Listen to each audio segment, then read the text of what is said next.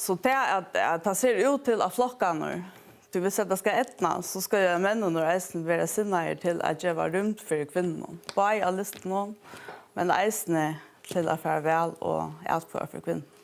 Och här får vi så sådär om en drömmar att välhållna eller minst om en drömmar att välhållna ladatter och midnatt har vi det här ändliga urslitet. Ja.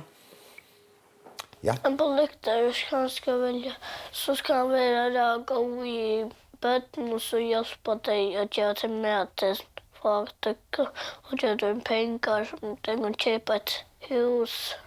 Det skulle i alla fall vara gå vid ödsommon.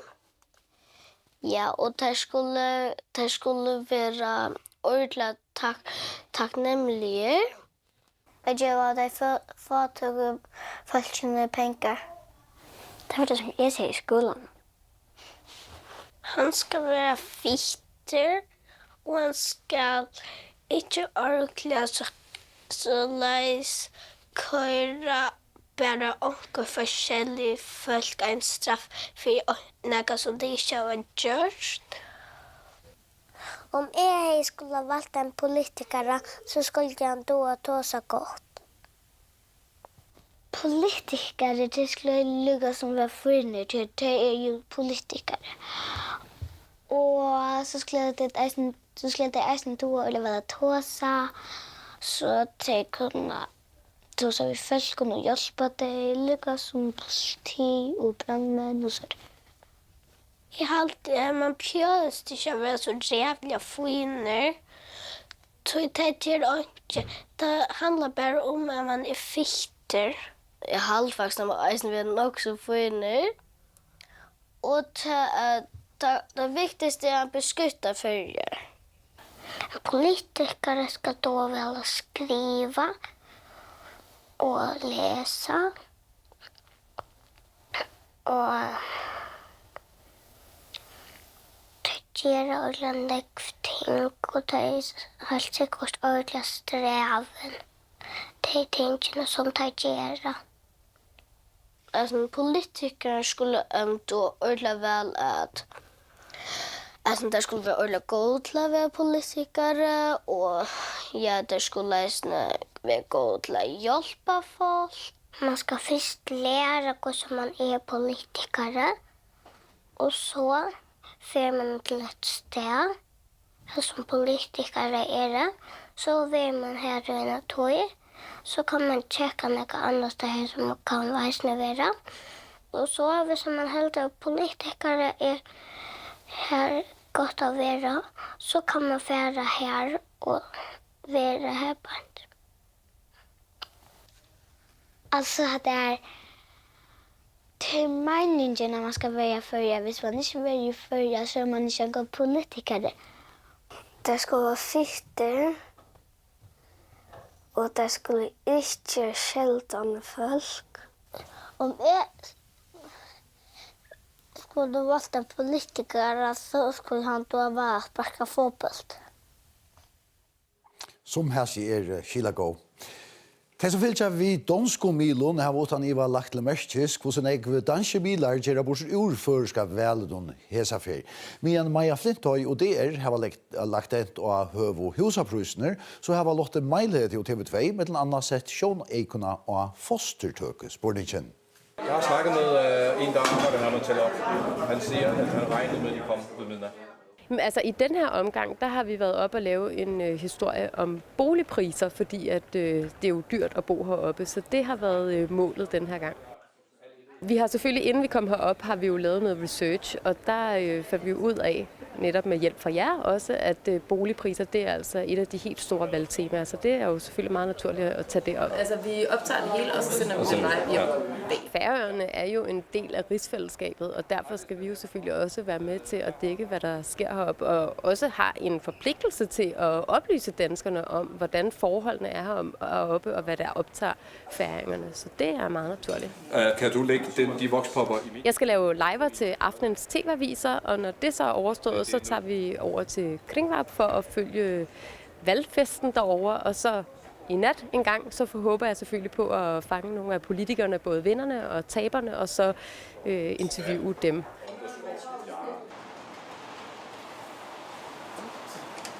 Vi har blandt andet fokuseret på nogle af værdispørgsmålene, kvinders ret til abort her på Færøerne, som jo er væsentligt anderledes, end det er i Danmark. Så det er jo noget, som man sådan stiller spørgsmålstegn ved i Danmark.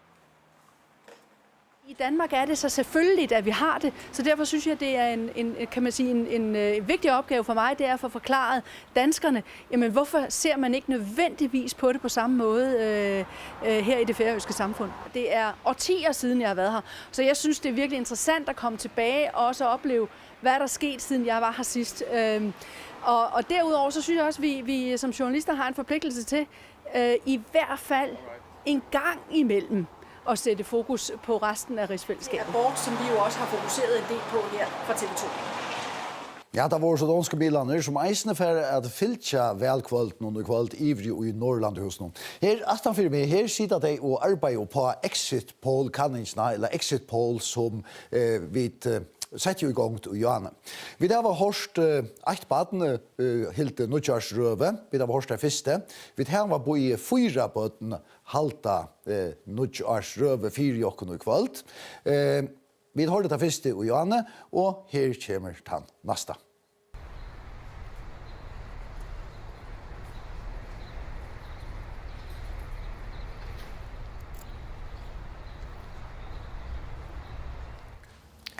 Gode følingar og utländska viner. Nu 2022 for Hatla og til atter minnes vi da vi var best sydlige krutje i Ukraina. Vånande for jævlige togintene er fytla meira i 2023, bare fra Krynon og som helt. Først og gode toginte jeg kan gjøre til Konero, at tid i folkeskolen bare skulle ha 5 timer i skolen om dagen. Det neste vi får arbeide vi er at trygge at alle skulle trives i skolen og ha det godt. Vi atler arbeide måter å avtakke støvmøtene. Til hvor skulle nærmengar i føreskolen folkeskolen møtes ved tølun og røntun. Som og leies atler vi det arbeide frem i måte at alle bøtten slipper frem et i musikkskolen beina veien, til vi vet at musikker er så gøy for alt. Jeg vil eisen igjen avhøyden av tikkun.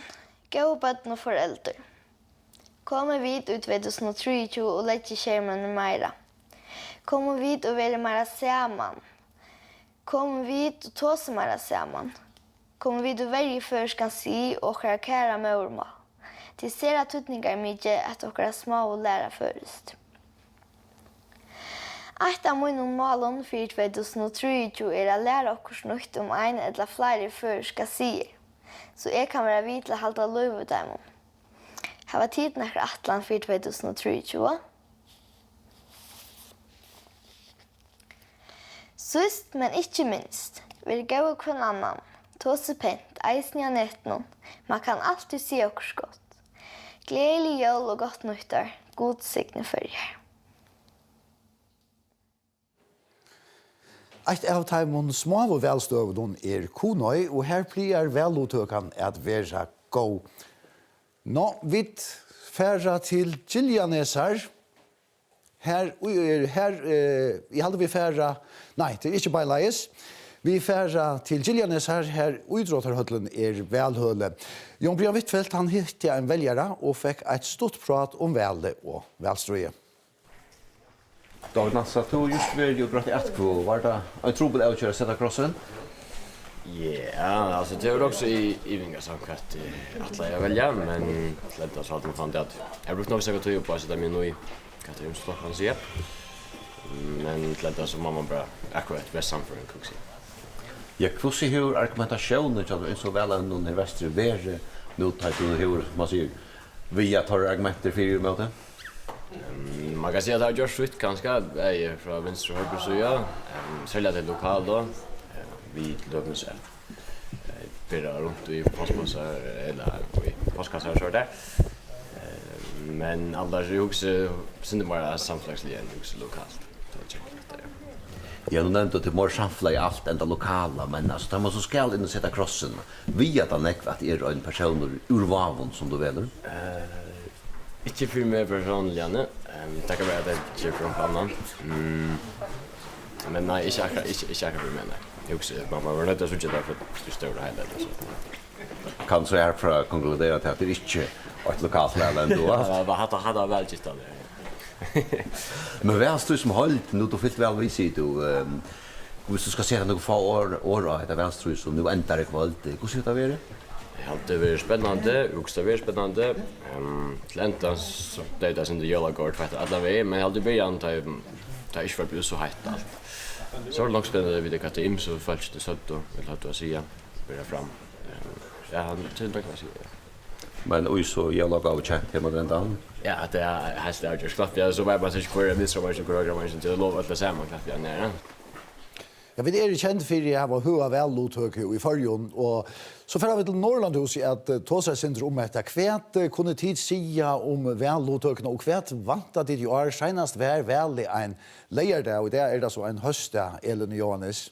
Ja, det var nämligen om det när vi kommer vid, som du säger John, så är vi kända för höga vellutøk, og Johannes, du har resten ankortøl her vi er greia fra hessar vellutøkene i Førjøen. Som vi har sagt før i kveld, så i skipa seg, så må vi til Førjøen være glad for at vi har en så høy vellutøk som hun var 8,8% søst, og så synes jeg at Norrland, Danmark, Østland, Norra, Sverige, har en høy lutøk i Grønland, det var en låa i mot Lokkon, Grønland i Okkon, for Sundan har en låa i mot Lokkon, og Frakland og Tyskland har en sindre hakre, og USA har en 22%. Så på tannmåten kan vi si at vi er... Eisen i mot Grønland er vi et øyelig høy. Hvor er vi til? Ja, så det er en gode spørninger. Og hvis vi titter Arne Sverre på han, hvis vi titter sånn her, så synes jeg at fra 1945 og frem til det, så synes jeg at overall, så har vi haft en støv og hakkende velutøk, og under krøynen ta den store spørninger var hvordan farger skulle skipast, ta var hun oppe i 45,6%, så får hun av olvare her. Nek føringer var borster og arbeid, og engasjementet var løyde kanskje som var velbrunnet i heimastur og så videre. Men så synes jeg at hun får opp etter, og under fullveldstøyene, og ferien holdt på 52,3%, som er det høyeste som hun er vært inntil nå. Og vi kan si at det er ikke nek føringer borster nå, som det var før. Om det er borster, så kan det breve akkurat. Akkurat, som kan det breve akkurat. Og kvinner er mer tilvidere om politikk nå, om å velge enn det var før. Det er så du ganske hjemme for større mån. Akkurat, ganske større mån enn nå.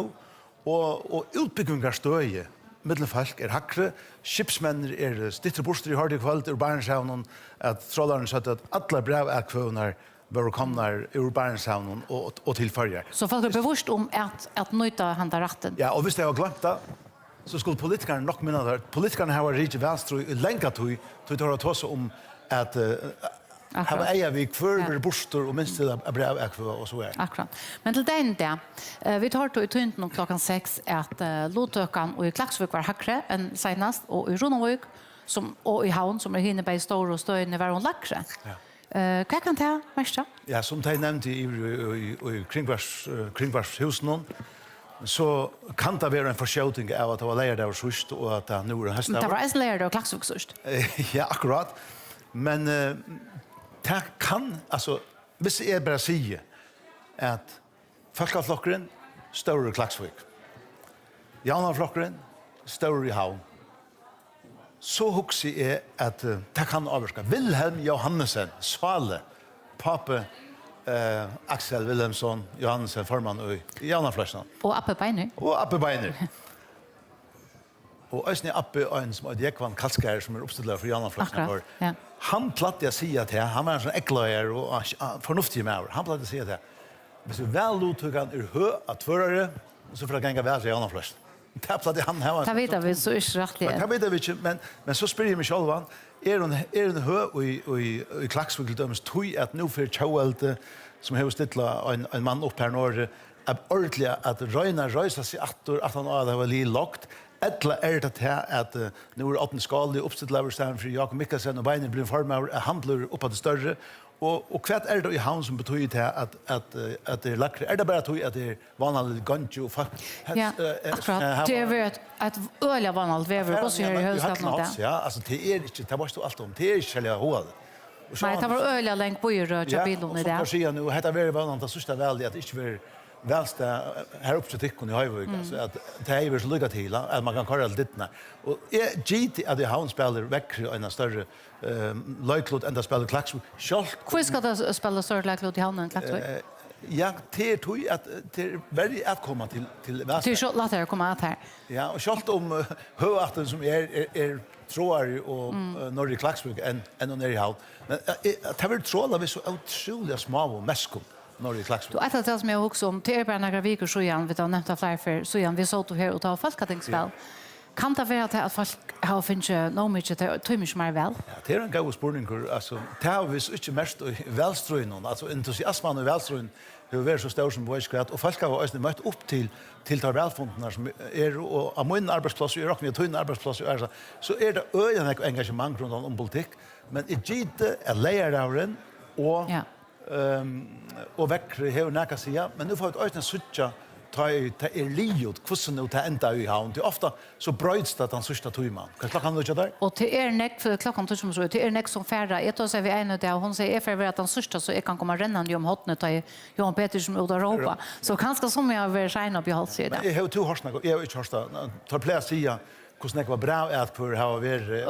Forholdsvis, nei, det har vi ikke hørt, men jeg vet at det har vært talt der opp åren, så tror jeg vi finner vite at havnen var ganske skjøtere. Vi lustig etter hvordan det var bra at for i måned til Søgnas Berg, Klaksvik, Rundavik og i havn, men jeg har ikke hørt. Nei, men her har jeg vet vite ikke mer om setning og kveld, hvordan stor velåt kan være i hele tiden. Takk for det, Safer, eller for det første, Johannes. Ja, så dette var veksten om Doris Bjærskammer. Det var ikke hva vi si om det her, hun vekker veldig klagsvurlig havn, men det nevnte at vi engasjementet noen er at det var ikke fattelig for det her vidt korskjene jeg har haft det folketingsvel. Er det samtidig, vet du? Det här är ju pura samtidigt, alltså det är senast värld att ta sig om kvar välströj är det att de sociala medierna eller är det och jag säger att det var alla stan. Alltså det man det är inte stä här i välfund och så har vi det. Ja.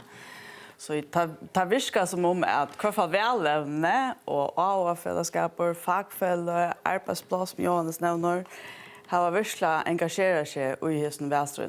Och så kommer vi spela det är gott eller rikt för folkarej och fyra ett välströ. Själva det är öla gott. Alltså till och bara hej Island vi människor kommer att det är ganska verkligt som man sa sen större engagemang. Mittlom välen i Island är folk ganska flockast Island jag tar så om jag ser ävne som man tar så nog om ta i väl era. Tror att ett folkarej blir inte bara målt ut från hur en är välåtök eller hur något ställa upp och så men Island hur engagerad man är med landa i politiska flocken och om man låter av fällskapen och så framvis. Så det som du säger till det så av fällskapen och politiska flockarna där skulle varva i detta samband och kanske ta sig åraskiftene det är ofta. Ja. Alltid. Hvis man vill ha ett livande demokrati som män och statstöjna och här borgaren verkligen är en parstrat. Tack för det. Hvis jeg var en politiker nu, så har jeg for først gjort pengene billigere til at vi er just det rikeste landet. Jeg bestemmer at de som angar pengar skulle få lösande pengar och få mat som de kunde leva. Om jag slappar bestämma så har jag bestämma att mamma och pappa skulle råda mitt kammar. Och hvis jag inte är ihåg för skolan så kunde jag gott göra det. Och för må vi bröta alla medvärna till i halta. Det är så dyrar. Och vi må alltså hjälpa först. Vi snackar dig och ringa till sjukrabilen. Vi snackar hej skicka sig illa så är sagt att det ska skicka sig väl. Vi ser på en politik så har jag sagt att jag skulle vara fritt i havn. Så är just maten billigare, du pengar är slett inte det viktigaste. Det är bättre att man har mat, om man sunnar, om man har en sång och det är alltid det viktigaste. Om jag var politiker så hade jag vilja arbeta till ganska att arbeta till partnerregler i skolan också. Om jag så var bestämma så är väl jag och till kör på bland dagen. Hvis jeg var politiker, så er jeg en hjelpfullstende. Jeg hadde ikke der ligger i det sommerspallen det er inn. Det som jeg alltid skal brøytes for, man skal prøve ikke bli vi at grave hål i noe, så er det ikke ringt å køyre og sånt. Og så går for meg at han er mega dyrer, og jeg har yngst at politikeren kunde gjøre det billigere, så folk som er diabetes kunde kjøpe det. Om jeg var en politiker, så har jeg givet dem fatøk og mat og penger. Og jeg halte at hese bøttene var ekvelig fitt og skila gå, og jeg halte eisene at badnaredaksjonen og kringkvarpnen, her er de ofør. Ungdomshus Gulasmia og i Saltvankara skipa i idé for ungdomsvele for nærmengon og i 8., 9. og 12. flotje og i Ronavikar skola. Og det har løst seg å bjøre nærmengon om pizza at det for etkvøvene omtar altså høtte velrett. Så navn, kommer navnet, så er her, og navnet her. Og i hver flotje? 9. C. Løsning, alltid, og personsfase er alltid, personsfase er ordentlig viktig. Jeg vet ikke, faktisk. Jeg føler ikke vel i politikken. Det er det. Vi stemmer bare bind. Det er det jeg vet. Jeg vil gjerne ha at en politiker skal ombo alle folkene i førjen, ikke bare de rike, men også de som ikke har det så godt, og omkvarve særlig også, ja. Men stil, det er bare en krosser av papiret. En kross, ikke annet, ikke navn, ikke skoleflok, ikke nære. En kross at han blir tanset til at han stemmer på. Så? Og så kunne se sånne mening om hva de vil ha, altså hva politikere skulle arbeide for her i førjen. Og til alt det også er godt for velene, så slipper jeg å se sånne mening. En kross. Det er blant av 9. og 12.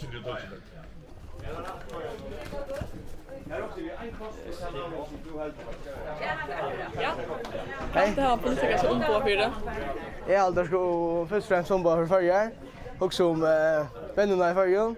Så at jeg også hvis vi også om egen vennene, så får jeg først at de skal komme vi på etter og hadde for å komme lengt for en halv år.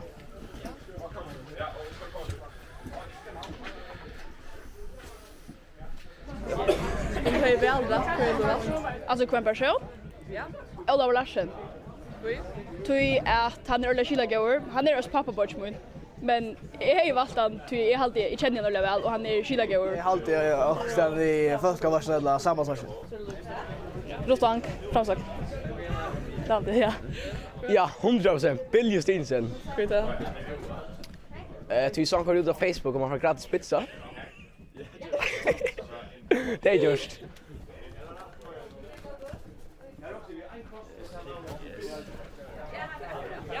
Vi tar så Jan om danske milaner som fyller seg vel vi løktingsvel noen, men det er just milar i førjon enn kringkvarpet, det er flere fører fjellmilar som fyller seg vel vi vel noen, og der er eisende bottner i Norrlandhuset. Trøndur, her var det første milaner som er i Norrlandhuset som har visst ikke under kvalt, tog jeg tås av i åkken kvalt? Ja, det her var det, og her er flere damer som er her inne i klinkrene i Norrlandhuset. Her sitter vi til andre redaksjonen for skanneren, og sitter vi bare her i Ivre, og langere Ivre er utdragsredaksjonen som sender i utdrag til Kringkvarpnen, til Sønde Vatnammer og Kari Solstein og Finnur Kåpa, som stod her i Ivre. Her kan man høre utdrag til Kringkvarpnen. Men vi bare beint her. Her sitter Brynne Thomsen og Øssur Vinterheg. Her er redaksjonen av skanneren. Hvordan dekker skanneren et velstrøy? De kommer jo ut som poddvarsp. Hvordan dekker tid heter velkvølte? Jeg vet ikke om vi dekker velkvølte som så. Det gjør tid jo, og det kan man ikke kappast vi, men skanneren er en potter her vi vet nå røyner i kvølt. Jeg ser det som slankene ned og nøkker ting som kanskje er lysende mer under radaren, og det som vi talar om interessant är hvordan hava avfällskaper, vanlig folk, rönt att finna sina avmål fram i välstrynnorna. Och här har vi så.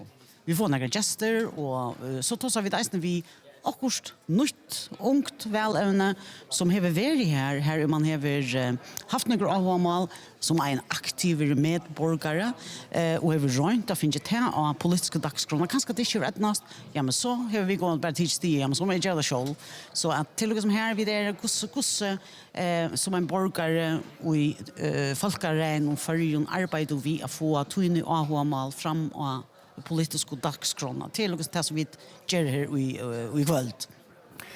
Så hur ser vi här välstryver i Örvus i mån till andra välstry nu? Du vill ju jökna i samhällena ganska nära färden här. Är du lagt mest till något som Örvus ses för nu? Alltså, jag alltid till det en ung välevne som bjöd sig fram. Vi redan någon spännande sjåna med om. Men så hade jag eisen att det som har nog ser mer sett av välstry är att det inte blir ett evne som är iver ödlån, men att det har varit flera smarre niche-evner, alltså här har varit alla möjliga fällskaper och fäll som har bjåat till fonter och som röjnar för så in i sjåna mig fram. Och det är något som vi är gera. De som röjnar för så in i sjåna mig fram i en välstry, hvordan gjør det? Tror jeg vi blir några gester som kringkvar vi ikke veler, några æra gester, så vi nu her i kvöld kunne gjøre et alternativt jordspår til sjånarpsendisene. Sjånarpsendisene kører vi aktualitet, og snakker ekoferman i Avvøk og Kyrkje og Møvøye, men vi velger å lukke som noen folk. Vi syr nå for å avspekla nemlig dette velstrøye som er lydet som til øvelse velstrøye, og velger noen av timene som er lige ute i gjerne, ute i vegkanten. Det är också Atlant och Koster. Ja, och kvar är det så kanske ser mer niche-evnene som tittar blir det mest i? Ja, men det var väl en urgrunne av dem att råknar inte vi näkar hever tal och hvordan jeg vil velfunnet har vært, og av småvån og lokalen og kring alt landet. Det som jeg sier, det er nesten ikke den bridgeklubber i landet når vi respekt for seg sjølven som ikke har haft en velfunnet. Og det har vært skoler, pensjonistafelle, listafelle,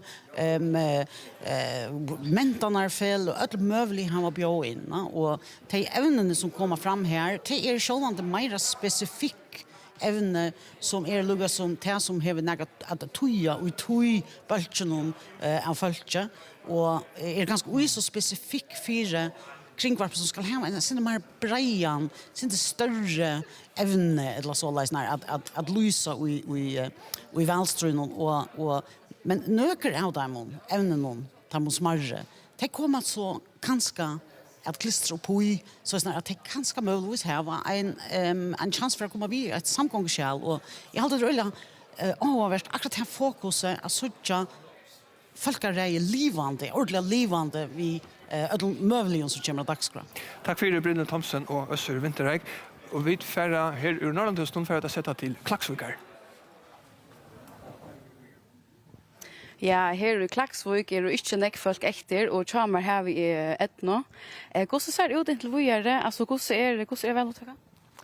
Faktisk ble hun bedre enn vanta, eller løt jeg det. Hun norskast 50%, 94,6 vi brev på henne, men det er ikke, alle taler vi tog hette versrøsene, cirka 3,8. Og i 2019 var hun 5,8. Venter du at vi klarer opp her hos nå? Det tar ikke å si. Tar ikke å si ordentlig. Er du klar for å røpe? Ja.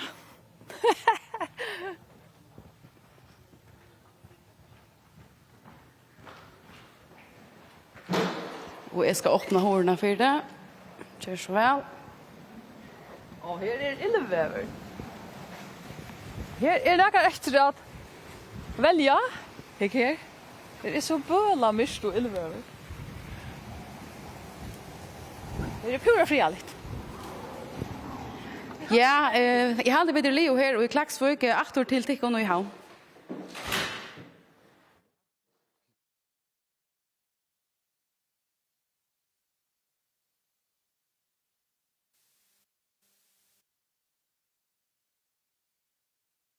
Ta i Ronavik och välstårsformaren Bergman Finnsson förut att hittar efter om näkar av in av välstäge.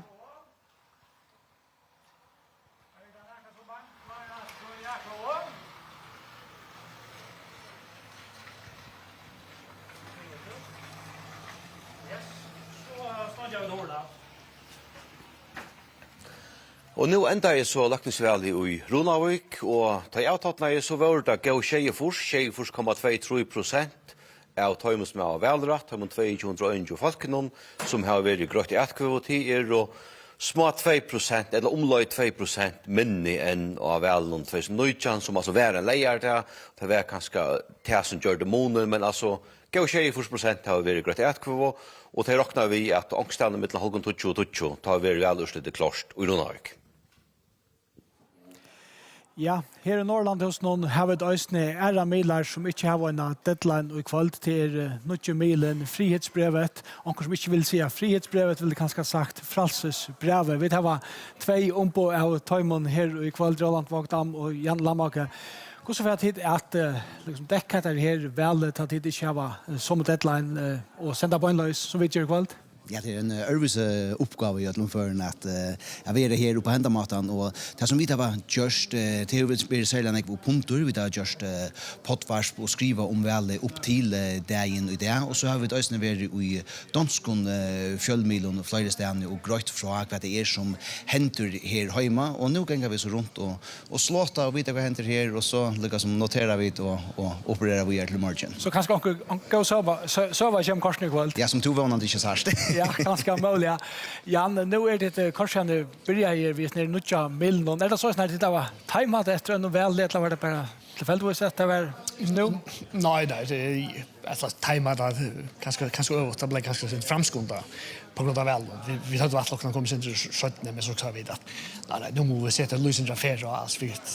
Det gör det Monica kom ut nästa vecka och alltså så måste vi helt framskunda då så det alltså mer att säga, mer relevant. Det har haft nekv om øyne, og det har haft akkurat tjekkøysene som alltid lukkast. Jeg vil ja vel. Hvordan ser det være jeg skulle kjipa fyrir ødlån hesten her i sen, og fylltja vi velstrøy, kjipa fyrir velfunden, og samtidig lansera en nødja mil? Det är ju säkert så som politiker har det alltså man kan renna olja näck i ett stort görskar så kan man renna olja näck och sova lite och så det är ju falskt som välfärd alltså vi har jag vet att just olja näck men man klarar nog snäck för på en stå så vi tar man vill. Jag hade att du säger att du är angående har såna just och sova så lite så du blåst på i allt det säger ni du har samma och det säger han lite synd det alltid. Ja, ta också i sälj om den där ta Syrian skulle komma ut att hade vi skulle komma ut klockan 8 på morgonen det var klockan 3 alltså vi tröstar så ofta inte nu rigar den nej för ett flu på något sätt och så har det här press som mitt syndrom alltså inte kan skämma mig men det släpper kanske så kanske inte näck och något men kanske ta nästan som kommer fram över tack för till bara och gå ett när vi nu Milnon. Tack för det. Gå när så.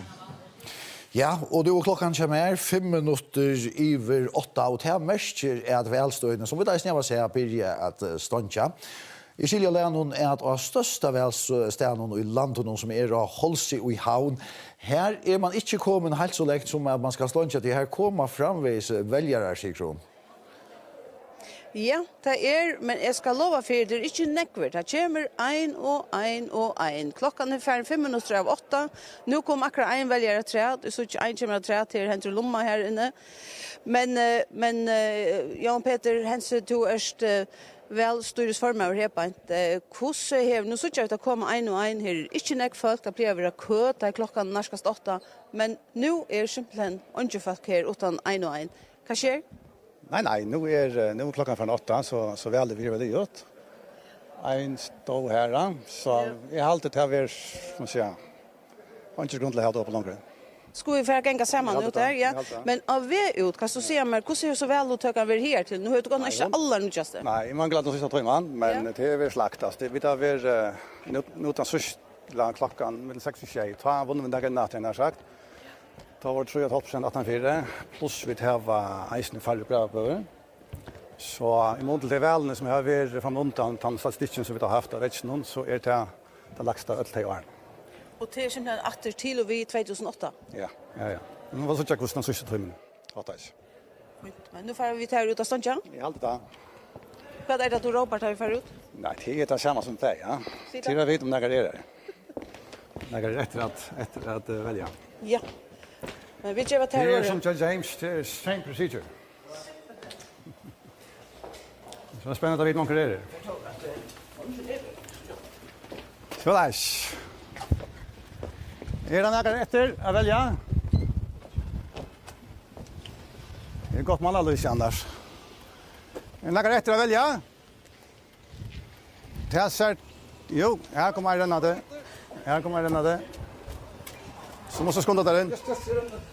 Är det fler som kommer? Och pröva den för trätt. Ja, är det fler som vill välja? Och så stannar vi där och så vi ser att det var det.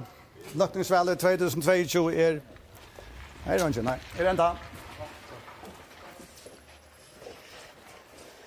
Lars. Ja, så var horan har lagt ner atter. Välstege i havn og Holse lagt i atter, og så börjar upptellingen. Atter til tikkun i studio.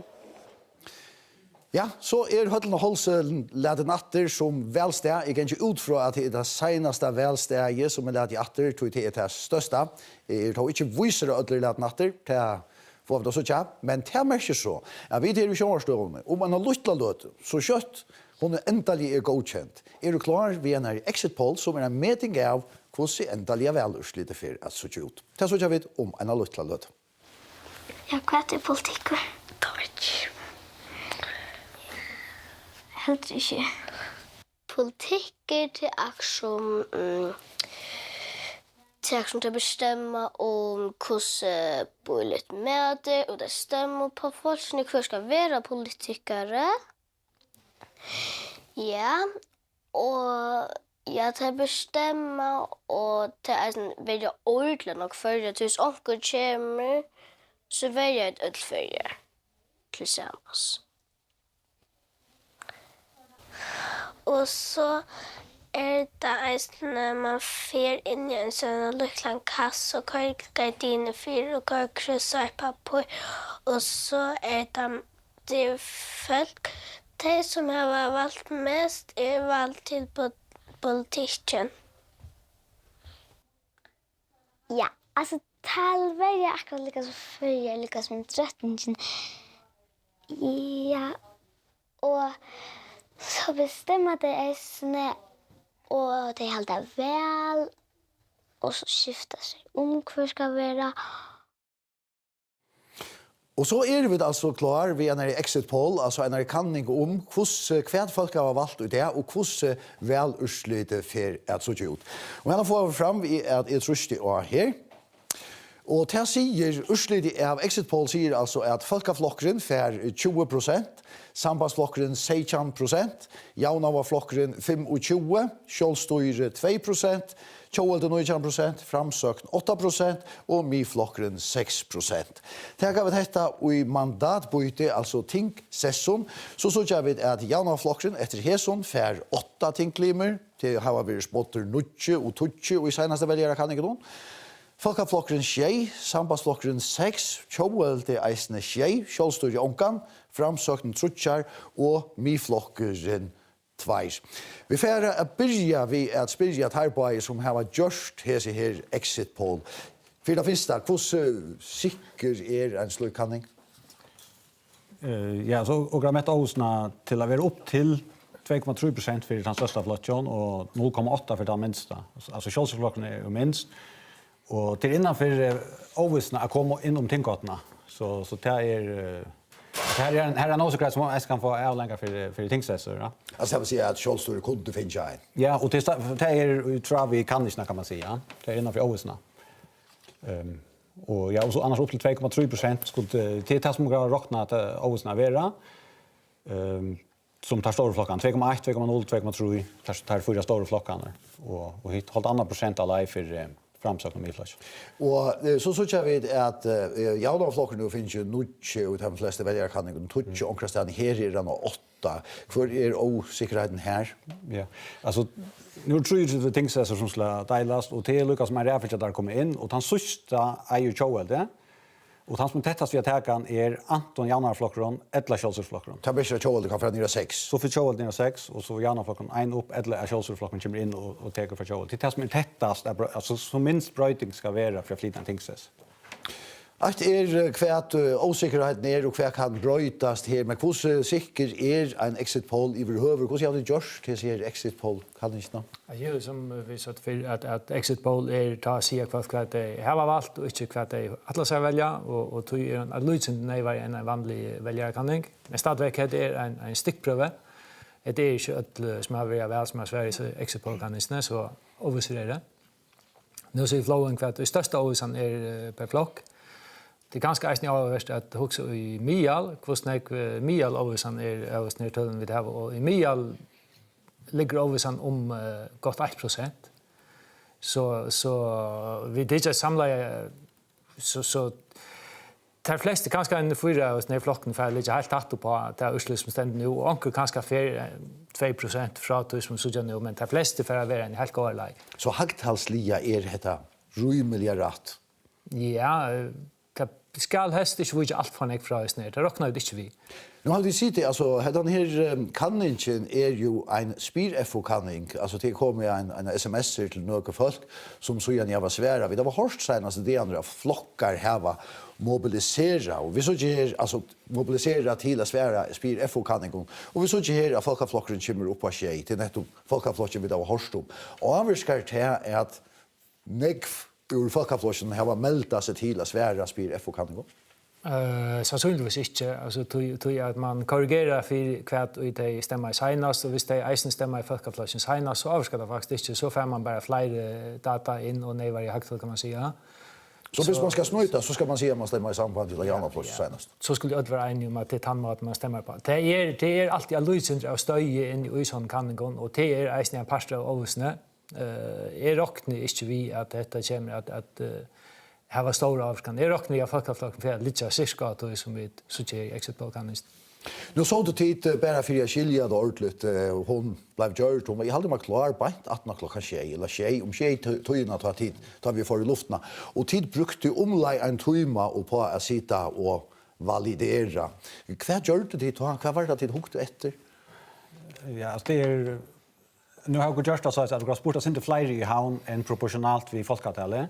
Jag tror att han har varit med det urslutningen kom in och hon ska ju brukas allt kvalitet, hon ska ligga in i skipan långt. Jag tror helt enkelt det var värst att bruka mer resurser på havnarna. Här hinner välsönen kom in och Aron. Så det ska man så korrigera för det och så hickar man efter ju vad stämmer folk senast och korrigera för det och räknar att och fram. Och så är det att göra en crosscheck och vita om det ser förnuftigt ut som man inte gjort en fel och som du ju vet, som kanske inte vet, och hade gjort en fel på en av vägen, och det har gått inte något jag sända det ut. Typ jag upp det vad felen var, och så, ja, och så ligger räkna om att det är så det tar press och liknande, så är det sånt ting som händer. Och det är en av orsakerna till att det sitter till att det kommer hänga på tror vi ju att försöka nu för här och vi är kvar.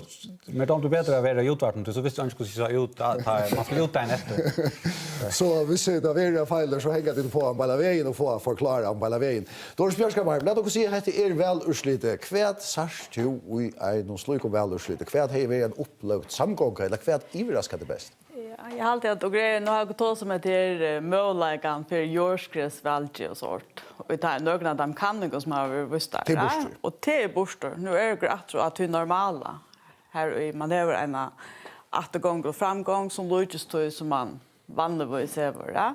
Är det för olja flockstrick vill det du kanske äta på om flockan lite något långt här och i sommarstad att alla tar fyra stora. Ja, och det har alltid några kanningar av visst och nu kom akkurat i hese viken en visendalig grein ut som Hallberg Väst har vi gjort och här var nämligen en av talven som hon har gjort så visste nettopp det vi att man är eller lojo och att den politiska skipan färjan hon är eller stabil. Man har ju en utsving och i 50 och kreppene men så igen så har man det ser flockarna tar stora och tar smärre och väljarna vandrar inte det helt stora i mitten flockar. Vi får snacka att om samgångsmöjligheter och så vidare men det har varit är att som vi flyger för att ta som en journaliststånd är folkaflocken ser utleva rassi åter och bant nu så är Solvet Nolsi i Norrland hus och hever ja men nu hever Kai Johansson Solvet Nolsi som är färdig till framsökning chans här i Norrland hus. Ja, jeg er ikke blevet til Sølvet Nalsø, ikke enda til foran, jeg er heller ikke ferdig i framsøk, men det sitter altså vi framsøkner både og samtidig ser exit poll-kandingsene, så er metingen, gytingen, eller vanlig er at til få tro tinkfolk, hva sier det til ser exit poll-kandingsene? Til jeg fikk noen stund, sånn litt det her, at utlitene etter Øtlanddømmer er god, men til løgnere ting kent og en vel enn til at en exit poll-kanning ikke helt rødt, så at vi tager det vi 2-4 varene som det skal tages vi bare nå, men selvvandet er det godt utgangstøy, og det fikk noen stund. Sjåvande för alla flockar att röna få oss några tinglimmer som gör det, men kvärt hade tydliga som sett nösna upp i möte. All framgång är som det alltid gå, och det man ständer få att tingfolk att säga att öde gott. Alltså det att man kan färra för att Sverige på tror som lite flockar är ett succékriterium så själv, så vi ser detta blir ändå i slut så har alla orsakar effektas. Nu så jag vet inte så lager för kvällt vi spända kanske att och satt tack för det fest så det alltså. Ja, kan vi säga. Ja, og her har vi formannen i Kjolstøren, Samuel Petter Grund, kommer. Samuel Petter, hadde det vært ikke den beste kanningen som tid kanskje hadde vunnet? Nej. Alltså väljare kan inte unga tur blöjar i okken och vi sätter större och aldrig väl och slutskott. Da du komst inn her, da sier du her at du har sett nøsten opp mot at vi falt å tenke mandatallet. Ja. Heldig du enda til en mulighet for det? Ja, det er alt. Hva er det som tid regner at vinner følelsen på? Det er ikke godt, som du sier, vi velger kanningen, og det er en verre ut nå. Ja. Alltså vi har först en välkamp som vi har sagt det samma från första dag av och till sista dag och det är alltid ett sämre jävla att vi så stända och i alltid har vi har spänt och nu vi har lagt och påskap fram öliga pet och det är respons vi har finns från första öliga positiv. Nu kan ju inte urslitet kan brytas till mot till kvart exit poll kan inte säga men vad är det urslitet? Vad händer så vi kör nu? Ja, det är otroligt inte att säga. Alltså, Kjolster drar inte ut, men så det är vi slätt under en underskrivsinsamling nästa för. Hvis det skulle hända att flocken glädje ut. Ja. Och så skulle säkert nya krafter till oss. Så det gör oss inte? Nej, det gör det inte. Tack för att vi förstod för Samuel Petter Grund. Tack. Ja, og her sitter vi, Johannes, og har hukt etter hessar i exit poll, kan ikke nå ta en urslit noen. Hva sier det at det har urslit i setning av kveld, helt nå? Nei, jeg synes som Salve sier at til større ting kan det være enn at en exit poll kan ikke kjente helter, men jeg hadde verst understryket, som det var sagt, at dette er en kanning som er gjort om alt landet. Og det viser, henne kanningen viser at det er utrolig som det er torførst å ha en flott i fargen, å vinne seg opp om 8 tingmenn. Kanningar har förvist att alltså hvis vi finns attrotøyna så sambandslocken Libya 12 och 20 och så kom väl och han ända i 8. Det kanske ske. Och folkaflocken har varit längt upp i Anktoy och så kom väl och så ända i 8. Och häsför har Janaflocken varit längt upp i han Anktoy blir 20 och Anktoy blir 11 och nu sänder han här kanningen här till han ändrar av 25,2% och 8 tingman. Till bara en affär och det sista 32 åren i hent at en flokker kroppen upp om 8 tingmenn. Og det var vel i 1950, tar vi det tjej veldøm i Førjen, og alt sett Tjajana-flasjen kring alt landet. Ta finner mann i Sandøyer veldøm, ta finner mann i Våa veldøm, ta finner mann i Norstrømer veldøm, ta finner mann i Estrøyer veldøm, i Norge veldøm, i Trudjar i Sore og Tvøyre i Havn. Og ta finner der Tudjo. Så det skal avtrycka för jag kommer på mig. Det är otroligt, men nu säger han att det virkar som om att Kjolstersflokken klarar inte på tinggottena, men hon är inte redan bort till hon är 3,03 och tar över 2,6. Och annars så kan det vara att Kjolde missar en till Janaflasjen. Kjolde kommer på 0,5% är större än Lökmansflokken. Det är öliga märkesvärst. Vi börjar minnas väl till det att det hade folkatingsväl för någon fan vilken så igen. Det var sambandsflokken näst störst. Och nu är han dottern alltså helt nyer av 16,2% och missar en tingman. Det är ett vanligt urslit till Lökmansflötchen i kväll och ja, det är inte att men det är samt om att ta urslitet var en öliga och avvarska av Anna Falkenberg. Jo, men samstånd så har vi tås om så igen ta eller heter vi näkt tås om det att det kan gott vara bara var trøttere av Jenis og gav han oppsakene bra. Men kanskje ble han sjødere trøttere av han tog at utslitt til sambandspløsene og en folketingsvelen var så godt at det var frestende til hånden å få en mann. Framsøkene har vært jo i politikk i førgen siden 2011, tar Paul Mikkelsen og Hanna Jensen stående i framsøk. Han har haft 2 tingmenn, og nå i hendet kandidaten her sier at han får trutcher, og det var spennende hvor det var. Paul Mikkelsen var Sølvet, som vi så på ja, Paul Mikkelsen var jo valgt for 4 år siden, eller for 3 år siden, og det mest verdige til at formeren i flotjen, Rotvang, hun har omgående valgt noe ting. Hun kom inn som egen med i 2015, kom inn som egen mandat, la meg si at det, og i 2019, og formeren i flotjen, så hon vånar så han var valgt først for kveld, og så det Sølvet Nolse, så det Bjarne Karasson Petersen, og så det Hanna Jensen. Alt har vært inn i tingene. Det spennende å ta hver tro av her som 4 mulig å valgt i kveld. Et annet her, at vi sier at folkeflokken for tjej, tinklimmer, og her har vi velgerkannikene annars ikke vært så mjukere ved folkeflokk, som er helt nøye 4 ved velgerkannikene. Det skal jeg love 4 at Beiner Johannesen hever endurrøst folkeflokken oppe av øynene og allmyndelige stått tøy. Og vi kan spørre oss selv hvordan utslitt de har vært hvis folkeflokken ikke har skift formen. Altså Beiner hever mekkene av lofta flokken, han har vært rundt alt landet, og en 25 år gammel unglinje strikspelare til Team Klaksvik i håndbølte. Han har vært rundt alt landet og tås av i folkeflokksfolk. Og det virker som om han har mekkene at kjent underatter og anledning om at det blir til til flasjene få et godt vel. Og folkeflokksfolk kalta at hvis de mekkene få tjej tingmenn i kveld, så er det et fantastisk utslitt. Hva skulle vi si? Nå nevnte Tors Bjerskammeret her at det var en av løt og sa det ut ved noen velgerkannikon som er folkeflokken for å bli en av de små flokkene. Men jeg vet nå er det mer etter ved normalen, som vi sier. Ja. Altså, vi 4 store flokken? Ja, vi 4 store flokken, og utslitt er ikke så lekt ved siden av at folkeflokken kanskje misser øyn, så er det 6. Det som kanskje kan være, og tjøvelde stender sammen, kan ikke til å ha tjej, hvis det misser øyn, så er det 6. De større flokkene er i midten 6 og 8, og de små er fra 0 til 3. Min flokken har ikke haft trutcher, men nu har det vært til at Karsten Hansen kom inn i midtflasjen i 2008, da fikk det trutcher Bill og Karsten og Jenis, og sammen med heskanningen så fer midtflokken 2, og den større spørningen er hver tar 2 vera. Vi skal minnes til Jenis ble landstorsmauer, og da kom Stefan Klein Paulsen og Kvannason inn i Tintje, og han markerer seg vel. Hvor er det nå av Taimon? Bill Johansen. Her er en ung kvinne som markerer seg vel. Ja, hun markerer seg vel av Tiril. Pluss til at Terje Vestergaard, som bor i grannet til Bill Justinsen, sørst var oppstillet av kjøstørslistan og fikk 100 ekver eller 101 ekver. Han bjør hun evnes. Hvor er det nå at Taimon valgte at Taimon her?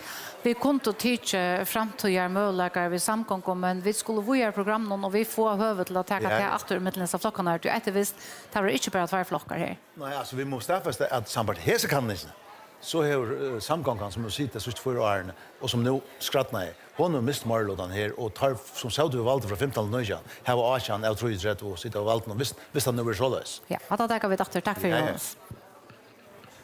Ja, og velstøyde er det stångt, og urslittene begynner å komme. Vi er ferdig å begynne å lese det her i sjåvarstovene om man har løtt det, men her, nyeste bjølkanen her, her kommer flest møvelja, eller helst, urslitt ur land til dem, så først jeg kommer inn og er godkjent, og her kommer eisne begge forsakner og sammantellinger. Så gjør man ikke tål å bo etter at jeg leser tål opp her, så kan man bare hitja her nere i bjølkanen, og det er eisne heimasøyene kvf.fo. Heima til Joel Johansen, og i Klaksvik. Her er en helt særlig dæver, til hun er bare en son og 2 ommesiner som stiller opp for hver sin flokk. Men det tar ikke liv om hver hennere er hva for. Det første fer at jeg kan Kaska Johansen sitter opp. Hinven av veien er Beiner Johannesen. Tar jo hver sin vene begge her og politisk, men tar jo også siste bøtt. Og i det bør du vite om hun til å ta til kaffe til ombudsund. Skal vi gjøre det? Ja, orkene sanser om. Ja. Og hva sier man? Hvordan er det å være i mine? Finn oss å slå. Du tror slappet du? Ja, før avslappet. Så var kvøya nåt. Och ringer då till den och be om hjälp när då vill de något kvar ner. Tar vidare kvar ner. Så hon är alltid vid samma ställe. Ja. Ja, man ska inte dutch nu där. Alltid där för bom också. Det är alltid. Så är Charlotte Muskrum jag ska kunna. Det är inte. Vi vet allt vi gärna för mamma och pappa gärna för jag var 20 gammal. Ja, nej. Så det beina så rymmer så. Visst, jag lyckas gå på beina, jag lyckas. Ja. Det finns ju gå då från beina om hos man för vänster. Nej, jag är inte på spiner. Jag har någon annan som jag kan spela ganska så. Fire är stand fra. Och hur så där bara när du inte något slags att du ska vara. Nej, det är ju inte. Nej, det är ju inte. Så jag har kanske någon annan att göra. Men hur vaknar du för att klara sig bäst? Hopp det gärna flock. Jo, onkel skriver jag det ju typ han får bara stämma från appan. Så Anna, varför appen för sig för sin appabot så ska onkel vilja han sig. Ja, då. Så det är chatta appar så gör det. Nej. Det är det goda vi politik att skall ha det också man är men det ska skilja folk ska lugga. Det är allt kvar för det går säljer för ju. Och Jokon. Ja, så får vi ta så tjack för av om sin och cha Johild fär flest akvar. Vi boe fyra bøtten halta nudjarsrøver, vi har hørt 2 av dem nå. Nå færer vi høyre til 3 kila gode nudjarsrøvene fra en bøtten i først.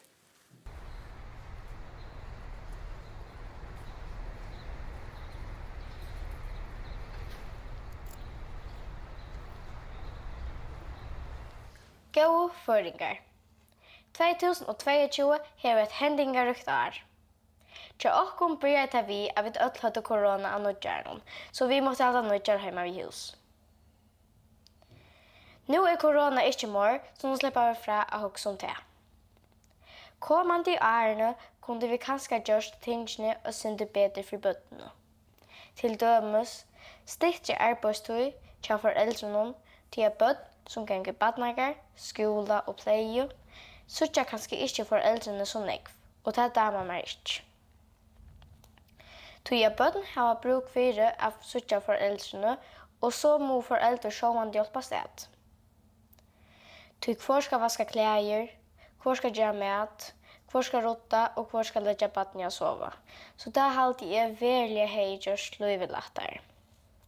Jeg har alltid øsne at foreldrene kanskje kunne ta skjermene i morgen fra bøttene. Tøy onker første klasse bøtt ganger og snakker ut. Det råkne er kanskje i skjermene. Vaksen er i øsne ring å sitte ved skjermene. Jeg halte faktisk at ommåner og appene øsne burde tige skjermene fra foreldrene. Så kunne jeg ødel være mer sammen. Takk for det, gledelig og tjej først. Og så færer vi til første velurslit her ur sjåmarstovene. Vi tar det fram her til 8. Til Husavøyk. Ja, det slår være 8 fjører, men han er horven. Det er så leis at nå. Hetta var en begynnere trobleitje, ta og til å være fremme, så kvarve da. Vi har Husavøyk. Hetta fyrir blir bedre setning kvalitet. Vi har Husavøyk, her er folkeflokkeren han helt store, 6,2%. Sambandsflokkeren, han fer 13,5%. Jaunavaflokkeren, 0,6%. Kjølstøyre unge erkvøve, Kjølde 0,6%. Framsøkende somleis 0,6%. Og miflokkeren fer unge erkvøve i Husavøyk.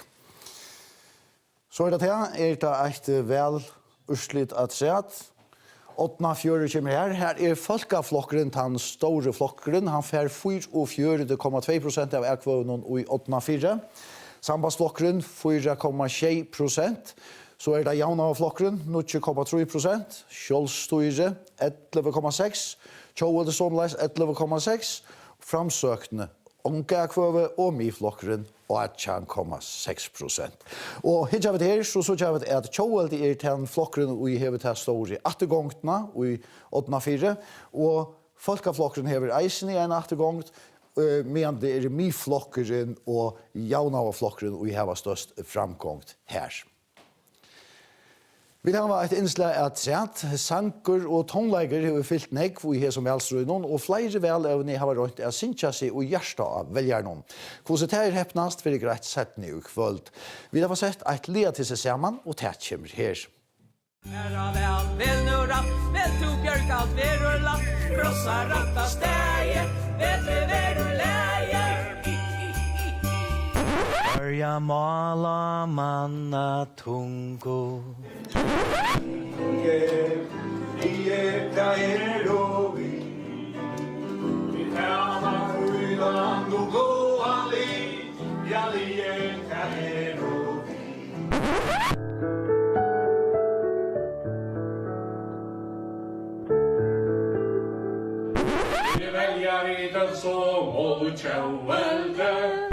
Verster her bor förja folk. Om atlar aspirantar du med finner. Om du velar med du hever just ett kupp. Detta land mot. Detta land tot. Han synger, I can show you the world, shining, shimmering, splendid. Tell me, princess, now when did you last let your heart decide? I can open your eyes, take you wonder by wonder.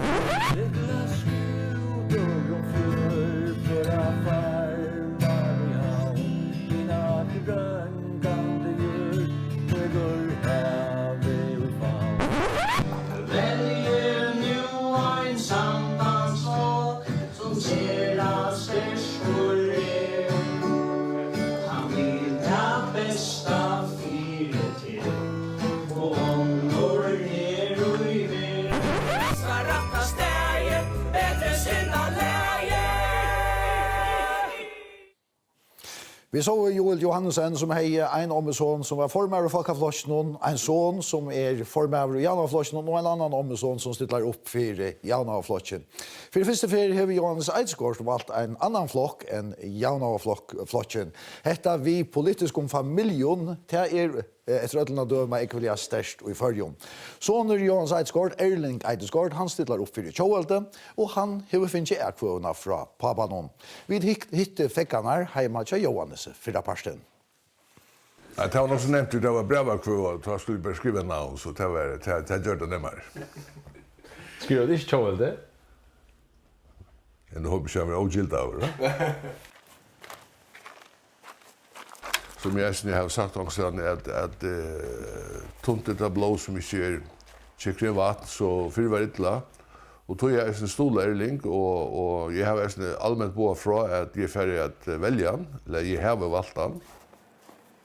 Men da jeg så fortalte det for eldre noen, og ganske særlig pappa, så sier han, så finnes det noen gredier her, han lukket skulle sånna det och jag kom ju en sån liten krepp här tror jag det visste inte hur jag skulle gebärda mig om och det kom så här till läsningen att han säger alltså Erling hon vet gott det är visst du ställer upp för Janavflosjonen så är det chanser för att bli vald ganska större.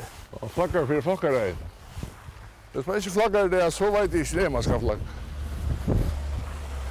Efter och politiskt är det öliga samtur bortsett från ganska akkurat lösningar så avgörande inte lättare. Han har alltså sagt vid mig att hvis jag nu har ställt upp för en flock som är radikalt annorlunda så är jag nog inte stämma på mig på grund av det.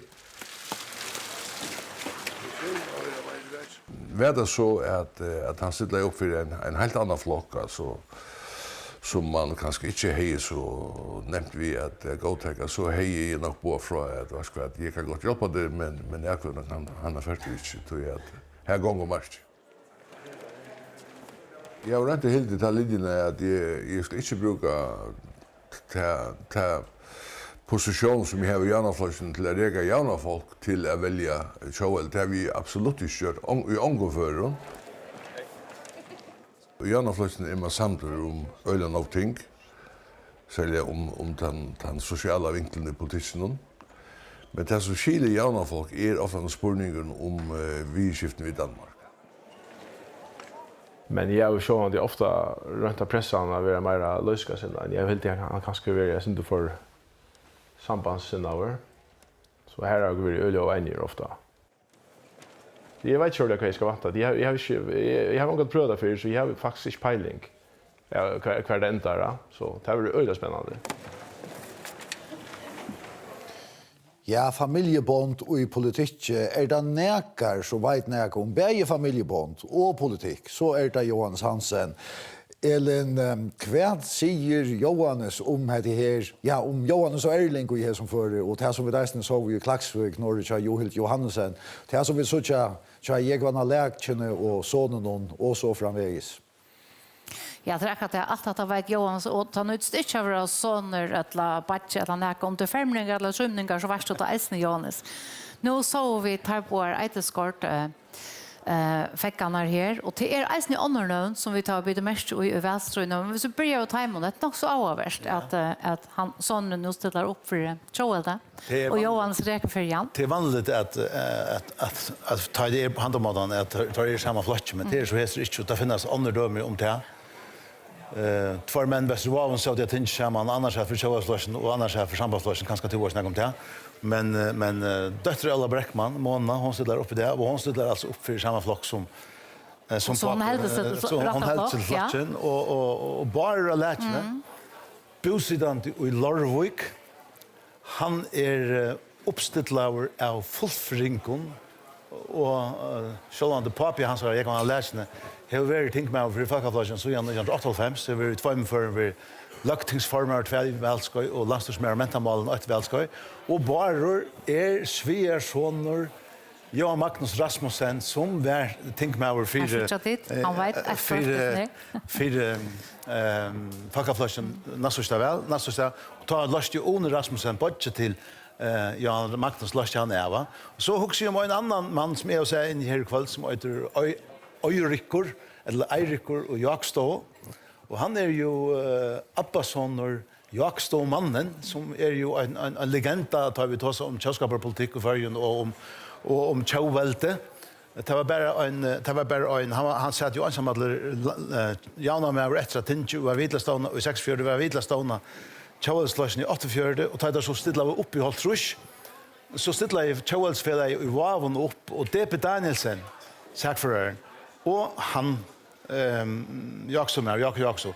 Tar finge lyga nekva ätkföver av uppställningar från någon. Så var det avgörs vi loda kasta kurs och stilla upp och ta fall av DP Danielsen. Tui blev han inte politiker Jakså. Men nu det alltså Abbasson hans som lite armen var och så har vi HC och jag vill säga ju han är en fittan smartrank Haldona Lögmansröv. Han Christian. Och Christian han alltså han Abbasson Christian nästa bo här vi omsoner Helenda och nästa bo och han länk Abbasson Atla Dam. Så det lugga som och just ner kan man säga ta arvast vi känner det från Danmark det basilla det får ja alltså med östen kasta kvalitet vi känner det från Aukensland och i Danmark vi känner det från Häckerupsland och Danmark och så vidare men vi först dricker det slett inte vi först dricker det slett vi då dömer om det stora familjer Samuelsen familjen i Havn som åter fåglar för som har varit uppställda men här datte ut men ikväll en som heter Mikael Kopa. Han uppställd för sambandsflashen och i Vavon och han ju äldre Abbassoner till andra Samuelsen den gamla första lökmannen under Ramastor. Så det rättligt spännande hur det får vara i kväll vi tog. Det spännande ut att komma och jag fräscht till att se spännande om bara läsning som Sinchandin. Men vi får vad göra. Sambandsflokkeren stendur til at missa eitt ting på etter exit poll kanningene. Johan Dahl, hva din reaksjon på tøllene som det så ikke ut her til? Ja, det var ju så att den här exit poll kanningen just blir rättfärdig. Hickar man efter töllen som kom fram med samband med till första världsvärlden så det går gott 2% framför till exit poll kanningen nu och det var ju att då kommer halta och helst mer till. Så det satt åker kurser så få att se mandaten som och färnet. En det så så att småstö som är upptalt exit poll kanningen säger att sambandsflokkeren minkar vi går 5% stig. Kan jag ändå att mest för sambandsflokkeren om till missat en ting på. Nej, jag hade det så det över vi åker inte klara att hålla stand och kurser få att se mandaten. Det var ju få 6 mandater 18 vägar stod i alltid 6 mandater. Så jag var nog sån till att tojen som var så i kväll till att och komma få ett bättre utslag än det som fyllig band nu. Tack för det, Adam. Så tack. Ja, og så det såleis at jeg byrja i at telje opp alla stedene, og når i Klaksvåg, her byrja bunkene så smått at suttjast. Lad dere suttjast hit her Norge, hvordan vi bunken her? Ja, alltså det är särskilt en bunche som ser särskilt spännande ut, men det halde inte är så vanligt till Klaksvik. Eller är det det, Edna? Ja. Folkaflokken är alltid nog större Klaksvik, men jaunaflokken är större. Det här är bunchen av folkaflokken som ligger här. Och vi är slags liv av sortera en. Och det här är bunchen av jaunaflokken. Han är också nog större. Nu hörde vi akkurat att Johannes säger att Beiner Johannesen hej enterröst folkaflokken. Vattar du att han har en ekvar akvarresmokan? Ja, det gör jag. Han har en ekvar. Och är det några andra buncher här som är särskilt spännande? Vi är inte kommit nog länge till att säga. Jaunaflokken är större här, ja. Men vi är inte ordentligt kommit här till att vi vet nog till att säga ända allt det. Så det här är så spännande, ja. Ja. Och som det kanske sucha så är det särskilt hästen här öjnebunchen som bara växer och växer. Och så januarflockren till är inte så vanligt. Jag hade att vi ser efter till i havn och så väntar vi efter så kör som vi vidare näka mer. Ja, og så vi eisende klar her vi en forsøkt, ikke en bunka forsøkt, men en forsøkt som bygd og exit poll-kanningsene, og så til velstøyene som kommet inn her til. Han ferdig å finne fram her, til altså en forsøkt at han har nøytjan velstøy, og hon sier altså at folkeflokkeren den største flokkeren vi 8 tingfolkene, sambandsflokkeren 6, jaunaflokkeren 6, Kjølstøyre fær 1 tingfolk etter hesherre forsøkene, Kjøvelde 6, framsøkten 2 og miflokkeren 2. Og så fær vi iver til tikkere. Doris Bjerskabar, hvordan ser dette politiske landslaget ut? Det blir mer och mer spännande, ja. Kvar ut ändar sättning. Men nu ser det ut till att samgången som sitter nu faktiskt varvar mer luta. Ja. Det vill jag. Folkaflokken, sambandsflokken, miflokken. Og så miflokken 6. Ja, det är 2 att träta. Och hvis man så för i och Kjølstøyre. Kjølstøyre varvar ett reisen sydlig. Och jaunaflokken är för 6 och Kjølde 6 och framsökt 2. Så här reisen här så är möjligt för att jaunaflokken Kjølde och framsökt miflokken till döms gärna samgånge. Eller hvis man får att spela sig tankar om det som man eisen jo tåsa syndrom nu att bråta vid den här blockpolitiken. Så är det möjligheter här. Till dömes så sambandsflokken, jaunaflokken, Kjølde för samman så är man ett brett grundläge. En samgång vid något mandat. Vant du at urslit i kväll för att Lujas här. Nu har vi här så bara människor. Det ska nog komma till där lova att forsaknar skulle Lujas rätt jag nej ändliga väl urslit men kväll du? Ja. Jaunaflokkeren ur tutsi og i veljere kan ikke noen nyre tjej og i hesare forsøkene? Ja, hvis det var så har det ikke haft et godt velstrøy, kan man säga. Men jag tycker ganska mer på exit poll kanske som där bust ju an. Ja, det här hon ser ganska synd och mer ja, normal ut. Med montel hade. Ja, och det är en för välstö, ja. Vi får att hon chat här och på är så här ovisna och så vi så försökna men vi får att lycka vågar i Norrlandhus här 2 års klara Kai. Ja, vi är här i Norrlandhus och nu börjar att löva komma i folk följer väl vid när exit poll kanningen och vi stannar just nu vid både Kjølde sambart det första exit poll kanningen så att det för att få Tjej tinklimmer, nu så det utlatt. Jag ska ta vara 6 tinklimmer, kan se det till sig första prognosen. I exit poll tar blev ju en rättliga glad och så gång det syns rätter men vi krossar fingrar. Man ska upp att tjej ta ändliga sammanhållningen i Leo, tar rockar vi. Och det som kanske är det som till hit efter samgång möjligheter. Och här ser det ut till att samgången att här har vi också gå möjligheter för att komma samgång. Så det är ju en test med särskilt avhåverst, jag kan nu. Nu är det ofta så att jag kanske tjå eller klarar sig väl tar vi komma till havnarna. Är det något så att till rocknar vi att det för att gänga kvälldösna? Ja, det var när vi såg det är största välstället och här blev vi att vara låtfastliga i gåen honton. Så krossar vi fingrar för oss en väldigt kvällt. Men nu ser jag det är väl utökande hur vi så gå i havn som kring landet så om träffar kommer ska prata sen nu får det så tjocka. Jag kan ta få avskan helt då. Ja, självande, hvis det är stora välsteg här som vi är stärskast, har en vanliga välutök så kan det avska, men nu får det så kvar det för väljare som inte för väl.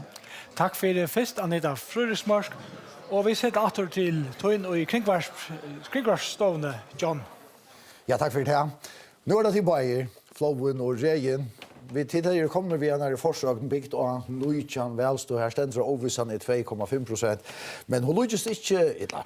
Hon är inte helt som exit poll kan inte vara. Alltså Folkaflokkeren växer, sambandsflokkeren växer, självstyre växer och jaunaflokkeren minkar negv. Vad är frågan på detta? Alltså det är utgångspunktstöj är exit poll kanningen och så har vi tidigt de små västern som kommer in. Alltså det är Mykines och Hattavik och så vidare. Ja. Och samlar i massan var 1,2%.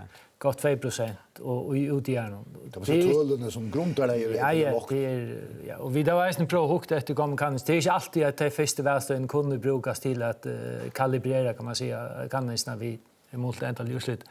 Så kanske vi blir synd mer OS men så är det inte att vi då tänker man att byta här och det är öliga tatt att Sjösterklockan ser ut att komma akkurat på.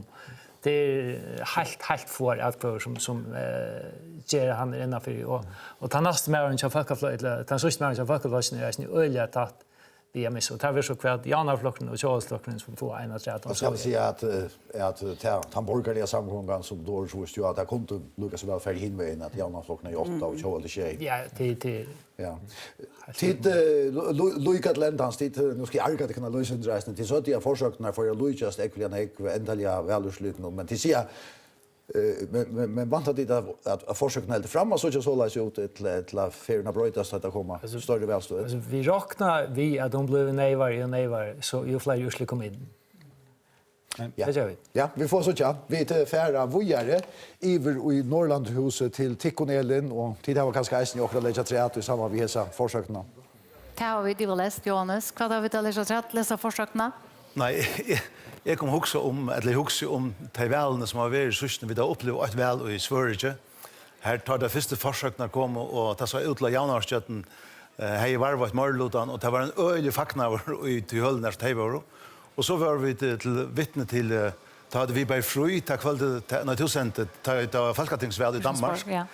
Och ta hade vi TV2 och det är och TV2 hej 8 först till Rejavank och 6 först till Blåvank och det är i 8 först till Blåvank och 6 först till Rejavank till Tavor 95,4 eller 5% eller faktiskt inte ursligt att komma.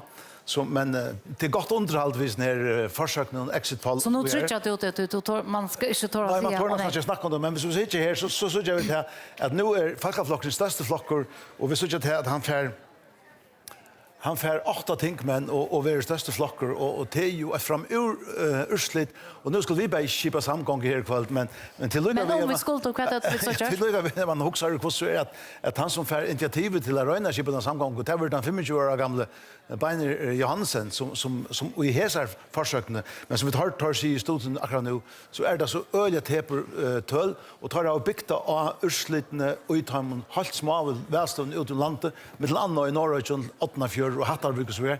Och det är folkaflocksbygder ösn i Husavika. Men det är mest till dem som har byggt som dalor som är en jaunarbygd. Det här så jag vet att jaunarflocken gånger åter men folkaflocken gånger fram och här är vi till att fortälja ursligt här och i ösn en som heter Sandvik som ju är Ösne en jaunarbygd kan man säga. Här gånger folkaflokken åter och nej omskilda folkaflokken gånger fram och jaunarflokken gånger åter. Alltså och i snä små och det är grundläge under dessa här man kan säga är gångten som är akkurat lötne Och det kan gott vara att det för att brötas och vi först älta man kan säga trejta är för i väl i uppsätt. Jag minns för en trim och väl så gärna att all tölne gick och åter så går den första försökningen till sambandslösningen så går den första försökningen som säger det att sambandsflocken för att vinna väl är skilt inte ordentligt. Är gruppla EU kan det vara för några. Då säger vi han den här försöknar mannen och det som vi är till att sambandsflocken ställt så väl i jakten samtøtene och det var att agera Lockenberg skift från Jallanflossen och till sambandslösen och tog slärt det ut ner så det är smart höll men allikevel är det en tendens vi så här är framsöken gånger fram och det kunde trycka på att ta det ett land tre man men som vi hörde och jag smart höll och inte minst sa Peter Gront och Christer Mikkelsen må vara rättligt spänter det är lite ria om tinggottna som alltså är 3,03%. Just så, tack för först Jonas och John du har också i Sjönvarstående eller rätt. Ja, det var så forsakten här som vi råkna var ut, men det är ett annat slag av forsakten, lokala forsakter, och det är bunka forsakter, Jon Brian Wittfeldt, hvordan så ikke bunkan ut i Ronavik? Ja, det blir att teckna sig en mynd i Ronavik. Ronavik är i stikna sig 3 största välsta här, 2200 folk som är ätkvart, 20% av ätkvart, här är en 2000 ätkvar som skulle skiljas ut av sig här, 20 båren här. I stand vi ta främsta båret till folkaflockaren, som samma vid sambandsflossen var nästa största Ronavik av sista väl.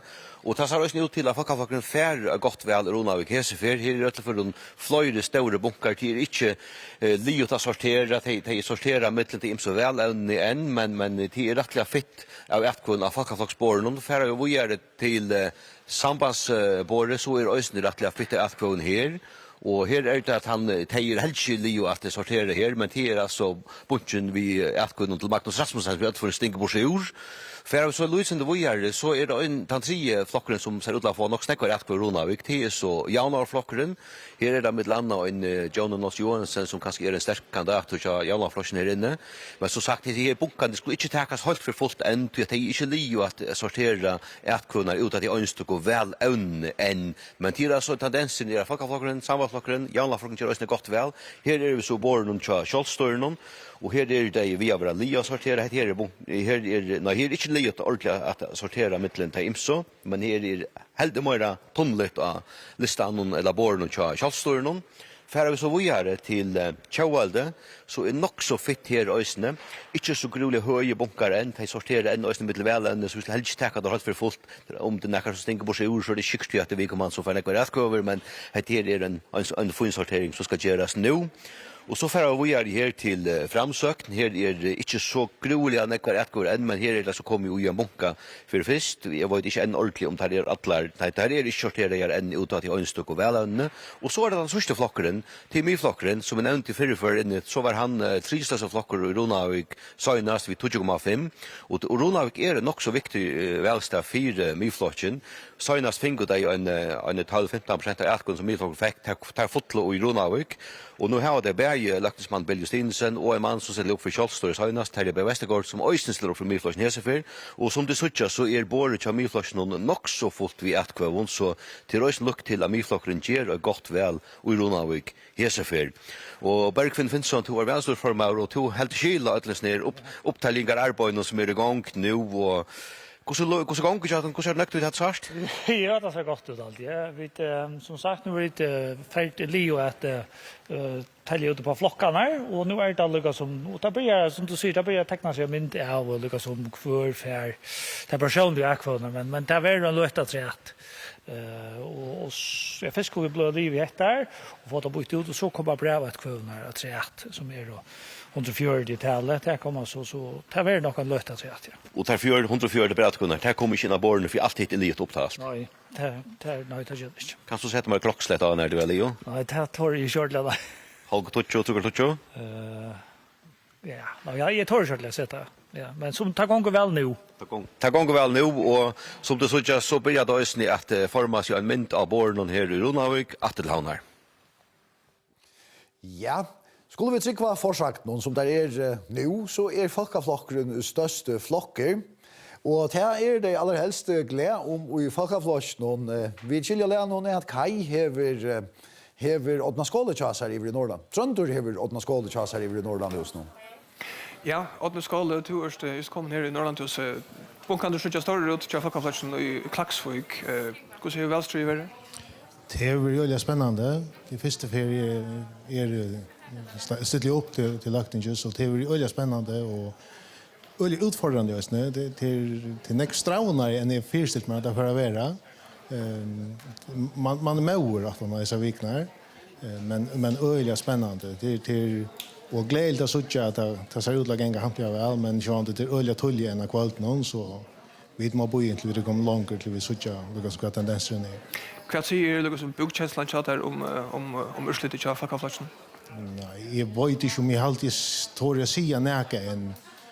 Vi stod ju väldigt illa ut och ta i välser i början, ja. Det sa Ulla där på ut, men jag alltid inte att mynten är så döper som hon sa ut här för några veckor så igen. Det är väldigt glädjligt och det är alltid att Bergland har stora tack upp på för. Det har verkligen kämpat. Det är verkligen näck som jag har lagt orskøyheten och få ett resultat som kom. Kvärt ett gott urslit för Folkeflatsen till detta väldigt. Det här var ju 8 ting upp som nu är. Kan det vara ett gott urslit vi i hoa som är hänt? Ja, jag tror inte jag sätter tala. Det är allt för tydligt på kvalitet. Så är det blöda någorlunda hampligt så är vi öliga fägen. Kommer vi komma upp på ja, nej, jag tror inte jag sätter tala än. Det får tydliga kvalitet än. Tyvärr. Hvordan endelig urslitet vil ta for oss, så ikke man har løtt, og takk for Odne Skåle. Takk for själv. Ja, det er reist det så leis at det er ekkelig folk til arbeids og kvalt, ikke bare her i kringkvart noen, det er eier vi da være, men eisene og de imse velstøv noen, det skal jo teljas opp så kjøtt som gjørligt. Et av de store velstøv noen, det er Sori og i Sorøytene og i Trondjesvei. Og Frans Jensen, du er av stenen og i Trondjesvei. Hvordan ganger vi opptellingen her nå i kvalt? Jo, det ganger hampelig vel vi har tellet opp her. Akkur spår er langt og li og talt opp. Og vi tar velstyrsformen her, Jean Dimon Tjåkon, og Jean Dimon heter Kjolstyrspåret. Her ser det utleveret li og talt opp. Ja, og toppskårer her er? Jeg sier Kristo Mikkelsen. Han eier, han er 130, pluss noen 30 brevakvøver. Og så har vi over her. Her er sambandslokkeren her. Her er det Erhard som er oppe for han. Han ligger her. Han er 46. 46 stemmer. Det er ikke ferdig, og det er ikke kommet brevakvøvene, er ikke kommet her til alt. Og for jeg vet langt over her, så er det Jaunavarbordet, og det er et nok så størst bor. Ja. Her er ikke litt talt opp enn. Nei. Hvor ligger fremst her? Det er, i andre tar jeg grupp, det var det Bjartne og Susan, og så lå fremst. Men det er ikke, det passer ikke ordentlig til dem, så det er ferdig rundt en av det der. Vi så innan her har vi Kjøeldespåret. Her er ikke litt talt opp. Hvor er det mest her? Her er det Siri Stenberg som ligger her, som er vår fleste her akkurat. Og så kommer vi over til Folkeflaksspåret. Hvor er fremst i Folkeflaksjonen? Ja, er så på Jakob Vestergaard, han har 24 stemmer her. Til Folkeflaksspåret. Og så har vi 2 smarte flokker her, som ikke ordentlig har litt ned til Framsøkn og Myflokkeren. Og Myflokkeren er vår... Jeg vet ikke om jeg taler på Myflokkeren. Nei. Det er ikke kommet igjen, men her er så stedet kommet hampelig vel avvis vi. Ja, Myflokkeren. 42 stemmer. 42 hitler. Som sagt, det er ikke livet å telle opp enn, men det kom vel avvis, så når vant at det urslutet blir klart? Hvis det ganger vi hese her feriene, så er kvarter 20 minutter, så er det kvart. Takk for nå. Ja, og vi færer til Veldurslitt, og vi vil være til Sorøytene, vi færer til Sumpa, som kommer her. Og her i Sumpa er det såleis at Folkeflokkeren han fær 11,8%, Sambandsflokkeren 15,5%, Jaunavarflokkeren fær heile 36%, og i Sumpa, men hovast her er det en attergångt opp på 20,3% stig. Kjolstyrflokkeren 3,1%, Kjøelde 31,1%, 1%, til en framgång på 6,5% sti. Framsøkn onkar akvover, og miflokkeren 2,5% og i sumpa.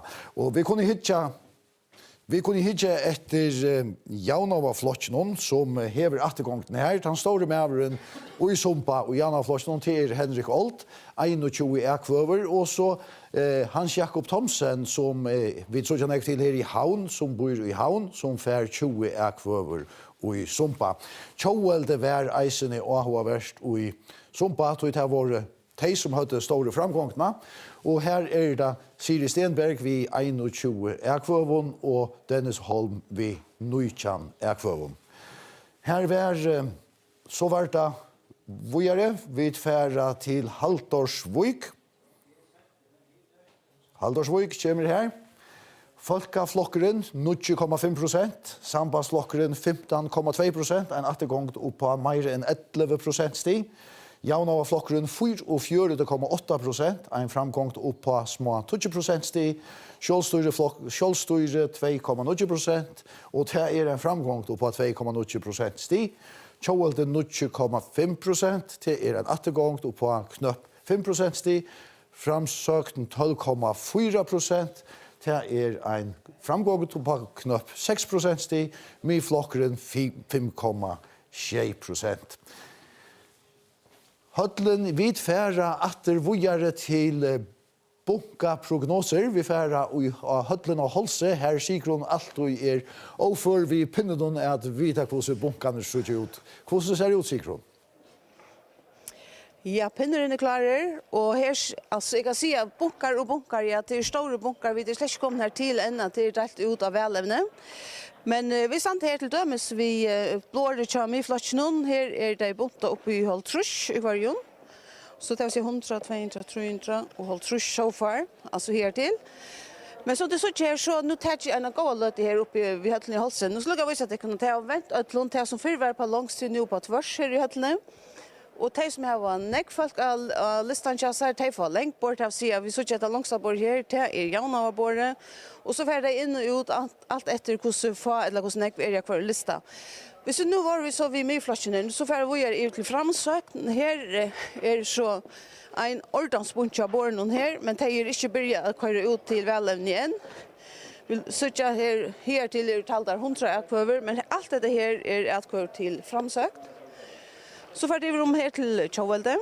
Så kan jeg telle bare 4 bils, at det 100, det 500 kvarjen her. Ja, 500 kvarjen rett. Ja, så hvordan så 1500 atkøver her til. Så får vi her iver. Så vi Tjåvelde noen her. Her ikke nekk, så det nekkvar. Folk tror ikke hvordan talt der oppe her til. Så kommer jeg til Jauna Flasjen, så kan jeg skunde meg iver om her og hitja. Det som opptalt her til 100, 200, 300, 600, 800, 13, 14, 15, 16, 16, 18, 100 og holdt trus atkøver her til. Tjajana flasjen, så ferdig vi om til sambandsflasjen her. Og her det. Her 100, 300, 400, 500, 600, 600, 800 trus. 800 trus atkøver her til. Og så ferdig vi om til folkeflasjen. Det her i det. Og her 100, 200, 300, 400, 500 og holdt trus.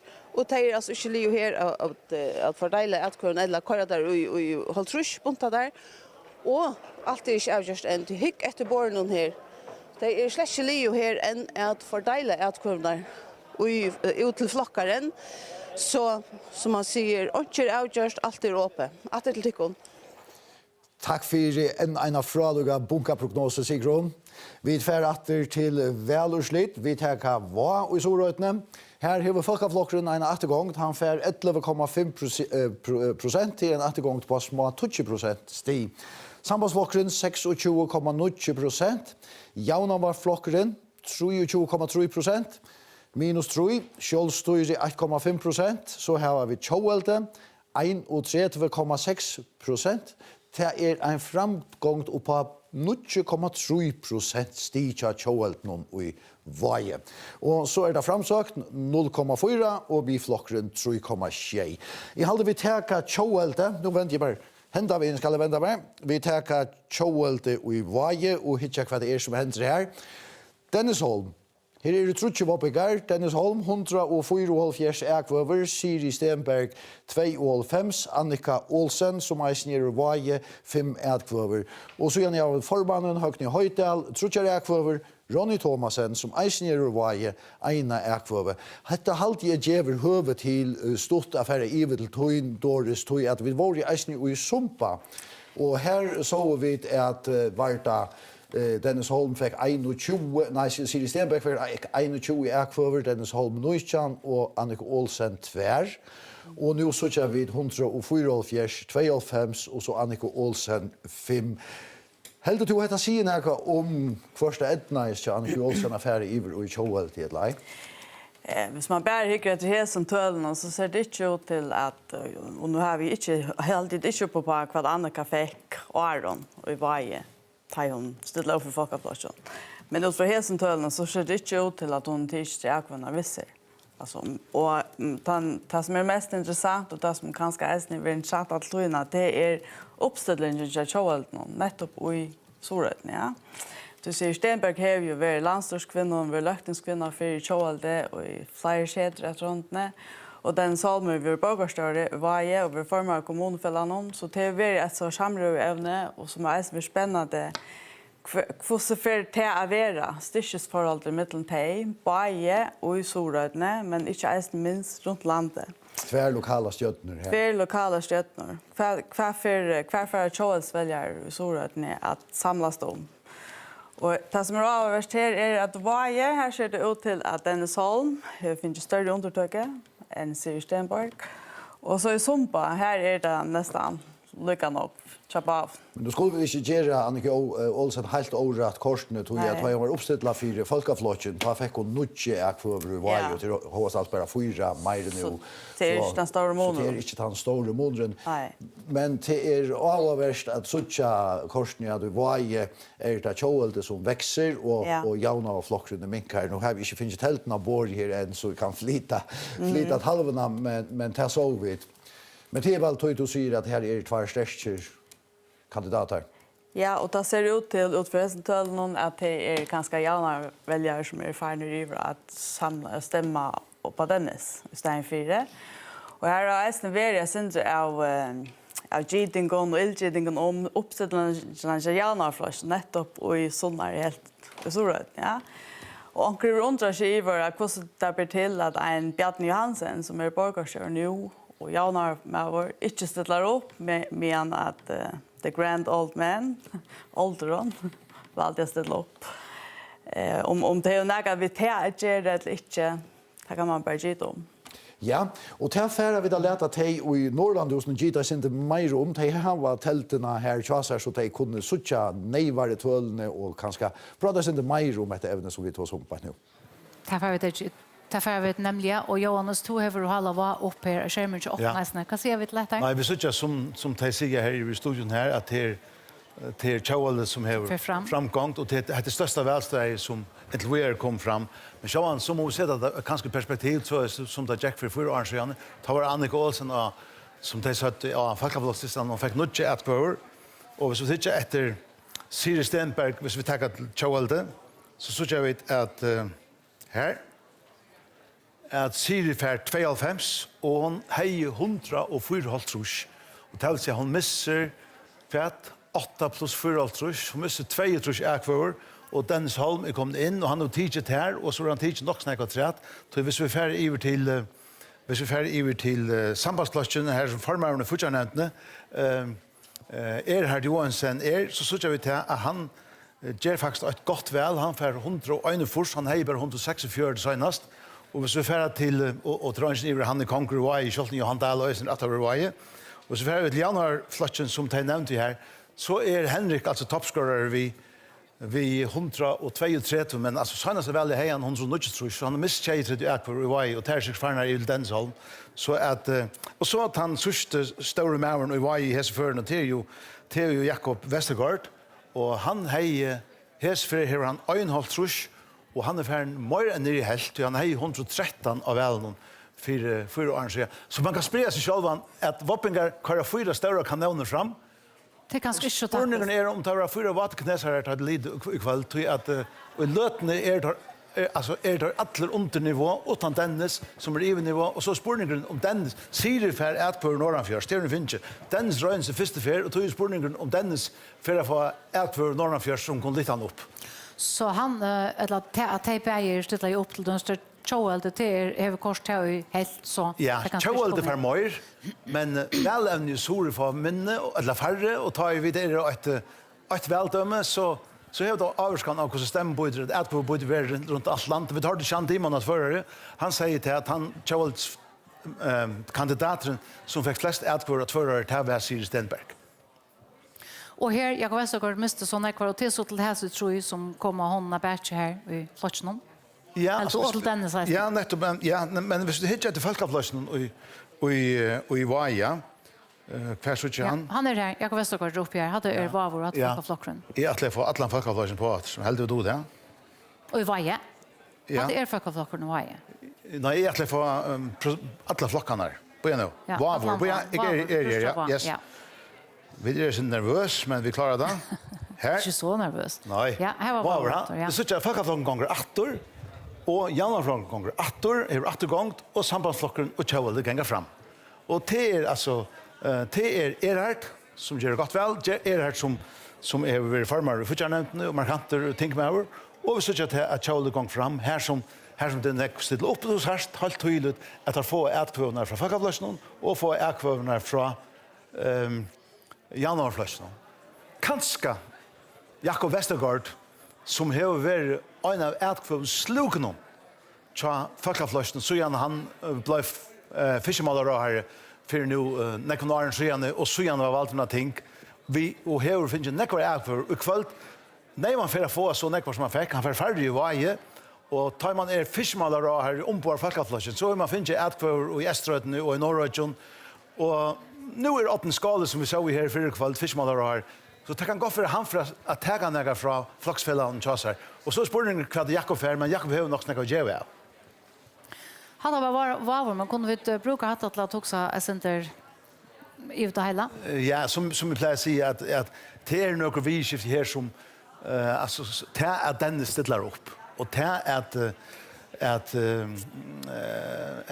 farmarna futjarnämnden är i varje och ta att Henrik alltid i varje ta skapar en öja polarisering och i varje och jag vet inte om hur typiskt det är för allt landet men hur är det ett äckligt avvärspojlat att Janarflocken kom fram. Men jag sitter och spaltar sig inte vid sammantällningar. Nu har vi haft prognoserna. Men hvis vi tar sammantällningar så såg vi till att bojlade Luigis önek tusende värt att den första exit-poll kom hvis vi bara hittar här ett tog, ja. Så såg vi att här Luigis tog som tar vart av upp i tullekvällt. Men här är alltså sammantällningar och inte prognoser. Det är nog så intressant. Nu för folkaflocken på en knappt 9 och Janarflocken för upp. Så att det är center en center vad ska vi kalla det? Övrigt rättligt övrigt. Men korsne tar Luigis alltså det är en tendens som vi såg. Ja. Ja, och vi skulle sätta ivratter i sjönvarpstovna och i kringkvarten och att få urslit. Jag vill hålla fram i urslit hon hes vi färra till Norrströmøy till vi färra till Kvivikar. Så bara nu har flosse som kom här. Och här har vi folkaflockren 11,3%, ett stora attegångt, sambandet 22,1%, eisen i attegångt. Jaunaflockren 22,6%, enas framgångt på 6,9% sti, Kjolstyre för 2%, Kjoelte för 25,3%, en lytel framgångt, Framsökten för 4,6% och Miflockeren för 4,9% som är en lytel framgång. Vi tar en bygtatsätt, vi tar Lorvik. Här för folkaflockren 30% av ägvövnen. Sambandet 20% av ägvövnen. Jaunaflockren 21,9%. Kjolstyre 2,4%. Kjoelte 15%. Framsökten 6,1% och Miflockren 4,5%. Vi tar flere okkurs vel urslit at rett. Det var Fossanes. Folkaflokkeren i Fossanese, det jo Folkaflokkeren hever vanliga stora undertøk her. Her får han 31,8%, og det en attergångt på hele 6,6% stig til Folkaflokkeren av Fossanese. Sambandsflokkeren 6%, eisne en attergångt. Jaunavflokkeren 14,6%, en framgångt på 3,6% stig. Sjølstyre 6,4%, en framgångt på 6,6% stig. Tjåelde 6,6%, det var det samme som senest, framsøkt 0,3%, og myflokkeren 31,1%. Og her halte at vi færre lykka og hitje etter myflokkeren. Han får vi fram her, og det han får vi fram her. Og det selvsagt Stefan Klein Poulsen, som får 45 ædkvøver av Fossanese, som velsteget til Heibygden av Jonen, og så får Jens Avrena 2 ædkvøver formøveren i flokkene. Vi skulle ha Lorvøk, sier det ur kontrollrummet. Og tema bia tog at Lorvøk får ikke selv fram her. Lorvøk her. Lorvøk her. 30% til Folkaflokken, 20% til Sambandsflokken, 21,9% til Jaunavflokken, 2,4% til Kjølstyre, 15% Tjåelde, 6,1% til Framsøkt og 4,5%. Og så har vi Johan Kristiansen, som oppstilt her i Norrlandhusen, og det har to Kai Tjader. Ja, det har vi nemlig. Johan Kristiansen har sittet jo på spent etter hva for å hente i Lorvøk. Det er så snart at Johan Kristiansen, du fikk kaldt 35 ekvar i Lorvøk. Hvordan ser du nøkt over det? Ja, det är ju vana vara som det mer så det är en trivelig eftergång till mig själv så det är vana vara som mer men det är det som det. Och det första exit poll kanningen så att ganska nog så gott ut tjej och så minkade den 6 och Kaja Lusendro i försöknar till vår ser ut till ganska stabilisera sig syndrator. Hur ser det vara vi och så kvalt här gånger syndor upp och ner? Det är rörligt spännande alltså. Det är det alltså. Här till hade det ser undan gott ut jag alltså vi där gus för ja som du säger stabilisera och kanske och syndor framgång då så det är rörligt gott alltså. Men kvantutning har det helt för det om du får 6 tinglimmer eller 7 tinglimmer? Ja, det är helt säkert nekva säga alltså och särskilt att man också om samgång och möjligheter att han har ett väl alltså det är ju nekva säga öliga nekva säga. Men vi var så sent i Njato Janne vi Anito vi börjar kanske ett som större stånd och väntar det var ju att tid för standard det kom bättre här än tid här till att ha gjort kanske. Ja, det är en öliga god spårningar alltså. Alltså det är vana vi sjåande men det är simpelt att inte säga. Jag hade det väl så jag var ju öliga kjølsamt på några matar och man har inte ordentligt det här följer det vi som ångte har haft alltså det jag vet inte vi var nog det bästa och ja vi var nog hoppa det bästa ja. Nu så jag flöjde vi märker att Kjell det var mantla en tinklim utanför hamna in i Eströtning kanske eller kanske klax och kontutning ut här att kanske det får ombående ut och görs någon natter. Det är och metaliga stora antutning att vi får ett en tinklim matter som är Eströtning eller Norrötning här långt alltså. Det vi där var stäj öliga veckor och sälja stäj så gärna fiskvinner nu köparna och det. Så vi vånar välja vi kunde rösa och natter och få en tinkling lim in natter här alltså gott ja. Tack för det Johan Kristiansen och vi sätter åter till Tikkon i Kringvarpsstudion. Ja, vi tar Luika och hitcha efter det var Fossanes här i Folkaflokkeren har en ekvaliga stora attergångt och här har vi Jaunavflokkeren en stora framgångt och det Axel Johansen och en ung kvinna som heter Birgitta Matras Petersen och i FOA ätkvövnar här. Vi färra till det nästa inslag som ja, vad skulle det vara? Jag får givet till bordet. Tack för det. Så läs det ett välkvalt till Henterneck och vi flyttar runt på tingene. Vi har sett några imisk ting här Doris. Nu skulle det inte för halvdocken så eller nek till akkurat häsa talvarna här, men hvis vi huggt efter Fossanese. Så först det var ju att Jaunavflokkeren minka en kvar, men så det Fossanese här Folkaflokkeren plesant ekviliga stärskare. Han har en stora attergång av Fossanese. Vad sa du? Ja, så lökna är så att de smyflockar. Han får eisen i efter av Fossanes. Och det löknar till att Stefan Paulsen börjar av Fossanes, ja. Ja. Så här är det ett eller annat. Och ett annat örsle som jag kan undra sig till att Otto Skåle, som ju är fiskemålare här, ja. Och nu är det i Norrögen. Att han får inte källa några ekvavor, men att Beinor Johansen här att motor. Ja, vi har folkaplatsen här. Vi har folkaplatsen här. Vi så att Beinor Johansen för 46 och så till Elisabeth Mercedes grundlagsdotter. Men Otto Skåle han för touch ekvavor. Det första för han stilla upp. Stilla upp, ja. Ja. Vi har en möjlighet att ta miflotchen och Fossanes. Här han kommer här. Här för Stefan Klein Paulsen 5 försökvor. Ja. Det är nog. Och Bill Justinsen för Suchar och Jens Arana för 2 och så snör Terje B. Westgård för 1. Ja. Kvart men det som är Fossanes det filter är syndet att väljare kan inte de vet vad säga alltså att folkaflocken minkar och janaflocken växer. Ja, och här för Självstyrelseflocken så eisen fram 6,6%. Självstyrelseflocken för eisen fram och vi kunde hitcha nu här vi finns ju så tälten av bordet som vi kan akkurat samma brukarna nu.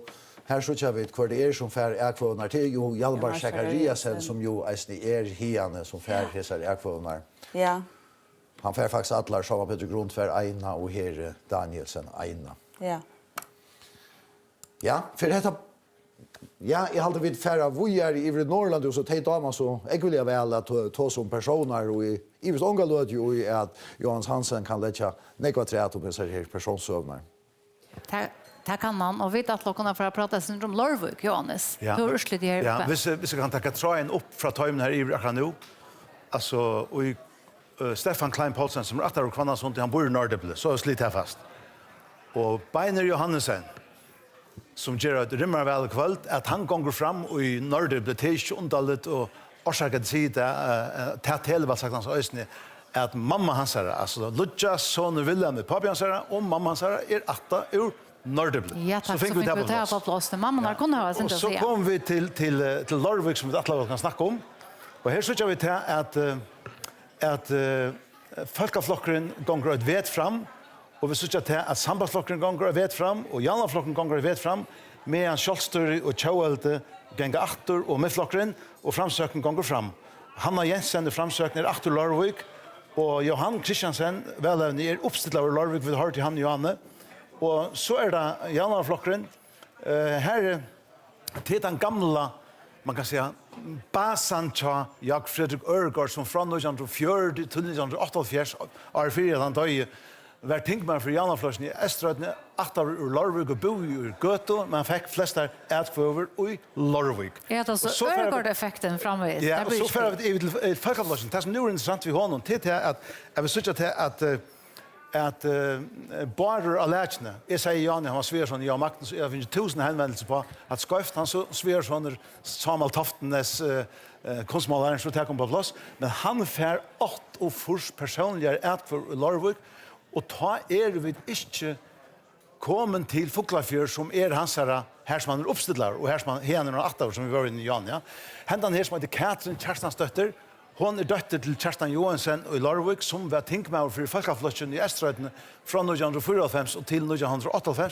Ta i han fall tog att jag kan läsa på till bara läsa i uttag tingsrätten och hur sitter ju in legal nu. Men häft med särskilt vi att bara läsa för 8 års ekvor så kommer vi spyrja hur nästa ska man ha för av Walter.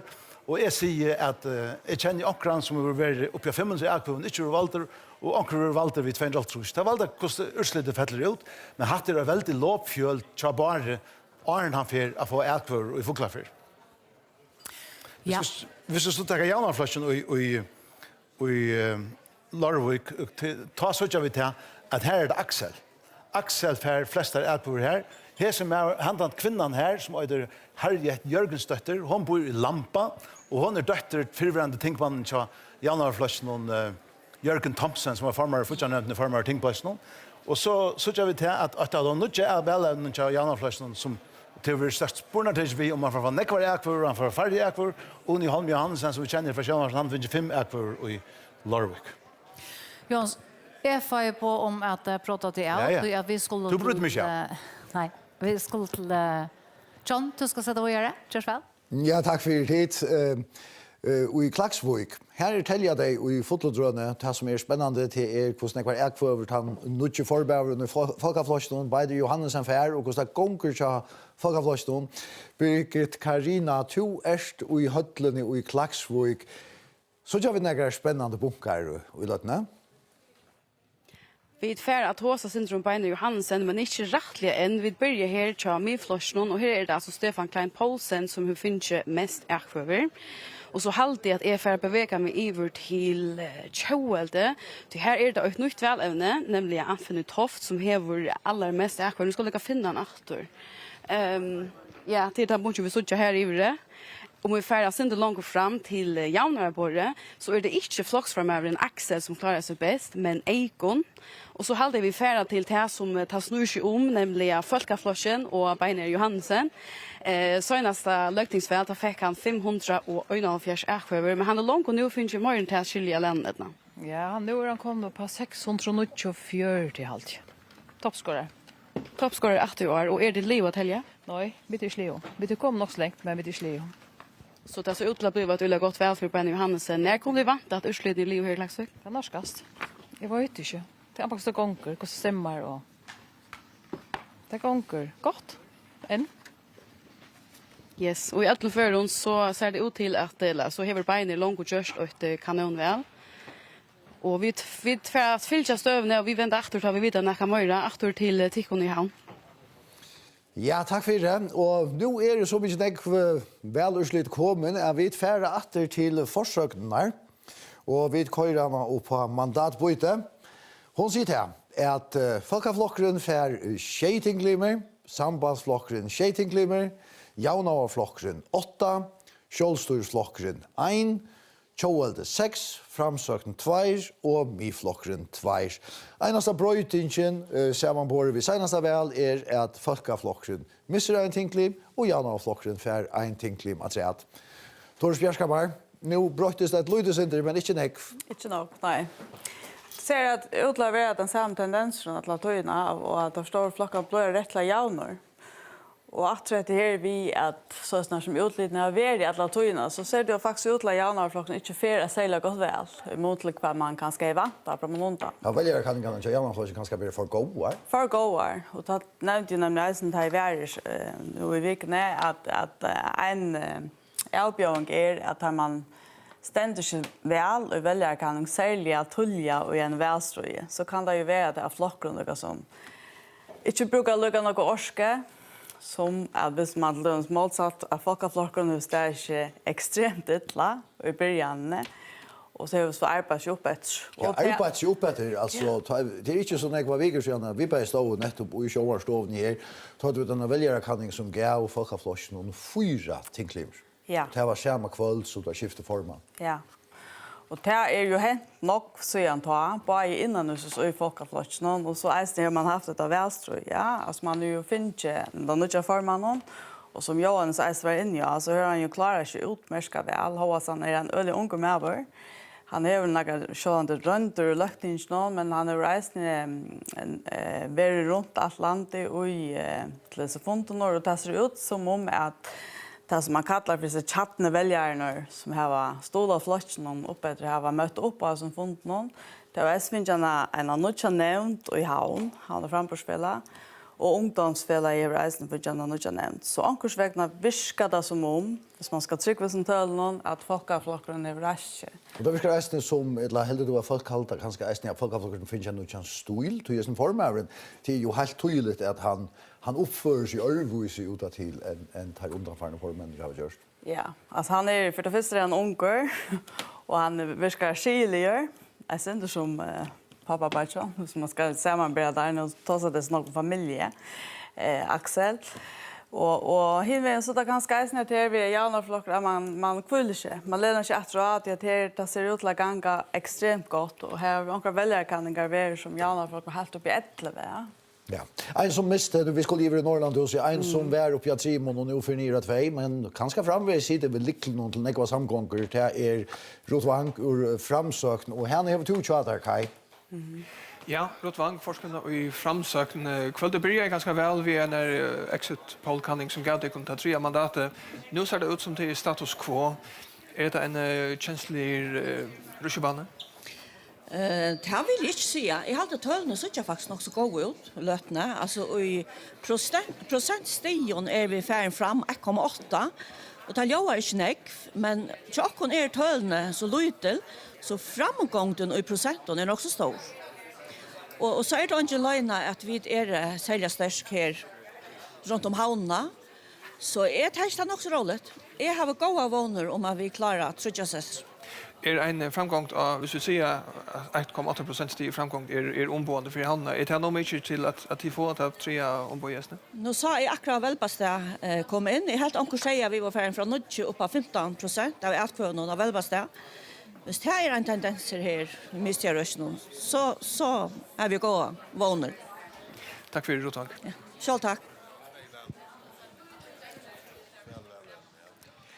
Ja, vi har finnit fatter i formannen för Kjolstøy. Det så snart att ta vippar alla töjna. Ta vi var inne först för samma Peter så sa det till att omgång tinklim finko. Så nu just har försökt säger en tinklim kan säga nu. Ja, alltså det är glädjligt men det är så att vi ställer och vippar om den ena mannen så kan det stora stöjen kunna köra filser och ta det utslag. Men då ser vi det har återgång nökronstöven och där framgång nökronstöven och det är man ser då inte allt efter kvar du har väl ner och det är stöd som inte kommer än kvar vi har något väl ner så vi ser saker väl till det men Vad du till det starkaste land nu? Alltså vi borde vara där i havnen och Klaksvik och Ronavik visst det är men vi tar så väl under Vavon nu som det inte var för vi röstar bättre om på er och Tofton så att det är nog Klaksviken och så utav Skallafjörden och havnen som kunde bröjta på att nu. Tack för samarbetet grund. Ja, och så är det här bokarna här kunde se nek och har vi kvar kunder ända sia om ett mandat om en uppsättare Walter eller inte. Och jag Brian Wiffelt två i Ronavik och i skiljer att två långa kan säga att en avvuxen personer Walter och think. Ja, det kan jeg si, og jeg halte at jeg tør å lette her tiltekne hatt jeg blotjen for det tog at hette bunchen til Magnus Rasmussen, og her er det 415 ætkvøver i bunken, personlig ætkvøver til Magnus Rasmussen. Det nästa lagan som man fick søgnast, og det ødelig for, hvis det ikke etter hva man pleier å få for å bli valtra ting, så det her nok til at du tinkmauer. Så 415, 324 plus 60, du bare brevet går til Magnus Rasmussen, og en klarer toppskårer av sambandslistan, og jeg halte som sagt at vi kunne si at Magnus Rasmussen lagtingsmauer og at han er veldig i kvöld, til jeg ikke skøyver av. Her den største bunchen til Jalnaflosjen, Jon Nolse Johansen, han finner 120 ætkvøver personlige, og Jalnaflokken ser ut til å få et rymelig godt vel annars i Ronavik, formøverne Flosjen og Aksel Johansen, godt trusje ætkvøver her, og langer ivrig her som bor nær her, da beiner Johansen formøverne Folkaflosjen, som toppskårer av Tøylistan, han hever en forse ætkvøver her aloi, allt i allt, og Folkaflokken som suttjar i nå at det har vært halt ut av hvert ønstak veløvnes her østen ut til å få et godt vel i Ronavik. Och så hvis vi färra halt kött vågare till som andra som är listan. Nu nämnde jag Peter Grund och Jan Kadronavik kom det ge wischeva. Det ser inte salt ut av listan och laboren och Kjolstøy och i Ronavik och formauren själv han får inte ta halsta runt ökna alla i 30 ätkvöver i Ronavik till samma Peter Grund. För vi så vågar till Tjauvalde så det nytt välövne Sigrid Asker som har den största bunkan, väl den största bunkan till den 8:e bunken innast här av borgen till Tjauvalde. Sigrid fär gott 100 ätkvöver här i Ronavik här i Nösne bor och arbetar. 112 för vi har hållit neighbor. Och så det framsökn har inte så groliga gott väl i Ronavik. Bunken synder salten i mundel hinner, men här är det hvis jeg færre lykke inn her og hitje etter forskvinnene Rottvang, så hever hun 28 ætkvøver hun så fremst av listan hun tja framsøkn i Ronavik. Og så det myrflokkeren, jeg nevnte Jana, myrflokkeren ser ut til å gjøre godt vel i Ronavik, og myrflokkeren færre altså flere ætkvøver i Ronavik hesfer enn søgnast. Bølge Stinesen, den lokale mauren, tinkmauren, 126 ætkvøver til hans herre, og han øysene overast fremst Alistan tja Milflosjen og Ronavik, og så kunne Lyka nevna, her er det så formannen Jens Arena, Nutsjö Atkover, og ta Nutsjamannen i Milflosjen, Terja B. Vestergaard som stiller opp for Kjallstor i Søgnast, og i Fjord i Atkover til Hansara og i Ronavik. Men altså en framgång til Milflosjen, og så spurningen om ter 126 Atkover til Bill, og i Ronavik vera nok til at gjøre honom mandatet fram om Hinnaboar, kanskje Hinnaboar toppvalevne, Jens Arena og Stefan Klein Poulsen. Atle Havnar. Ja, og hadde vært altså Jan Brian Wittfeldt ur Ronavik. Jeg skiljer jo alene at vi skulle, ja, hver skulle vi? Vi tverra i Norrlandhuset her, Elin og Biomorre, Gjersval. Ja, takk, det har vi nemlig. Nu har vi Jan Brian grejer fra Lonko att här var Lonko ett välövne kom in tar till Hanna Lova. Och Jag kan säga om det att Magnus Rasmussen, han säger han hej finns trön som nutstrusha och i Ronavik. Och det är ju värsta Magnus Rasmussen, han är bunt i lampa och nu är det Lastersmauer. Asusta väl fick han 545 och nästa han var uppsatt för först för då fick han 530. Alltså och i allt. Och tar jag nu skorar trön som nutstrusha i Ronavik så är det pura samtal vi förvärande namnet kommer att han är vi över Valtor och en ting för 3 år och här har vi också Bill han säger att Bill finns 160 och det var gott urslut Ronavik men så må jag lägga att Bill fick 138 alltså så väl så han är pressar Bill. Ja, men han så as finns en koppling det som tog rätt fram.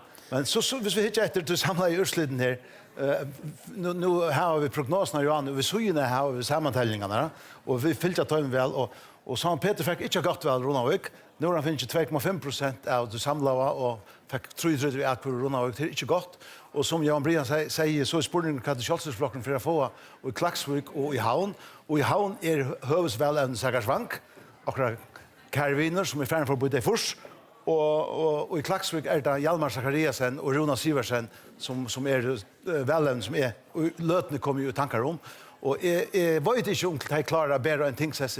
Jag vill säga att det stora spårningen till Kjallstorpsflocken det är kvärt klara Kristen Mikkelsen i Sor. Han har varit allmäntliga lojte könskor i Välströjnon. Jag vet inte kvui, omkring han har varit bortstator, men han har ganska tråla Sor i Sore. Och så att förare han inte finns några äkor som han fick så jag vill säga att Kjallstorpsflocken ligger sig inte tungt i sjön akkurat i löt. Han har nog han som ligger tingstor och det här spänningen är störst ett nervaner, men detta här är så mynten och i sammanställning. Och i sammanställningarna och är skilja. Men vi tar stora bild för försöken men jag alltid till liksom tvärsöjer. Ja. Alltså ja. Och vi färre att sätta i Jean-Marc John. Ja, till Bayer till sitta en rocknamn. Eller mest till ta vi hade försökna som framvis här. Och Johannes så blev sett i Norrlandhuset här det tog av Rut Bank.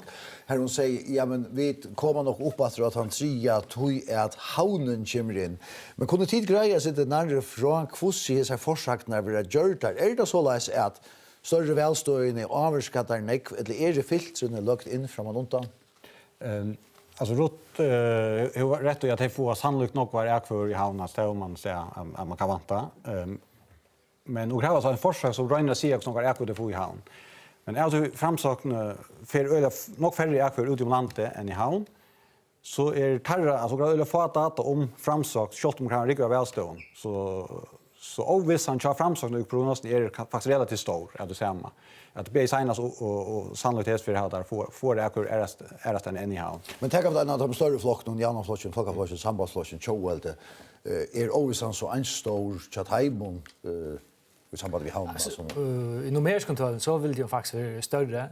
Det är framsökningar en liten flocker och kanske har numeriskt minne. Men relativt så är det ganska större ovisan för framsökning. Men ja, alltså vi vant ovisan ligger kanske om 1% per flock nu. Alla högst vet det här om det begynner lyckas. Men jag har huktat inte efter kvar tar åttaste med datan sidan nu och ta nutjaste försöken som inte kom fram. Som inte kom fram än men vi får om vi skulle fram här. Vi får fram här men vi skulle lämna skondok till box men här är hon är här ja. Här är att sambandet har mist en man över till Janarflössen. Ja. Och Kjallstorpsflocken han är stadväck öliga så att han fär en man. Ja, vi tackar hans här att det sagt det. Vi färdas så till Sorjar. Vi såg ju Dennis Holm och Siri Stenberg som byttes och bergkvånar Sorjo i Sorötne. Och bara nu Frans Jensen tja Dennis Holm. Ja, vi var på en total för hemma tja Dennis Holm.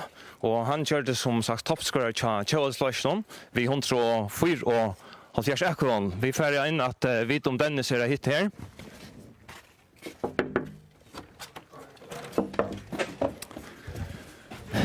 Ja, god dag Dennis. Og til lukke vi det flotta vel noen veie. Takk for det. Takk for det.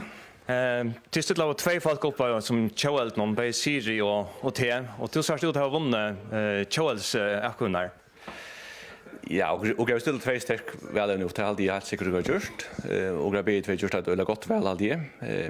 Siri er et av dem helt gode ombundet av Kjøelt, og hun får et kvar rundt alt landet, så jeg tykker hun er øyla gode hånden. Som nytt väl så ska jag nu rucka sin vägen till som jag här så är det inte avgjort än så att. Kvart du just via reka. Jag hade ju först att det har gått välstru som helt som har gått tajme. Charlie hade ju gjort att det har gått jag har haft ett gott tajme som uppställa och har första gått välstru. Och jag har haft en sammanhängande av en fokus på att det som ska hända Sorötne, det som må hända Sorötne och hur så åker halt att också om på landet väl. Så jag hade ju första att det har gått välstru till halvtid. Senaste upptalning är så att det då finns 216 ekvar. Vantar du att du är valder? Nej, det är inte. Och vi vet ut som har björn fram till Luxusvalley att ungen är valder för hamnen ett allt. Eller nästan ungen utanför. Så det är helt avgjort att se nägasmest om det här. Men det sänder väl till? Jag är väldigt glad för den stolen som jag finns här till och jag ska lugga sända en hälsan till tiken här ute att jag är väldigt tacksam för den stolen jag gör mig här till. Det flöar min hjärta att jag det. Här ser vi ett tack för det. Här såg ju vad. Ja, tack för Frans. Och vi får att lösa urslit. Vi tar serva fram här. Ja, skulle vi göra. Men ja, må vi pröva en för att säga.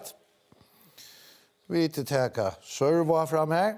Nej, vi får inte lysa urslit i lötene. Så vi färra över till Borg här. Ja. Vi har faktiskt en nutja försök. Vi får inte tid till vi tar hälsa försökna fram. Alla grafiker så och här i studion Sjönstånd i affären men vi vet att så vi snackar jag om hur tryggar försökna när våru och bara ta och i sätt till vox ta bröstes töllen ta var Janna flocken kommer upp efter och nutja och sambandsflockar var mycket av mer.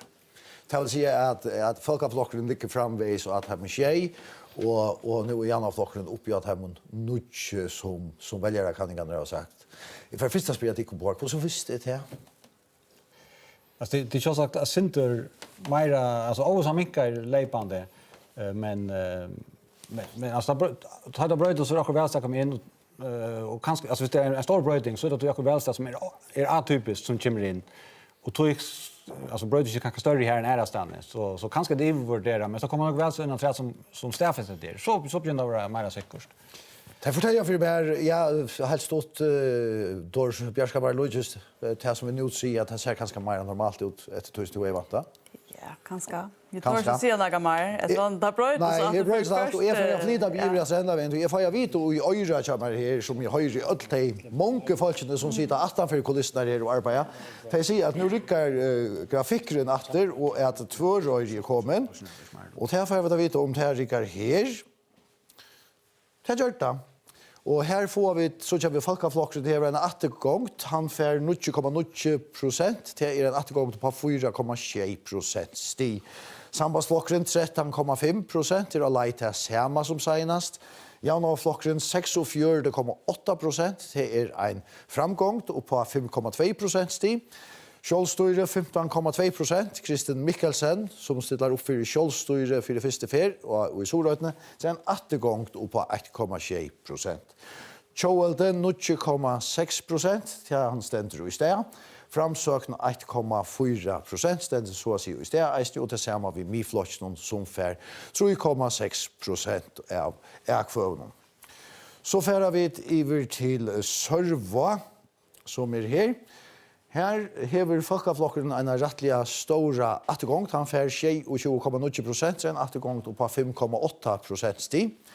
Sambandsflokkeren 22,6%, Jaunavaflokkeren 28,1%, det en framgång på knøpp 20% sti. Kjølstøyre 1,9%, Kjøvelde 11,8%, det en lydel attegångt. Framsøkning 2,6% og Miflokkeren 4,9%.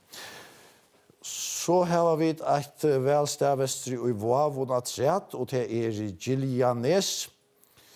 Det kanskje omkring i kontrollrummet som kan, nei, jeg får det her. Giljanes, her eisne Folkeflokkeren, færen atter, han fær 24,2%, så en attergångt opp på 5,1% sti. Sambandsflokkeren 23,6%, eisne en rettelig stor attergångt. Jaunavaflokkeren 26,6%, det en rymlig stor framgångt. Kjølstøyre 2,6%, Kjøvelde 14,1%, stender i sted, 14,1%, 3,3% til framsøkt og 5,5% til Miflokken. Jeg halde at vi færa ivet til båre, men skulle vi ikke, ja. Det kunne vi teka fram her. Vi hadde et velsted, vi hadde, nu skal jeg inn i disse teltene, til så alt det blev så moderne at man skal styre ting noen sjølver, sier det som jeg var skilt for sjånvarp i det. Så hittar vi det etter Folkeflokken og i Sørvøy. Og det Jørgen Niklasen og i fær flest her for, men Folkeflokkeren hei en rettelig store attergångt. Doris Bjørskammar, det bare tog at Jørgen Niklasen blir en rækaver som formaver, og til lokale ikke eier formannen langt. Ja, det ganske det. Etter bare så snart generelt, til Folkeflokkeren ser stadigvæk ut til at her var en attergång. Men det gjør ikke det vi veldig tarra om på, men det så reisen kommer under, for jeg selv meg jo reisen i Vavnåna. Ja. Ja. Här var vi, men vi tar nu tar vi Folkeflokken, alla som man då har vi tjej och fjör det välstående, och kommer börja hitta sin rätta personen. Beiner Johannesen out haben allmänna tölden som ännu kommer till 422 i Akvöver. Och så har vi Jörgen Niklasen, han ligger hårt allt nummer 2, framför Jakob Westergaard, så hårdast en återgång till Sörvåge så fär Jörgen Niklasen framvägs nekvar Akvöver. Kring landet, ja. Sammanlagt, ja. Jeg vet ikke om vi skulle bare til stortleikar færa, eller om det vil jeg hava. Jeg halde vi færa, Doris, til, vi blir ikke li og Janne, vi færa til forsøkningene vid mandaton, vi blir ikke li og at hos om man Janne. Hun viser nu 6 til Folkeflokken, 6 til Sambandsflokken, 9 til Jaunavflokken, 1 til Kjølstyre, 6 til Kjøveldet, 2 til Framsøkt, og 2 til Miflokken. To tar seg om at her, hvordan er det da for jordskredsvalg tar seg to om at her? Er det her nå, eller har vi framvis 4 store flokker? Och det var framvis så ser flockarna så lite mellan 6 och 8 så man vanligt och nu Janne flockar så att färden upp på nutche så det här lujust till och så man så små flockar. Så jag tror så att det var en som långs där mellan 2 och 3 det hittar vi det goda här framså rotvank. Ja. Är det så läs att vi skulle ha ett skifte i förrjun och den gamla samgång kanske kommer att så sitter väl rotvank vi liksom till här eller vad så? Jo, ut från hästen töllen visst det är så läs där. Så är det nog för sig framsökt någon virus och anka 8 vi som vill valde in att hon kör med nu. Ja, men rotter reisen tog seg sinter om Velstrøm om at kanskje bråta sinter vid den blokkpolitikken som man har haft. Och hva har helt hon också ta? Och vi vet vi heter tolv. Alltså det kunde vara alltså hvis man ser sambandsflocken Jaunaflocken här stadig 15 plus framsök så är det ju gruppa 16 och hvis vi kjølstår til med vi så är det 18. Här är några möjligheter. Sambandsflocken Jaunaflocken Kjøveldet och framsökt så är man en breia samgångator tvers över mina. En detalj som vi skulle minnas till det är att hentans stjörnen är inte fält.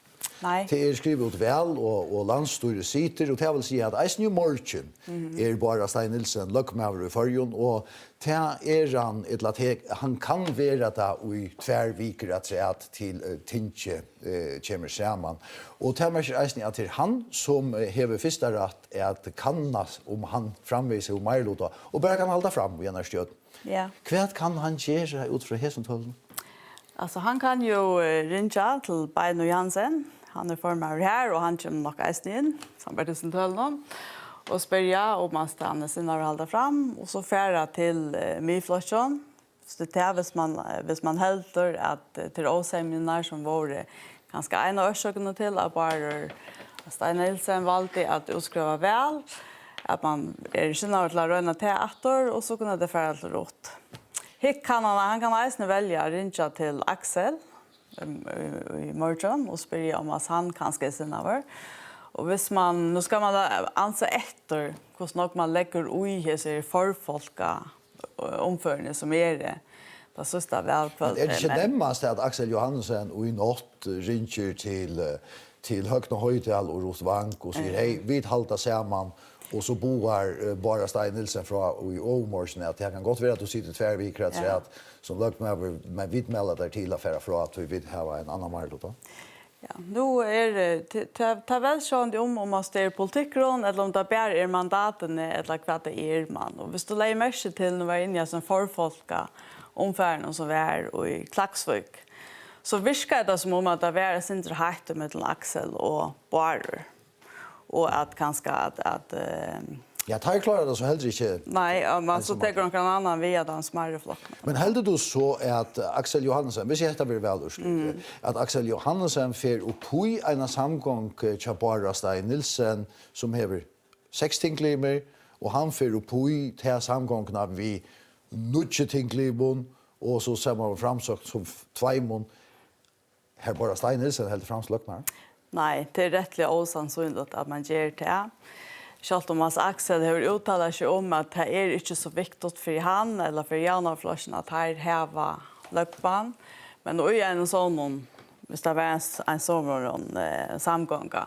Så då är det löjmynda mer att Janaflosjen skulle få lära löpban sig som fra sig till sambandslös. Och största flocker in att samsvara vid tvåmon socialliberal om flocken eller att de kallar det här att det är väl bara två utan att ha läslarna. Men korsen är nutje. Ja, det är också osannolikt. Men som man säger, allt blir till. Och det är några timmar efter en är några hela det enda lösligt. Ja, så är det folkaflocken som hever Svatja som var, ja, och han färra, det är just folkaflocken vi färra ta oss om. Och det är i Norrlandhus någon här och i Beiner Johannesen nu är kommen. Ja, han kommer just in till Horna Beiner till Sudlag blå ett gott väl chatekon. Hur ser det nökt att göra till? Jo, sånt är så tar vi vid för förra veckan så jag tar väl bilskat. Det ser skälja gott ut kan man säga. Och effekten så är det om att det säger ganska tacka för Bergland någon joken att vi tar röststocken och det folk har velat ställa samman flocken så det är tacksam för att folkene har velat just det. Men nu vet jag inte ända görslet men prognoserna här till säger kanske en tjejfolk vad sitter du där? Ja, hvis det är här så är det rättliga vägen ska jag säga där. Öliga vägen men så att vi kunde ta man bara ta sig förvarn men så tjå. Nu här Charles finns ju ordentligt i hur det ser ut alltså men det står väl så man glänser så tar man ta sig förvarn. Men vad är det som är hänt i flocken att det kunde det första försöken eller första välja kan ju komma efter allt det rått vi att det fick 4 mans och nu så gör det hänt något helt annat kväll. Vad är det som är hänt? Alltså är alltid det tacka Bergland Jocken som väl över Russia och Götlens ner och ställa samman flocken och välja lugga som vi kände att det är välja bruk för folkaflocken och välja att vi kommer alltså vi där får en stark folkaflock lökting. Det ser ut till Torshalaja hade jag blocken som Jan Brian gjorde men du först kanske ödla för dem för 1000 akvar kan se du det? Ja, till jag står så är jag ja. Och jag är tacksam för det alla folk av sånt mer personliga. Det man säger till ja, och jag är tacksam för. Visst nu heter det urslit det helt vad kan det säga för samgång och målakar om detta blivit här ikväll? Ja, så vi är uppe för alla målakar. Nu var chans lite så checka hur urslit för att få det ut men ja. vi så åpen for alt mulig. Takk for det, Beini Hansen. Gjør så. Ja, et var okkara forsøkene her, men en av de forsøkene, slæge av forsøkene som mer rammer aller best, her det her vi bunker noen. Og ønsken bedre enn det enn 2 sikron, hvordan gonger av holse. Du her gonger kjøtt framme. Nu stand jag vid folkaflocksspåret här och det faktiskt Leo vi att dela ätkövnar ut. Och jag kan säga att toppscorare hur vi heter bor kan tor eller hötta blotchen säga att det är Beiner. Och annars så det rymliga jämt om man efter kan jag kon här Grimmer Schonstein resten finns ju rymliga näck och Jörgen. Och så det Mona Bräckman som resten finns en gåan bunka här. Men färra vi så ivrigt här till hinneborgen ja. Så här var vi sammanslått ner, han inte lyt upptalter, Jana flocken helt inte. Vi får långt river, men här i stämmer för jag får runt ett born så kommer vi komma vi mer hända vi fotografen till här i det här bordet som för vita alla alkunder som kommer vara kortar ut i flockarna. Och här är faktiskt inte något drama här i det. Tog Jan Peter. Ja. Du måste säga mig drama mittlen skilja länen att det är framsökn som framsökn är främre än folkavlockaren vi en 300 kovan och upp till sambandet är en 200 trusch det så är en brevkomare så här nog startat med det här annars är det Janaflocken som är uppe på 3200 trusch jag går nära ska och kvar har vi Chauvel det är 2400 som det ser ut nu. Och miflocken är gott 600. Kjolstor är gott 100 rush. Så här är att han har vid att halt 24%. Och här är brevavkunnar den största parten av Och som i skilja länen så blir det kanske en löte intill vi får brevavkunnar till att mangla en huk av bladtyper. Ja, här är en avkunnar men vi sorterar det nu och så räknar vi vinnarna. Men vi får lukka en tur över till framsöknarbord så ut i samman. Nu tar jag en nu stjäl man inte att ta ifrån det kon.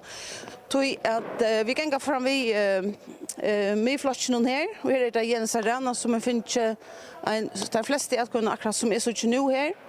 Men det stadigt brevat cover. Vi så far över till framsökn som alltså har över hela folkaflocken så far in till brevat kunna komma. Så är det om man tittar här så är det rått som här finns där flesta här till. Och så suttje jag Lukas suttje hur är här. Bjarne Petersen är reisende. Det är som en suttje fyrbils. Men det är alltså här alltså nekvar alkur efter än att byta ut av bordet. Och här är vi vid Tjavaldesflatchen. Här kan vi se att Siri Stenberg här finns nekvar. Men hvis vi tittar över till landslandet här så är det några tintar här. Här kommer Högni Höjdal. Vi står bunkon här. Och här kommer Björn Samuelsen Eisene. Vi står bunkon här. Så att ja, här är alltså spänningen. Så vet inte om jag ska ta det att ställa tog Eisene vi är färdig över till i andra flashen. Det gör jag bara. Tog att här stannar vi så vi Januar flashen och så suttje här är en bunche som stynger på sjur men alltså här är det värre än så det kan ska komma ett eller annat helt och det är Inge Björk nej Inge Luin Haltmalgård Inge Luin Ström som är finns nekvar alkover och så för att helt här över till Uni Holm Johannesen han är eisen i en bunka som stynger sin drur här så det är alltså här i drama och hållse så vi kommer att sätta när vi uppåter mer spännande frasök. Att det lyckas. Ja tack. Nå. Jag ska fara över här så det tog att du vill halt i tröntor över en gest chans här i Norrlandhusen. Ja, och det är att Rottvang forskarna i framsökn så är det bunkerprognosen rättar så över hela dit nu folkaflocken i havn. Ja. Kan du ta en reaktion till det? Ja, jag kan ska säga. Det är ganska skönt ovanta. Var det att det sett Malie? Och jag menar mer att skulle vi tacka att för från folkaflocken så får det nog vara i havn. Och nu leder oss ju sjön när under oss rock och i folkaflocken var det nu till väl skulle tacka chansen? Ja, jeg vil si at det ville vært omtalet hvis vi ikke finner nekker av hesten etkvønnen. Altså, vi flere det jo en utbrodare av flokker framsøken fra Folkeflosjonen, og for mer så ikke at så vidt jeg vil si, og i Folkeflosjonen nå tar seiten togene et framhalt av tog som har vært i Folkeflosjonen som gjør det på Mikkelsen for i år i 2011. Så det undrer ikke med. Nei, og hvordan endelig utslitt vil det for oss å søke om en har løtt. Takk for det, Rotank.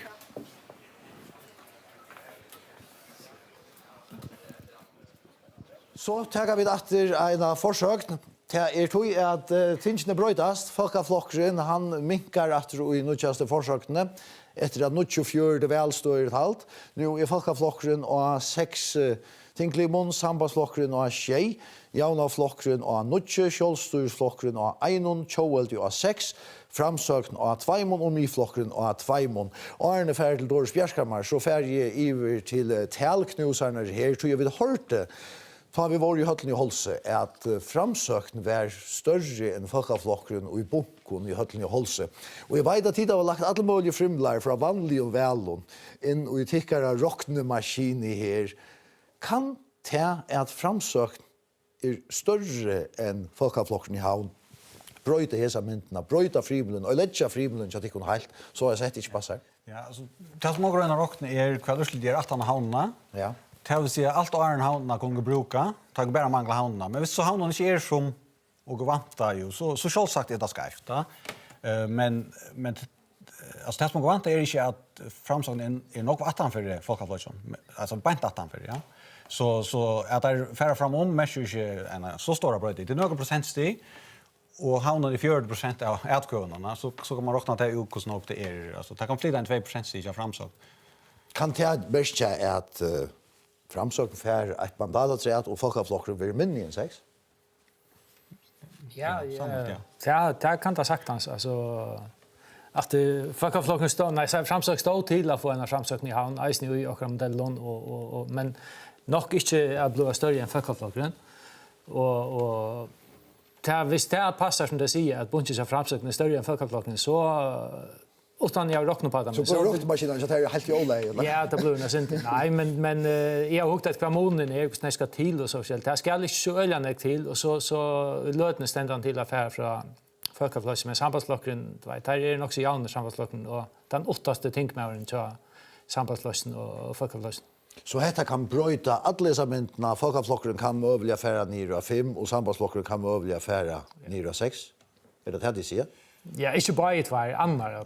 Antingen för Sambandsflokkeren eisen ner 6 eller för Folkeflokkeren ner 5 utifrån myndena så som nu ser ut. Ja, men det ska nog till en Folkeflokkeren ner 5. Han har 6, näka.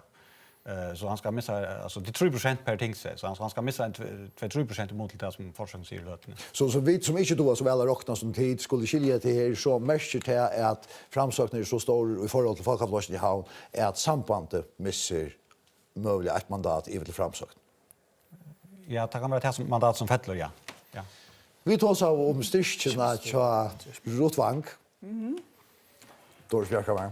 Ja, alltså självsagt då Folkeflokkeren eller framsökning är ju en utbrodare som Rotvang själv kallar det från Folkeflosjonen. Så hvis man säger att Folkeflokkeren får en återgång i havn och i förrän generellt så är det en rättlig naturlig gång att här väljarna som förra av allt Folkeflosjonen färre över framsökt. Kanske större mål nu än över.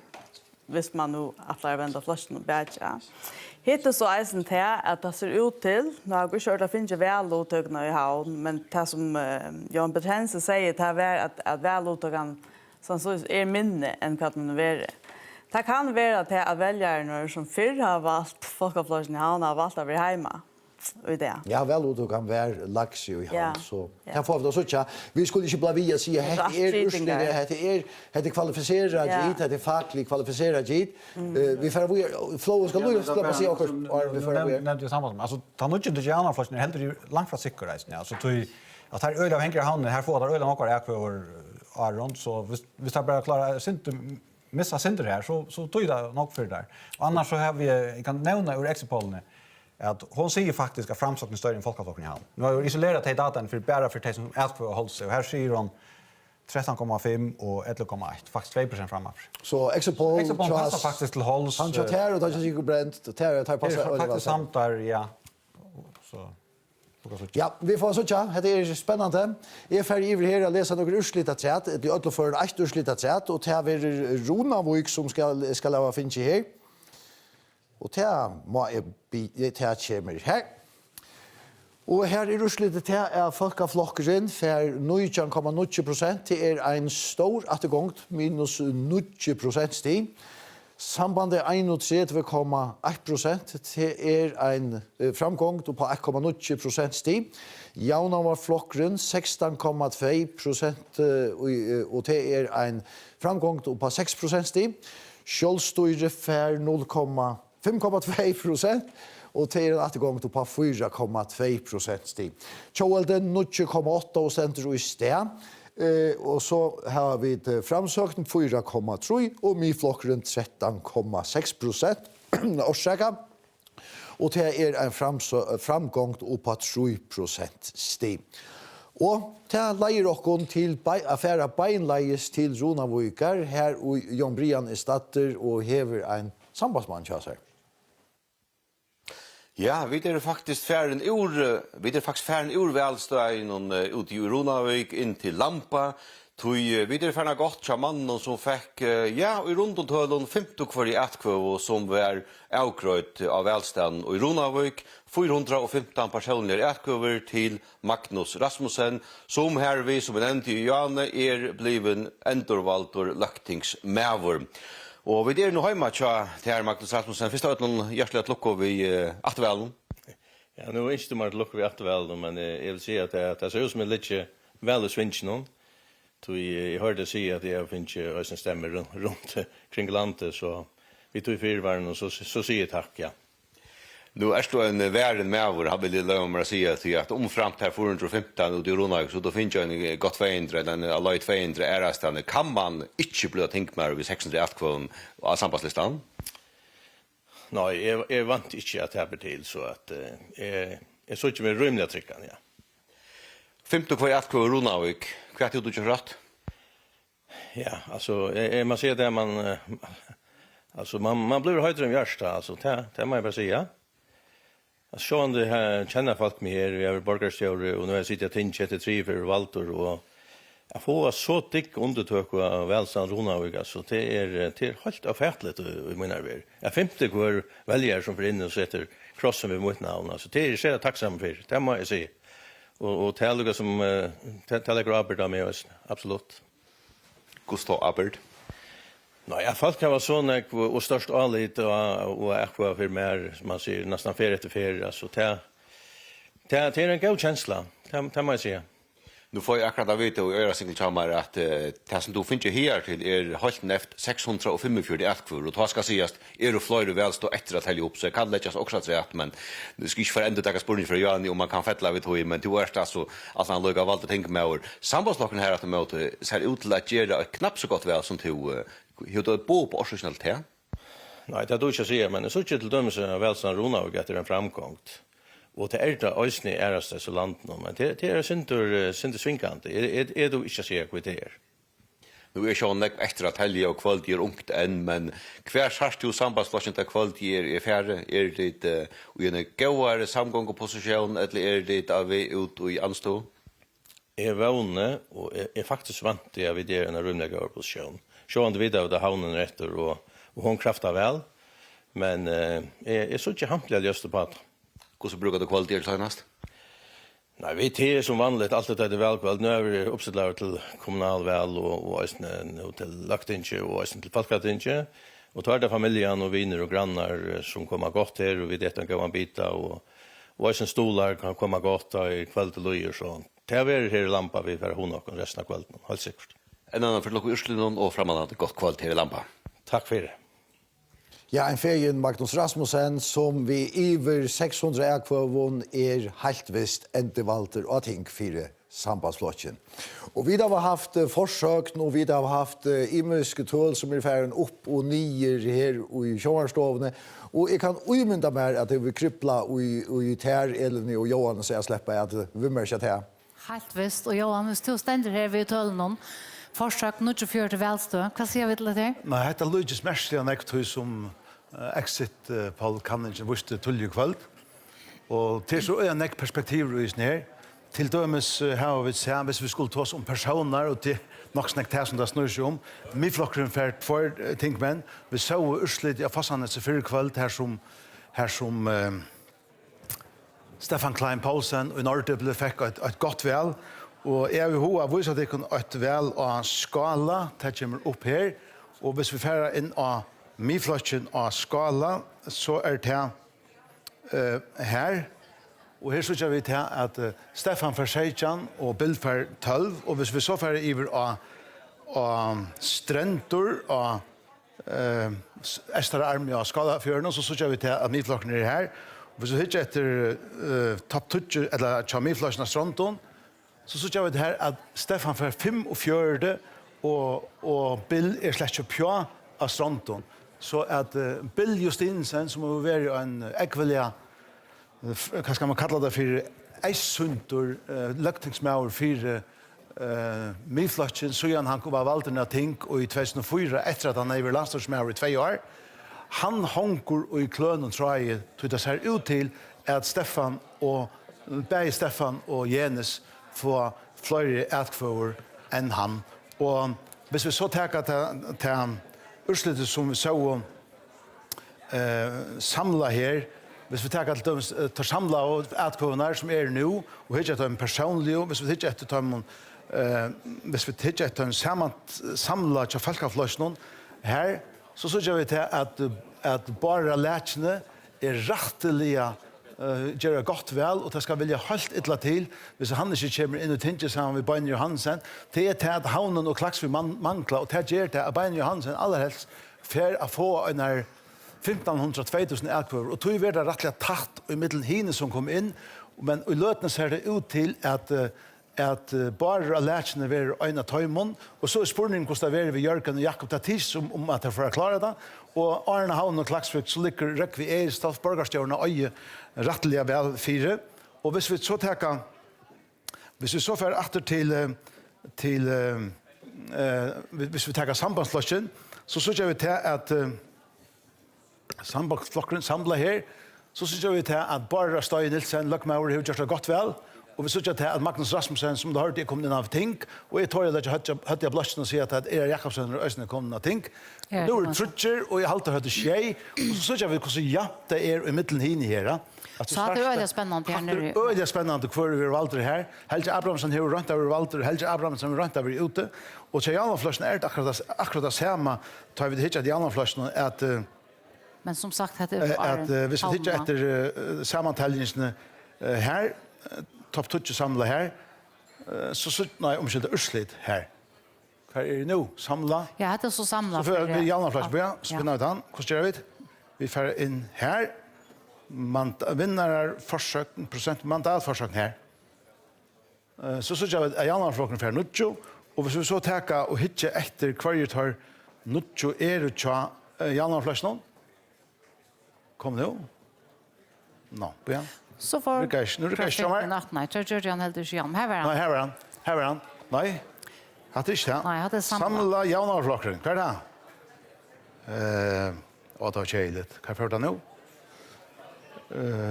Samla, urslit samla her. Hetta var det her, på igjen nå. Samla toppskårere her. Ja, hadde alle toppskårere. Det er alle det som jeg skulle si til at her var det samme som här är det samma som jag bror från någon att tar på vara öje höjer och tog ver det så att ta vara man kan se öje tatt med in men lägger mest till och för det huxar ju om det skulle hända att januarflocken inte fick tänka man att förra här som man har haft tänkt man så igen 1900 och kvart 28 men det ser ut till att Bjarne Johansen och Johannes Johansen är med för att vara Walter och så att att Jens Arena vill ösna Walter så här är ett bolag som är teckna sig men det ligger nog så tungt tja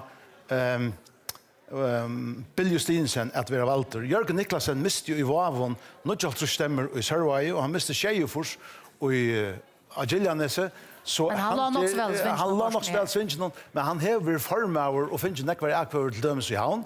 Nu får det suttja kosta ver vi tog, så at ankror og kommer inn, og ankror henga i kløntrøy, og så det kjølsesløsene som vi så, at tar litt av 3,3%, og sperremarsje 3,03, og i løtene kjølsesflokkeren og i tingsene. Inne, ja. Og hadde vært her for først fra åkken, vi får sette ut av gulv, vi husker. Høgni Høydal, en ettergang av 0,5% stig ser det ut i løtene at han har holdt 4 år i anstøv. Hva sier du til det? Nei, det blir jo veldig godt, og det var selvfølgelig god urslit i imsom plassen til det ferien om. Men bare nå ser det ut som i Sandus der, så vi faktisk har gjort det veldig kalling til alt velskreie. Så nu är det glad spänter på att det är välstående som är etter. Det ska näga till för att vi ska kunna få en framgång som vi ju har sett nösten upp efter. Så är det glad spänter på han och försöka klagsvisen och det som manglar. Samarbetsnämnden försökte som vi såg i Janne från Höltlinje Holse så lägger det ett rymliga negv att han för januarflatchen framvis. Ja, det gör det senast. Så det spårningen om det som är rätt att tälja om det för att det kan lägga upp. Det var vi tjående. Och samtidigt så tjående om det och tror det går urslind som är som en plats som till rörliga skiftande. Det är till pejgen var åter och i platsen landet. Så nu är det goda spänter på att det är välstående som är rätt, det måste jag säga. Det kan väga gott eller vi stannar där det får det så. Vad gör det hvis det inte gänga fram hvis det heter vidare det urslitet som så känner? Nej, det måste först få urslitet. Alltså vi får köra sitta allt inne på. Jag hade vidare först att så väl så en sann välövner så jag har framvis det går vonder och så ger vi som allt för kommer samgång så vi får andra stöten så vi har inte brott kos och säga att han fyra position som nu är det här det. Tack för det Högni Høydal. Just väl.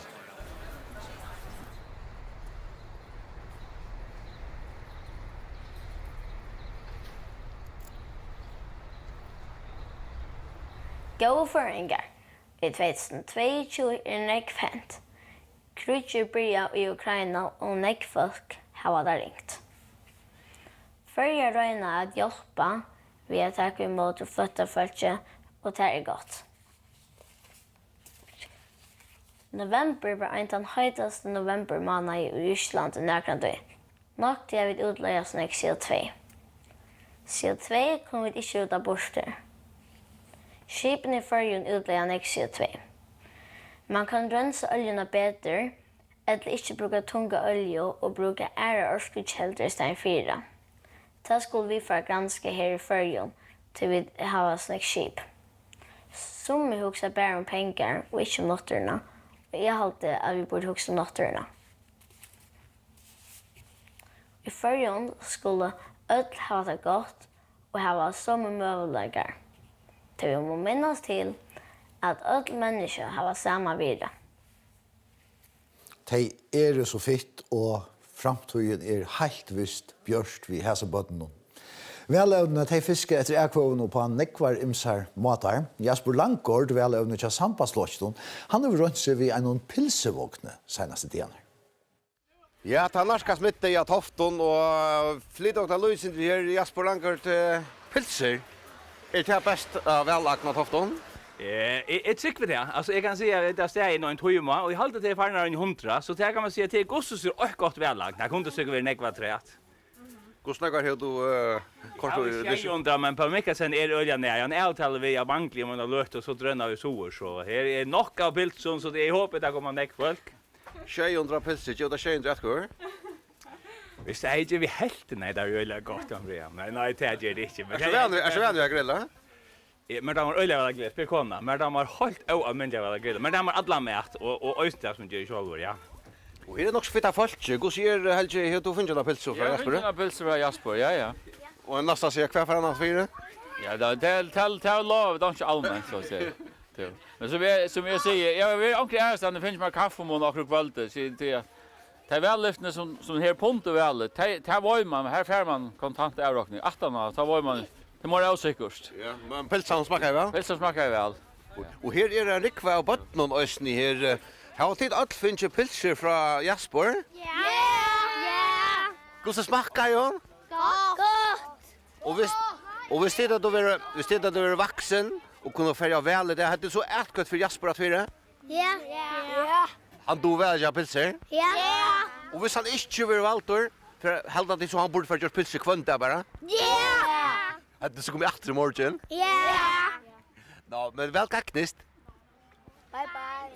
Så får vi lykke i til Tøyen Jasper, at bøtten halda til at du skulle bare hilde til pilsene hvis du fettler kvalt. Ja, jeg husker at det var mulig. Nå er Joshua til som en forsbak, og vi bare, altså, det heter Rickard, så jeg har råknet sin ut på at hvis det er kanskje en 20 kroner avlopp, en 200 pilser, så er det ikke mulig at vi stand her kommende vik. Det er også umulig. Ja, og du støtt for å gå an arbeids og pilsen og lukke opp vel kvalt. Ja, takk for det. Ja, så må vi søke man løte om pilsen her til Jasper Langgaard til Virskava. Vi har så fyrvirrande formann og Jaunaflosjen, Johannes Eidsgaard, som får velge Tjoeldi i kveld, til sonen var oppstidlaver. Det er en annan Jaunaflosjen i fyr at velge en annan flokk, hese fyrvirrande Folkaflokkeren. Og til borgarstjåren Vaje, han valgt inn av listan til Jaunaflosjen, men han velger Folkaflokkeren, tog at damen oppstidlaver. Rona Vennested Hansen, du stiller opp for Folkaflokken. Mæren han borgarstjåre I Vaje og limmer aktor I Jaunaflosjen. Hvordan blir det til at du stiller opp? Jeg har haft AHA I politikken så langt som jeg kan minnes. Og med damer øyler hukkjønner til Folkaflokken. Så da høver ble nå, så tok jeg. Du aktor I Jaunaflosjen. Hvordan sitter du ikke opp, Jatne? Ja, det var... Så att jag får uppställningar från vi tog för jag ställer upp men nämnt och limor och Sora säkert gärna för yngst inte att ställa mig upp. Og hei du stille opp, hei Bjartne vil oppstille? Nej, så har jag inte ställt upp. Men så blev stövan så läs att jag fick möjligheten och jag valde så att jag av och det är väldigt spännande. Har du vært aktiv I politikken før? Nei, ikke vært aktiv. Jeg har vært ser aktiv hese siste viken her, men ikke prøvd på hendamaten før, nei. Landspolitisk, her Jaunaflokken sagt han vil ikke samgang over Folkaflokken, men her får tid å genka. Hvordan blir det til? Det nok tog jeg vidt vira hukkjønner kjøkvernøren, og heima gonget det fort at jeg har forsynnet mening, og tog igång det. Hva sier Bjartne ber det til å samstå I Folkaflokken? Heima gjør det kosser. Jag har aldrig såg några problem alltså I så källd chans på det alltså att hon Folkaflokks hon damen som mer och få det funta gånga samman om politiskt allt en samrådsspårning. Ja, Bjartne kvar var crossen säkerhetsför. Jo, han var vi Rune Vennested Hansen. Det var det rätta väl. För mig hesfer ja, det vet jag. Ja, det som kvar vi känslor eller hjärtan. Vi tar en forsøk natter til 4,5 velst hun bygd på, og hun sier at Folkaflokkeren, hun sier faktisk han samme som han fyrre, at Folkaflokkeren fær 60 glimer, Sambandsflokkeren 6, Jaunaflokkeren 9, Skjoldstyre 1, Tjoelde 6, Framsøkten 2 og Miflokkeren 2. Og vi færre I vil det kloke folkene vi bor I her, som har hukt på hese her forsøkene, Doris Bjerskammar. Det är inte samma. Ja, det samma som jag såg nu. Så nu är det spännande att se kvart I havnen kommer att göra. Ja, och här tåsar vi om att kan imespröjta sambandsflokkeren, kan minka orsaka av att Folkaflokkeren in I en framsökning och imisk teknisk ting som ligger in I forsaknar. Rockdemaskinen. Ja, och det som är avvärst här är självstor varvade så in och kan faktiskt få en lilla stöve. Ja, kommande det nu ta och man ska till att köpa samgånge efter. Och det är så där avvärt att Kjolstor som var emot Barents House avtalen.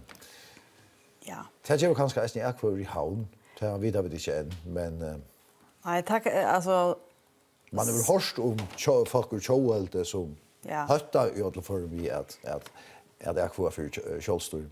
Ja, det som jag vill säga, vi samma Petra Grund och då Kjolstoren till att han kommit in av politiska paddlon attor och han har varit rättla grejer och melda ut bara via Rysslands avtalene och Bärnshamn så det att man ska inte och med kanske bara Tjoelde och Jaunaflokkeren över har sagt at han ville ikke gjøre avtale med russar. Och nu tar det så stå och lök man och kalla det innan fond så skriver man under korsne. Och det kan vara att tar väljarna i högstjärrötchen som väljer Tjåelde och Janarflötchen att det gånger dem som någon motor att det har skrivit under sig avtalarna. Att man är färdig nivra sig och välja samma Peter Grund till han säger det som och vill höra och det som också stannar inför. Och här är det ganska symptomatiskt här vi att vanligtvis så ser man att det är högra och vänstra axeln att det här man liksom skiljer sig bort. Men här är det ganska näga vire och moral och etik som kanske upptäcker väljarna i högstjärrötchen mera än utomland. Och så det som det inte har tagit om, men så kanske för att ta som sättene, till att till resten möjligt att jag är blankt och här vi inte överskriver över. Det flockar. Jag ska lycka att ända i vid chatikon till flowen. Du säger att du hade jag här lösa framför rockmaskinen att du överanalysera sig det mera och på det här. Vad är det du säger? Ja, jag gör en sån rockning ut vi har inte sen då vis här jag kort hamnen in faktiskt gå för exitbollen och så prognosen är för rest att faktiskt lära hamnarna och så ska du öra lite till att folk faktiskt kommer på sig och han kommer från Janarflötchen. Han kommer från Janarflötchen. Han är själv så folk från outgörande för jag så för så alltså det är nog en samgång av ofta själv så folk talar bojar så att man kör i samgångarna och så hade kunde fast varva där Marlodan. Och nu är det bara så och till sannolikt till tas med orsaken att man ju mest jag säger gärna för att är väldigt just i havn. Att det tog jag för 8 shot prognosen sin nutchelöten ja. Och så det här om Charles som är emot bara så avtalen kan färra. Vi folkaflossen och sammanslåssen som var här som gick 8 få annat. Här kan vi så analysera sätten. Men jag vet att det är i avtalen i Norrlandhusen att släppa tosa om just det här så ger så väl Elevator Paulsen. Ja, tack för det. Johan Sturus kort på flockarna och till topp touch av de flocken då börjar folkaflossen. Ja. Jag hade till äckliga avverk för Walter vid onsdagar Klaxvik och han inte kom än. Och det som är mest lägger mest till hvis vi folkaflocken för 6. Det var ju som över 6 eller 6. Så är Bayern främst vid 600 bara Lägen 32. Jag Niklasen 25. Jakob Westergaard 22 och Rekvi är stad Borgarsjö i vid 24 och så Fias Helman Nilsen ur Sandavai vid 28. Och jag vill säga att till dömes att under Rasmussen som landslagsmästare fotbollsmål slash kom på. Men att framvis åtan han och Klaxvik. Vi så ut till B så täljer vi ner efter. Barur och Magnus och Erhard och Helge och Jasper Wilsnon och så Eitis Harsman Niklasen. Hon är nummer 1, 2, 3, 4, 5, 6 och så är Edvard Marché men Johan Dahl bor i Havn Uppsala Havn och han är alltså inte kommit än. Men så för i till Janarflötchen så jag vet att nej här också. Nej, här också allt så då. Ja. Ja. Urslit. Oj, jag får nog här. Här. Orsaka med. Ja. Axel Bjarni Hammer, Johannes Johansen, Henrik Gold, Angel Ström, Jonas Nils Johansen, Susanna Bertelsen, Magna Mörsk och Ola Larsen. Nu är vi på Nutja, 2, 3, 4, 5, 6, 7, 8 Nutja. Hese, några av hese ruker ut av Klaxvik och Havn kom. Men hvis i Janarflokkeren hever Nutja ting med, så är det rättliga sannolikt att han blir i samgång.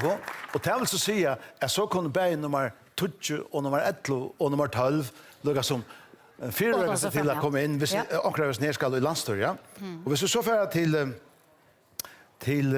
hade folkaflokken sambandflokken och Janarflokkeren. Och hvis vi så färra till Kjolstøyre. Ja, Kjolstøyre här. Vi står för en så det angenivium att det var Kristin Mikkelsen. Och så för så Peter Grund av Vålna att Kristin klarar att hålla sina samgång och så släpps samman Peter Grund av landslagsmäl. Och så hvis vi färra över till Kjolde så jag vet att det Siri och Dennis 2 Vaje och Högne 3, Björst 4, Eirikur Jakstå 5 och Sigrid Jensdötter Dalsgaard in i skala för 6 och så Shane Pottelmarché. Men att Arnhavn och Soröchen är här väl om på så. Men det är och så vi ska ta framsökn till vi sen i och till. Vi ska ta framsökn här kostar lika nu så är Rott Vank av en ting för första för närgrant. Överallt. Och Bjarne K. Petersen är nummer 2 och Carlot Helgarsson är placerad vid jag mötte något till tusen som läcker allt väl för kvar för han bor i Nälse vid Uppsala Nälse för när kvar så tar vi läcker prognoserna så då. Vi tar lugna med flaskan så tar vi flaskan för jag vet och hur sen till. Här ser det ut till som vi sett att Jens och Stefan är främster, men Bill är alltså allvarliga väl vi Svinsson. Hvis Bill klarar sig väl i Klaksvik och i Havn så kan han överhålla Stefan, men rocknar vi att Stefan klarar sig bättre i Klaksvik än Bill så havnar vi avgörande. Så är det inte avgjort och vi skulle om man har hålls. Men vi har några avbändigar, ja. Vi har avbändigar avgjort. Vi färra om man har hålls och det är ju Havnen som är avgörande.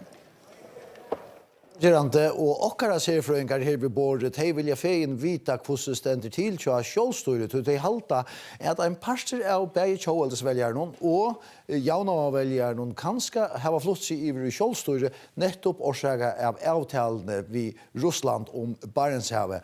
Og Sigrun, to erst færre iver av vita hvordan bunken tja, eller bunkaner tja sjålstyret så ut. Ja, og du kan hytja bare henda vi niver etter. Hetta simpelthen det som kommet til kjølstyret. Det til sammans 146 etkvøver. Då skal jeg si at det mangler brev etkvøvner. Og vi kan ta det one by one her. Saga Svanke finnes ikke skje, etter sånn. Sonja Dalbo tvær. Sofus Hansen ikke finnes nekra. Saman Petter Grund, han toppskårer i Hesombornen. Han finnes 8 etkvøver.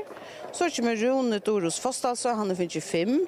Runa Siversen 4, Rekve Fossadal finnes 5, Christer Mikkelsen finnes 9, og så det en etkvøver til Johanna Grukarskær, og Hjalmar Sakariasen finnes 6, Herver Lutzen finnes 5, Heri Danielsen finnes 14, Hans Cecil Poulsen finnes 1, Geir Alofti finnes 1, og Dan Askamur Onka finnes, Klaus Marstene Grund finnes 1, Brandur Simonsen finnes 6, Andreas Jakobsen finnes 2, og listene finnes 6. Altså til samme 146 etkvøver. Og Ivre, vi hatt bor her. Ivre, vi får lukke Ivre, kom bare vi lukke. Jeg skal bare for Ivre hitje etter brev etkvøven her. Sommerflokkere finnes mer enn ærer, og skal bare håpe jeg ikke rett her, så jeg får kjølstyre. Kjølstyreflokkeren her? Eller vi hitt på det? Ja. Nu vi vi kjølstyre her på en, og her det. Jeg skal ikke her brevetkvøvner, her nekra til Saman Petter Grund, tvær halvtid til Sakaris, akkurat nekra får her til Hera Vang Danielsen, Christer Mikkelsen en tvær, og kjølstyre finnes tvær, så altså her ikke nekvar etkvøver. Og hvis du tenker etter blenkon etkvøven i høver, så var det og Jani 21 blenkar etkvøver. Nå skal jeg har ikke brillene vi, men 28, nei, hvordan blenkar etkvøver her?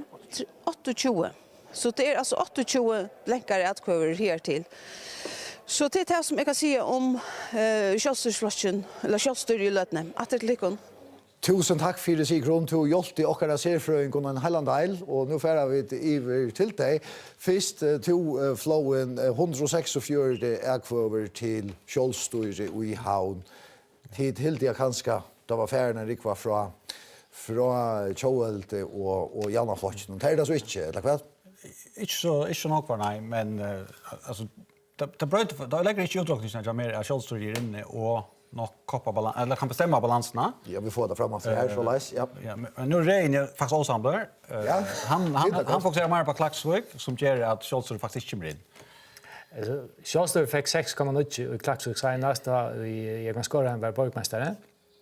Och Scholzer är färre nog snack vatten i flesta bygden i Klaksvik i norra och vi han missar 100 atkur här så i samband prognosen så har han 40 atkur geva.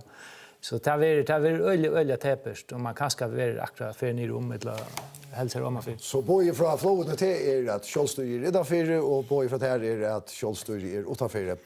Och det var eller 42 blänkar är på Dorsbjärkar. Vi vill bara se att analysen om är kanske att Scholds folk och Janna folk har ett antal blänkt eller till Scholstyr hon helt rätt. Hon helt rätt nej. Hon helt rätt. Vi färra ivratter och i Norrlandhuset här och i Tröntor nettopp ständer klarar vi en på i 4 Scholstyr. Ja, och det är formaren Saman Petter Grund, Saman Petter kvart sidor till det ser lunchaste tullene.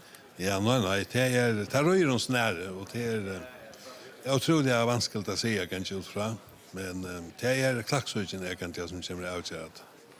är det vanligt om att det här det har större undertök och det har ju gjort att man ska rätta kunna på Ryssland sottmanland det har varit emot det. Gör det några vanligt att få några på Klaxvik?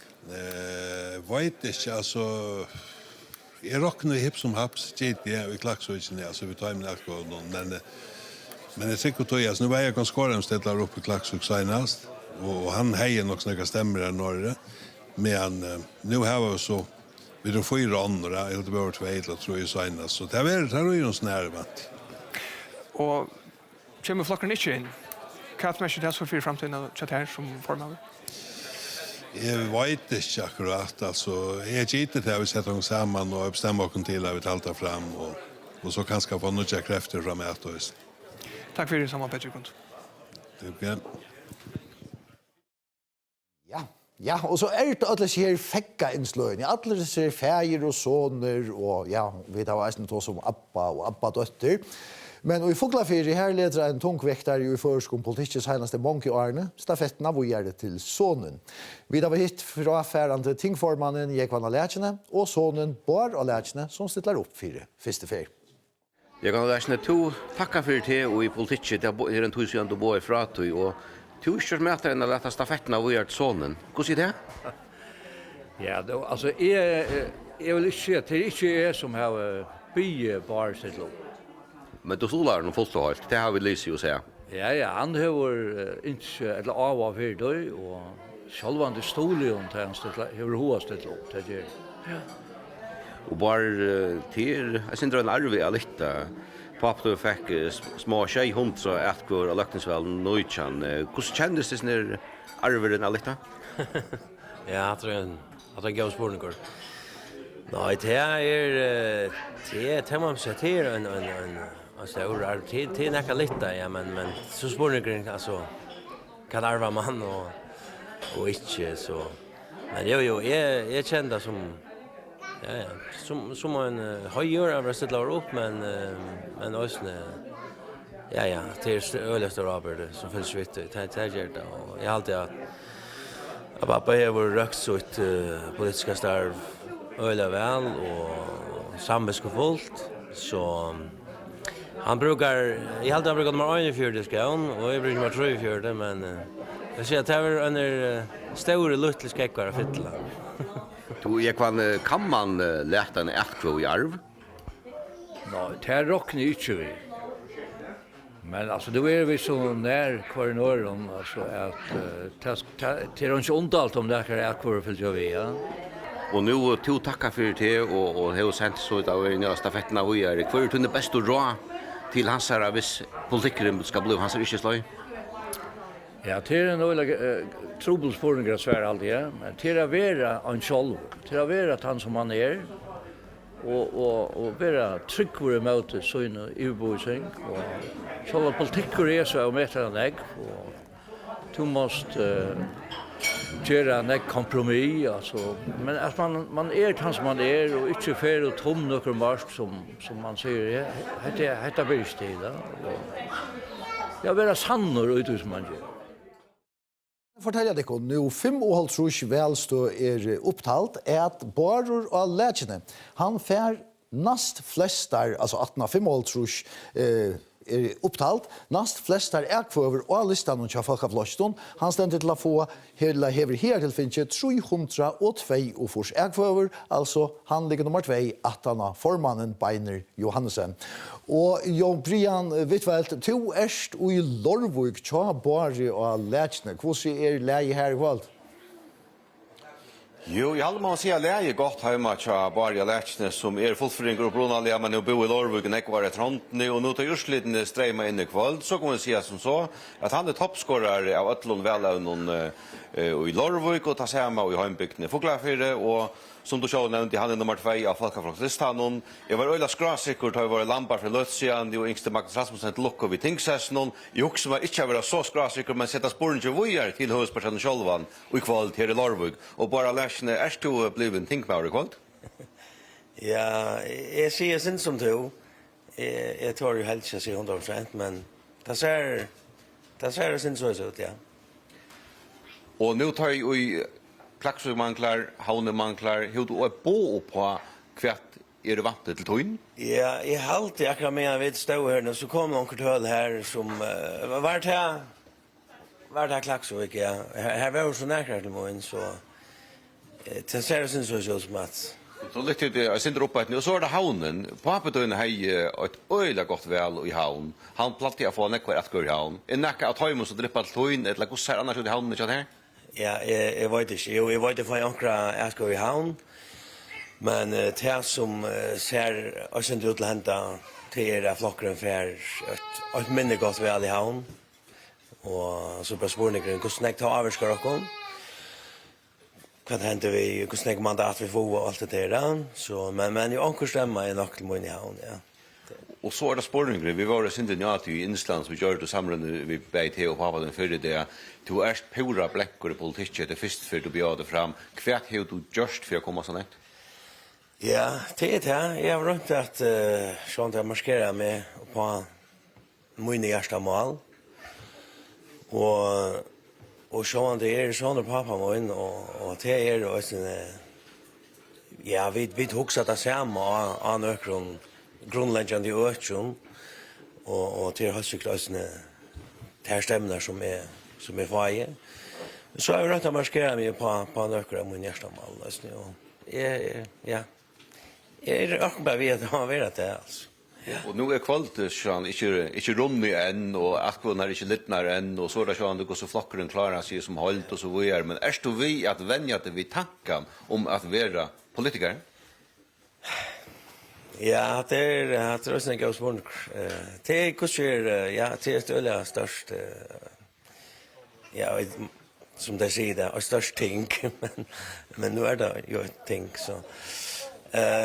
Ja, ganska spräckliga, men det man nog få att höja summa med sin tröstning, ja.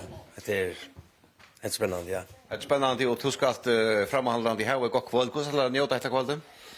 Ja, det sørst at han fyrir meg her familie. Det kan være bedre enn det. Så vi får ha noen her, og det er stakast kurs noen, og akkurat godt til å være bordet. Så det er på den måten, og så kan det huskes at anker kommer godt av træt. Så det skulle jeg ikke være velkommen til. Nu får det om med vara valtr lite. Så förstår jag så halsen ut luften och östen och nu har ju era stycken Klaksviken klar och jag finns att här framhållande gott kväll och klockan vi ursliten bara läsna. Tack för tack. Ja, jag Brian är stannar spänt här vid knappen och trust och Klaksviken att hon är kommit in.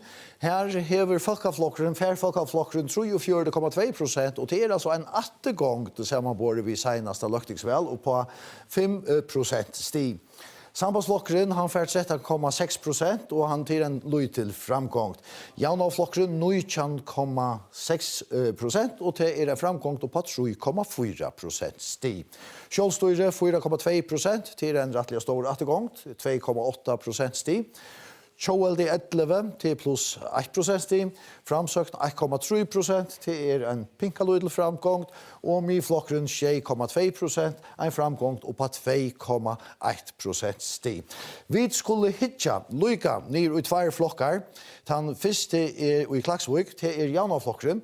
Her sykja vi til at Eikon Samuelsen, som bor i Klaksvik, hon får 294 akvover medan Axel V. Johannesen får 190 akvover. Det vil si at Eikon Samuelsen får nekve flere akvover enn Axel Johannesen. Hesa fer, det pleier å være Axel V. Johannesen og ligger fremster. Og så kunne vi teka folkeflokken og vite hva det som henter her.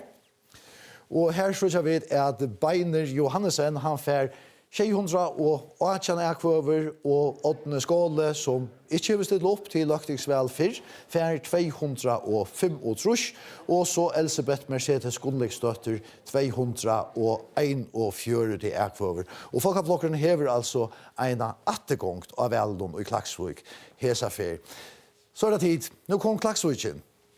Vi har framvis ikke total urslid opp her, men hva helt et hodåret skjer at folkeflokkeren gonger atter og just Klaksvik. Bert her vant da. Det var ganska svant. Alltså, hvis man får attor till det här vi att det har haft vanliga väljarkandidater och så att flockron har samlats runt om och nu då Beinøy är ju ur Klaksvik. Så det är ganska ovanta att attergången är så mycket stor som den är, men hvis man får attor folketingsvalet, då har folkeflokken eisen en attergång till Klaksvik. På var folkeflokken Marla men ju knus. Knuse, ja. Så man kan se att det är ganska inte är lika rösk att reka här norra som man plejer.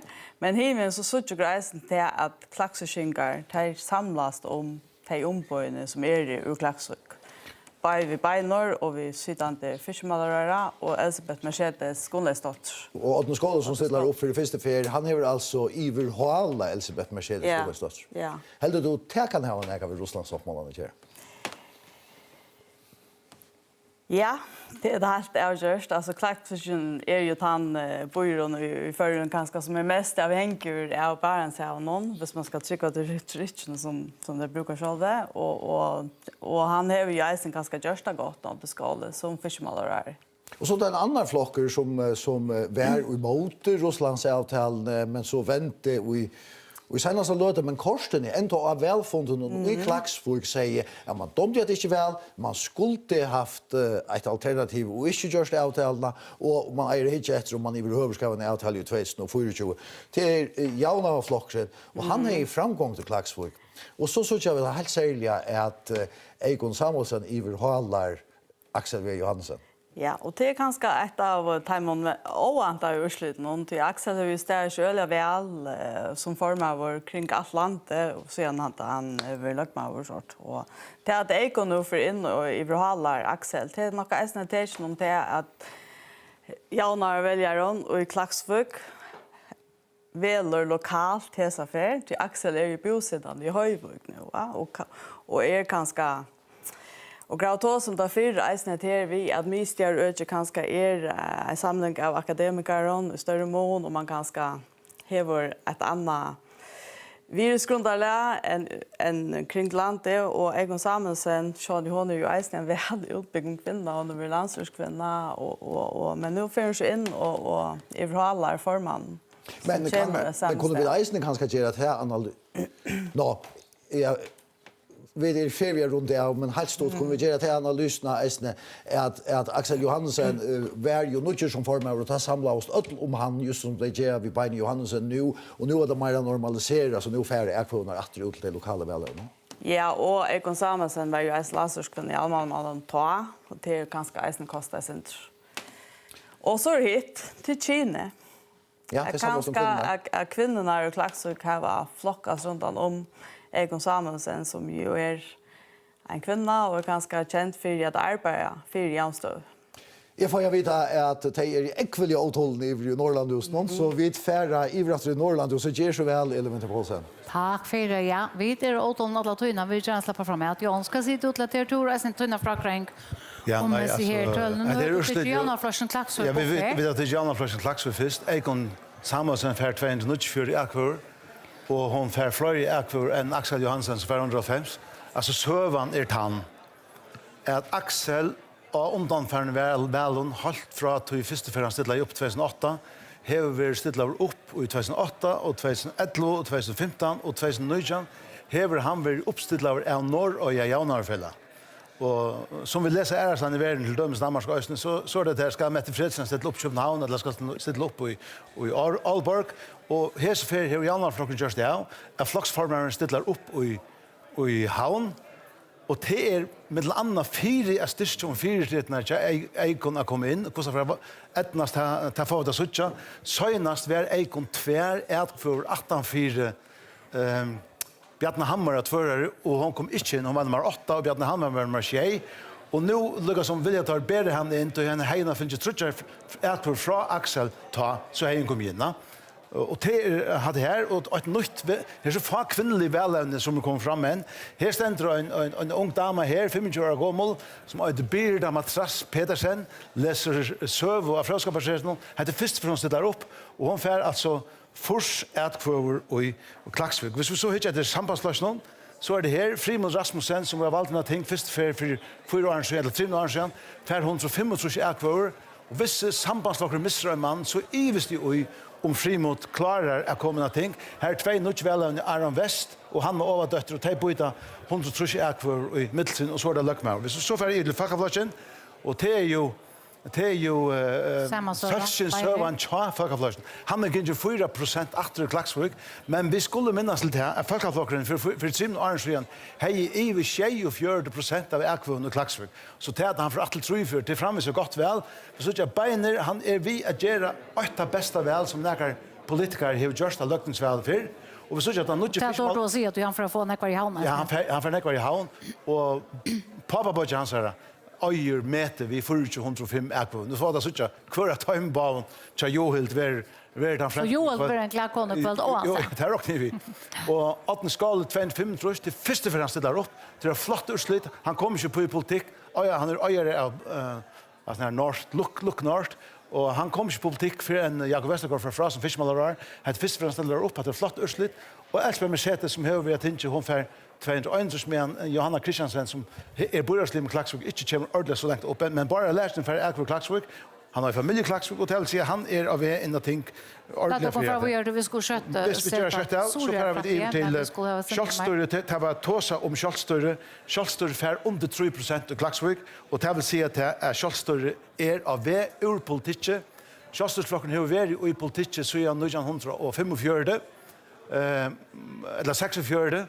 Men nu är han av ut. En av Habergen till Schalsstörreflocken har varit i Klagsvik och han har varit ut här. Jag säger ju Jan att det förekommer an på Chamiflossen om det var för fler i allt för här och ta imon. Här så vi till att Amiflossen Klagsvik här för Stefan 160 ekvar och Bill för 20 till sig att han vill ordna för han och ta Chowelde så såg vi till att Eirik Jaksson som sitter upp för 4-trusch eller Kletskar som sitter tinge för 4 och anfint och Toft som är en pura nutjerkandidater Brauerssoner man Elsbeth Mercedes han fær för Choweldsflossen 119 ekvar men det var inte nokka kommuna ting så rockne inte vi at några kandidater för Choweld var valtur estan för Sundalei visste inte var Sigrun Dalsgaard och Ronavik.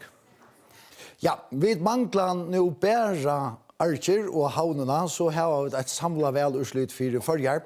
Här att halvene här har vi personliga ekvar för 5,5 välstö. Han absolutte toppscoraren och i förjon vi ekvar personligen ekvar till Beiner Johannesen vi 1300 och tjej och så gärna för jag brukar terminologierna till Johannes Hansen så kommer Pavabatchen vi 933 så gärna har vi Lökman så gärna har Magnus Rasmussen så vi vet och så har vi nummer 5 Erhard Johansen fortjänande formannen ur sambandslotchen så det var vi 421 ekvar. Och till just han vi färra att vi kan nu Frans Jensen to erst och i varje tja Erhard Johansen.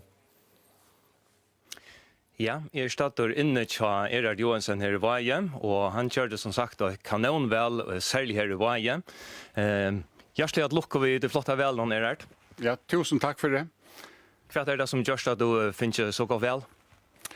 Ja, det må vara till att Soringar sälja Vapingar och Soringar här var helt det att det arbete som jag har gjort av luktinge att det har varit till främma för öppna och att det har varit rent och gott och silot. Och där räknar vi huvudsaken självande till det upp att nu har vi sitt i luktinge i 3 år och kanske sälja ser att det sista halt andra år kan jag sitta som formar för nämndene. Här vi just här att jag finner större exponering i milen. Men i botten och grund så må det vara till att Soringar och Föringar annars är det nukter vi till arbete som jag har gjort att inte. 421 ekor här till och nu manglar havnen Archer att tälja upp. Är det då visar att du har valt där? Nej, det kan man inte göra. Havnen kan bröta så öjliga nog. Men oavsett så är det ett gott väl. Sista väl så har 206 ekor. Nu är det kommit på 421 så det är faktiskt mer än jag har tåra att hoppa på. Så jag mäter själv att jag har gjort ett fantastiskt gott väl. Jag ser det flott väl. Vad väntar du att sambandslocken ända vi? Ja, sambandslocken kommer nog att få schemandater och det är jag avmätaliga glad för det. Det var faktiskt det som jag hoppa. Jag kan ska värdera 6 eller 6. Vi er ikke råkna vi 8, men det ser ut til at du får 6, og det halte jeg at det er ok. Hva er muligheter sørst du? Hvor gjør det? Vi synes ikke gode muligheter. Sambandsflokken er en semi-søkjende flokker, og ungefær at søkja samband vi tar flokker som ligger nærmest åken, men det er rett jeg svære på det, til er sjående flokksformeren tjogen, bare, som hever sammenhengen retten, og det er han som kommer avgjøre det, men stående tjogen alltid hampelig god. Her takkar vi Erard Johansen 4, og takk for her surfra. Takk for det, Frans. Vi mangler framvegis Archer og havnene, så her har vi et samlet urslig for forrige, og kunne begynne at manna løgtinge. Men vi kunne få en uimynd av støvende. Sigrid Brent, du av stenen i høttelen i Holse, og nå råkner vi at du dår ikke bedre å si okken. Hvordan ser det ut til flokken?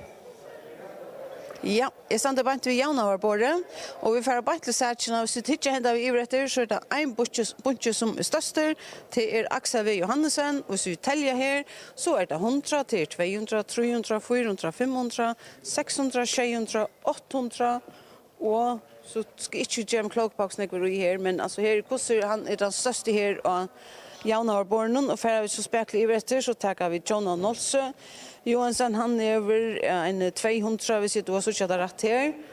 Og så færer vi ivretter her, så kommer vi til Angelin Strøm. Hon hever 100, og hon hever 200, og hon hever 300, og hon hever 400, og 33, men det altså vi har som pinnen minst til, jeg slipper ikke å telle selv. Og så er det Christiane Winter Poulsen, hon hever 100 og 100 cirka. Vi kommer til Margaret Stora, hon er 146, og det skriver her. Og så får vi over her til, så kommer vi til Unaholm Johannesen, 202 etkvøver, hette sjående alt utan brevetkvøver. Og så får vi over her, kjølstøyre livet opptalt, folkeflokkere livet opptalt, sambandsflokkeren, og hvis du lykker få fotografene, her kvite påstand som er her til her etkvøvene nå er ferdig ui, og det er gammelt der, og jeg vet ikke hvordan det går over, men hvordan er det landet. Nå er vi kommet til Kjøveldsbordet, og det ser ut som det er leit etter omkring etkvøven her, jeg skal ikke gjøre det sikkert. Men hvis vi tar, lykkes så tjokker her. Her er Siri Stenberg, og nå koster 100, og så så ikke det telja nå, så man kan ikke snakke for hardt her. Så kommer vi til Magna Arke, han hever 90 minst til etter 8 brev etkvøver, så har vi Lilina Veie, hun hever 144, og Nei, sier han jo. 144. Ja, her står 144, ja. Og hva annan kommer, så kommer det til en stor bunke her, her er Høgne, 400 etkvøver her, pluss da leser i brevetkvøven. Her var Pålstøtter, 196, Erling Eidskort, 134, og så er det Bjørn Samuelsen, 444, og tok vi vi tok høkna vi her. Og så er det Annika Olsen, som har finnet 55 etkvøver her i havnene. Og så er det altså pluss brevetkvøver. Og nå men er jeg inne så får jeg lykke ut til framsøknarbord i Eisne.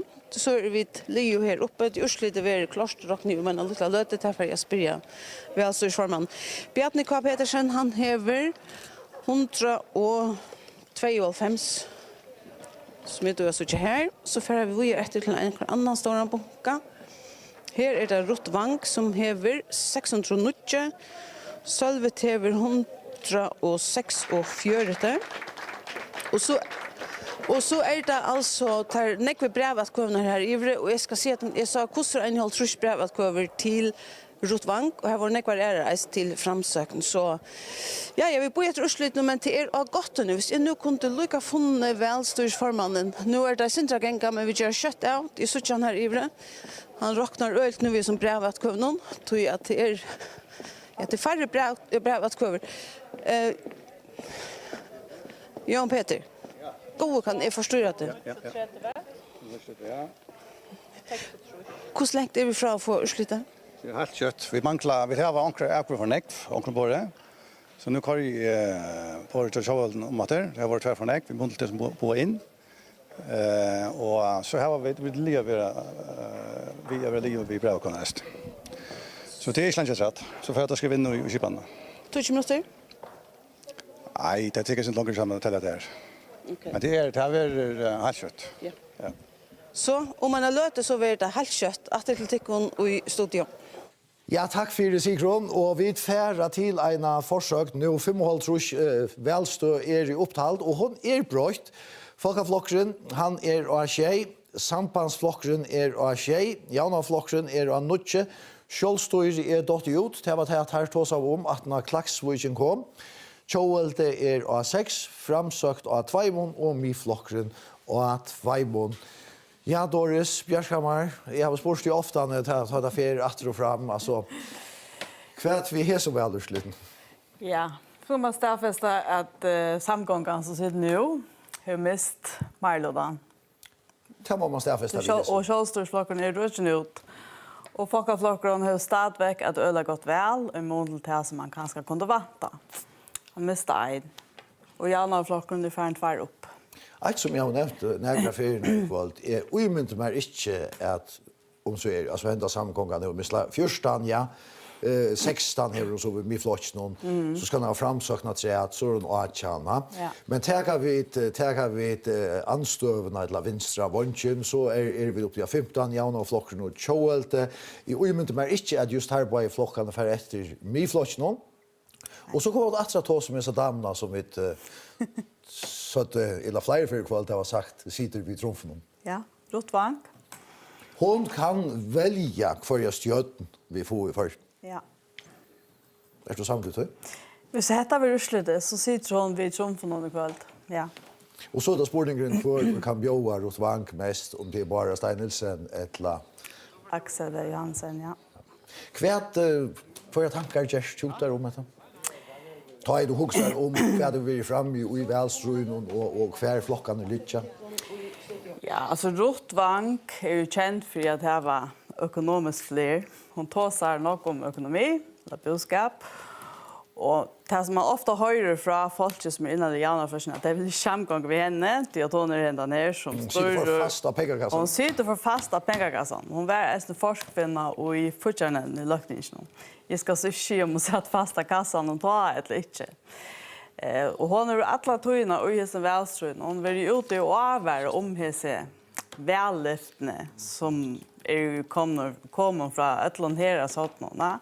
Men det är ju det att nu är välstrun ända väl är liot, väljarna tosa och så ska man ända förhandla.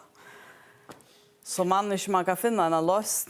I helt vi høyre at hun sier i Klaksvik, av senaste velfunden, at hun er veldig ikke glad for samstarver som er veldig i samgångene med Janaflokken og Tjåvaldsflokken.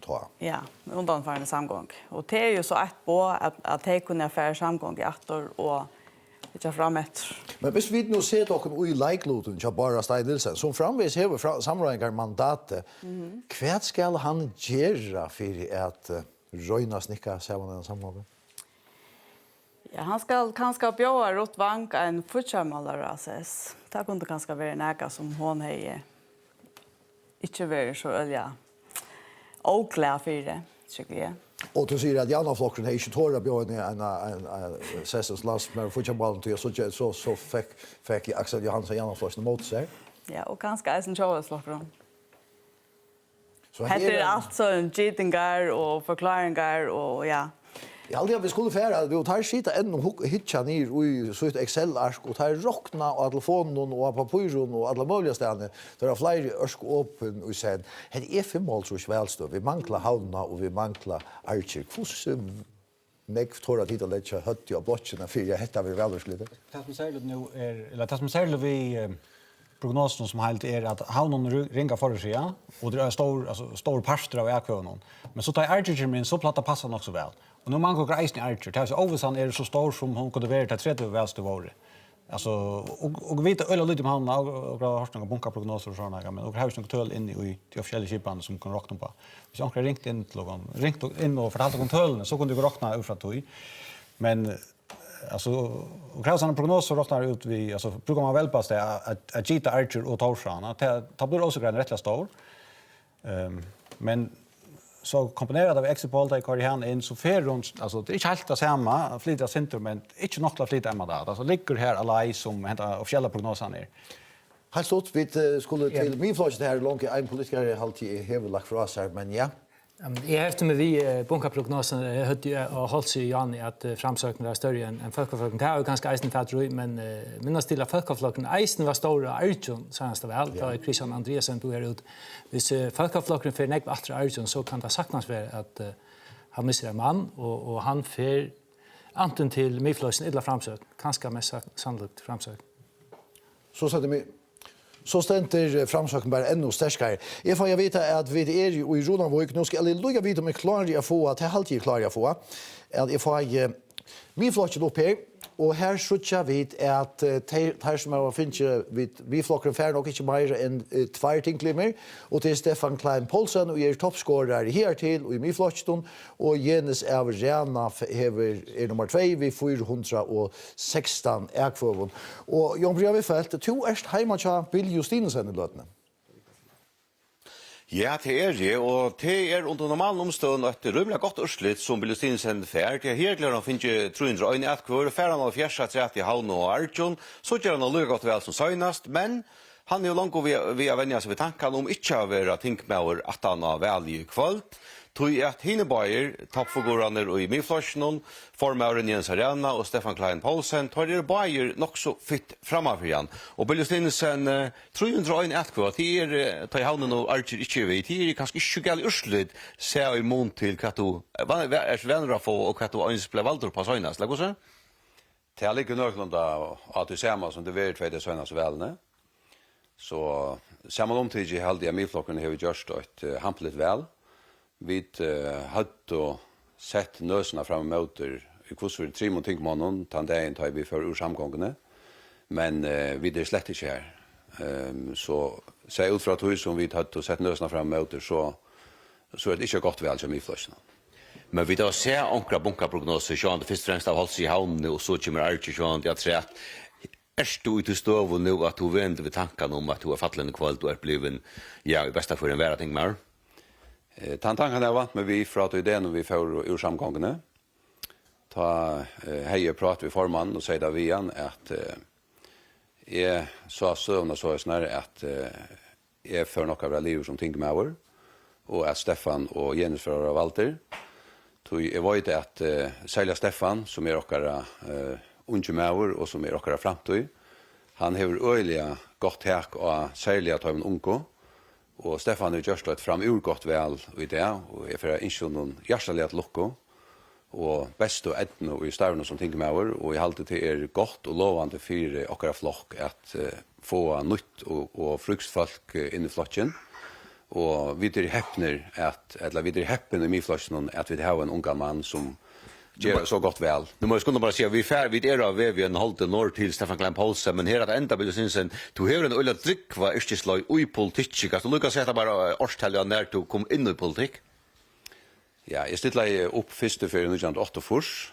Var vi till att ståna Miflossen i 1995 och samma vi går om falkon vi till att skriva stävneskrona och politiska mål för Miflossen. Så du kom gratulerar början av flocken. Ja, och är du framhållen ja och kom jag in i politik i 2002 som landstingsmedlem och har varit i politik i 20 år. Det är ser privilegierad att ha varit i politik så länge. Och jag får nu det höra till att tacka ödlund Heimon som har solat med tjögn ödlis i årene och särliga familjerna som har backat mig väl upp. Så stora tack för det och hjärtligt lucka till Berg Stefan och Jens. Ja, hatt Vi är färdiga i Norrland och så är vi så tja urslit tja Janna Flossen här efter 5,5 trus välstö och vi var formann i Janna Flossen Axel B. Johansen i Norrland.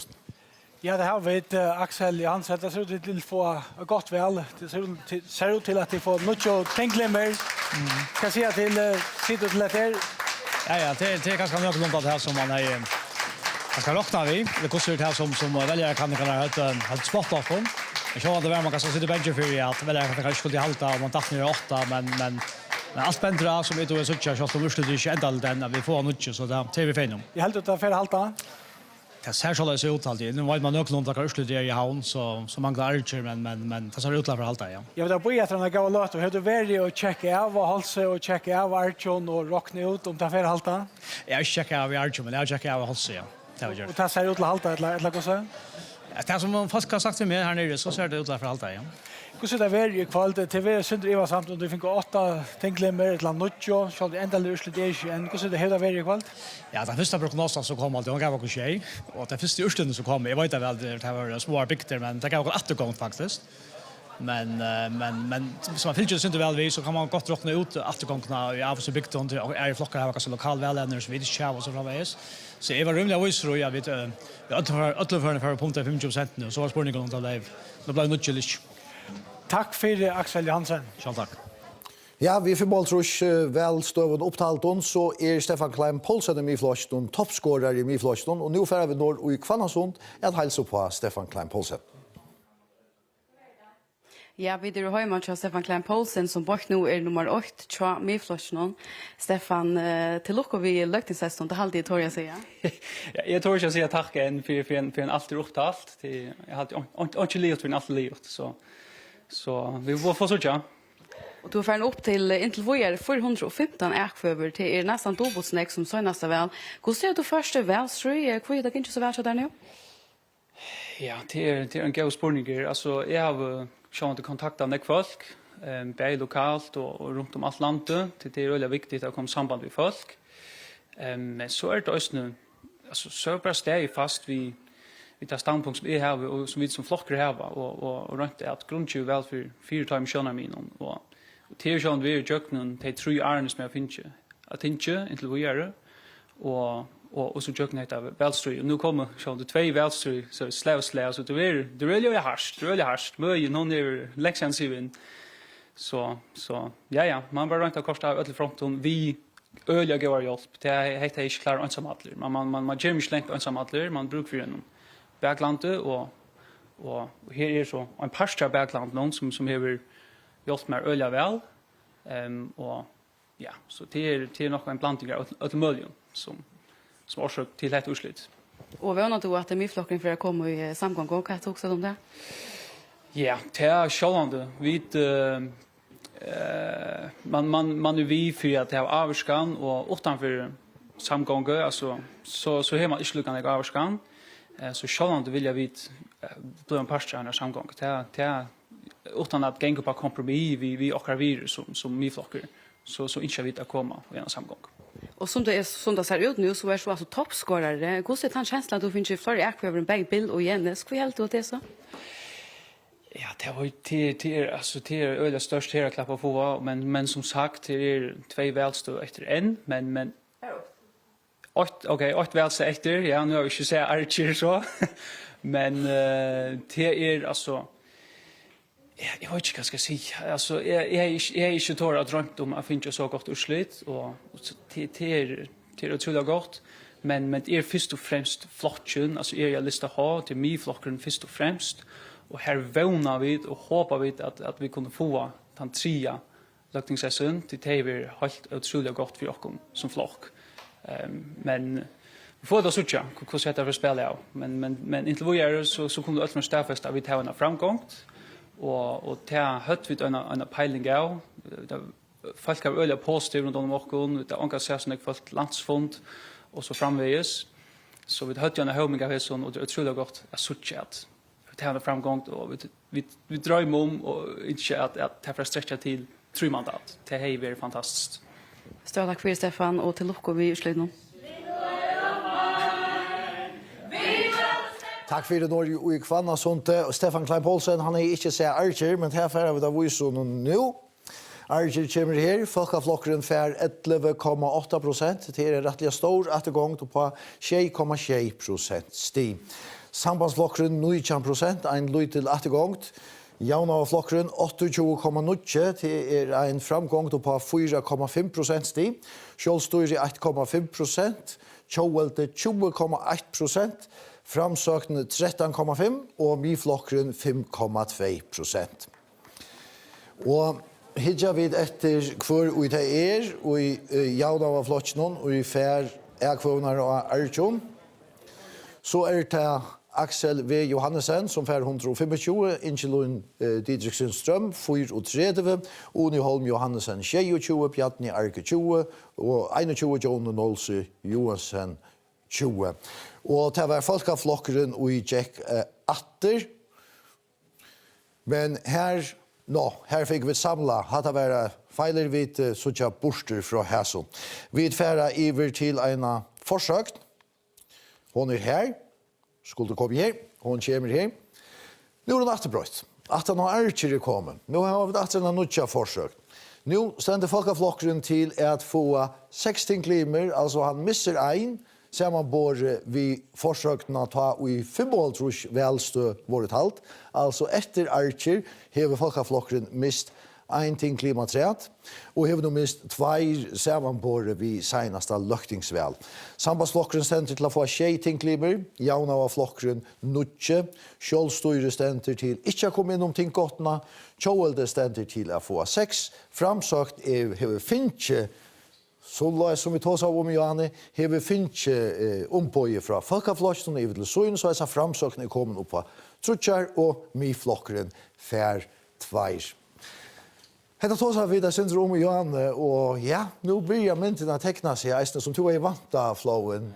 Ja, det var regen som är vanta till att sålais forda så ut, og vi manglar bära havna nu. Ja. Havnen og Archer blir ofta løyjast nok nek, og hvis hetta var næga som minner om Oslo i havn, så halte jeg at det var ikke, vi vant ikke at det var brøtt av havnen kommer inn. Så tid tåra at nærmast lägga høtt jeg bort? Nei, det tåra ikke, men vi vant det ikke. Det er også viktig å minnes til stor brøyding Archer, Christian Andreasen ikke oppstiller hesfer.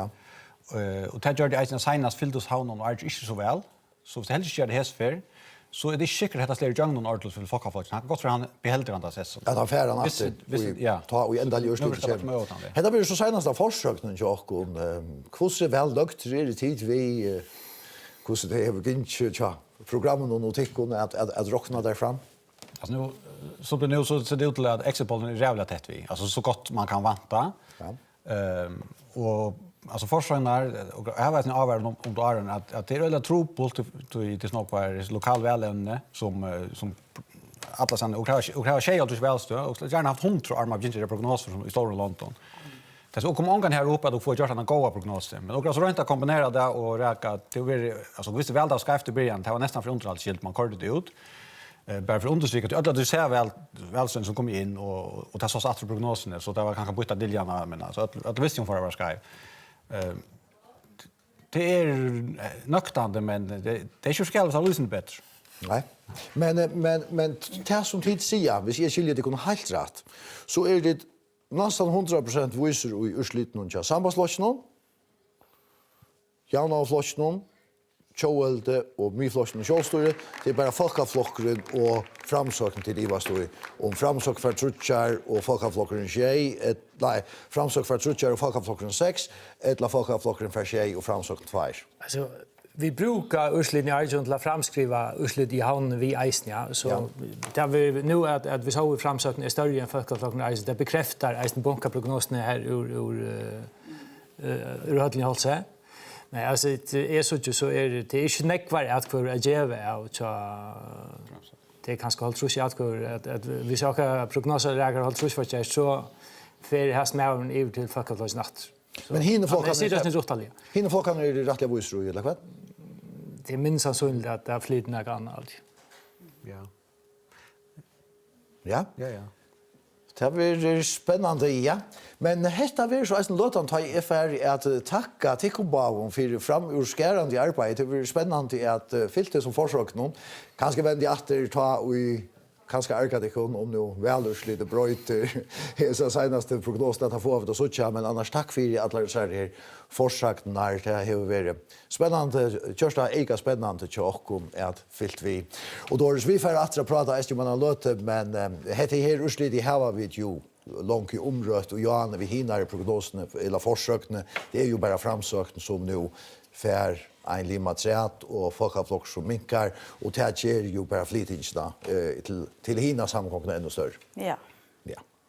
Så vid färra en låte är att bjöd hemmen i Norrland hos någon år ger så väl elementarpolsen. Ja, tack för det. Och Johannes, prognosen nu, och det är alltså framvis utan havnarna som självande kan flytta nek. Det är självande stora spänningar om kvar Valtor.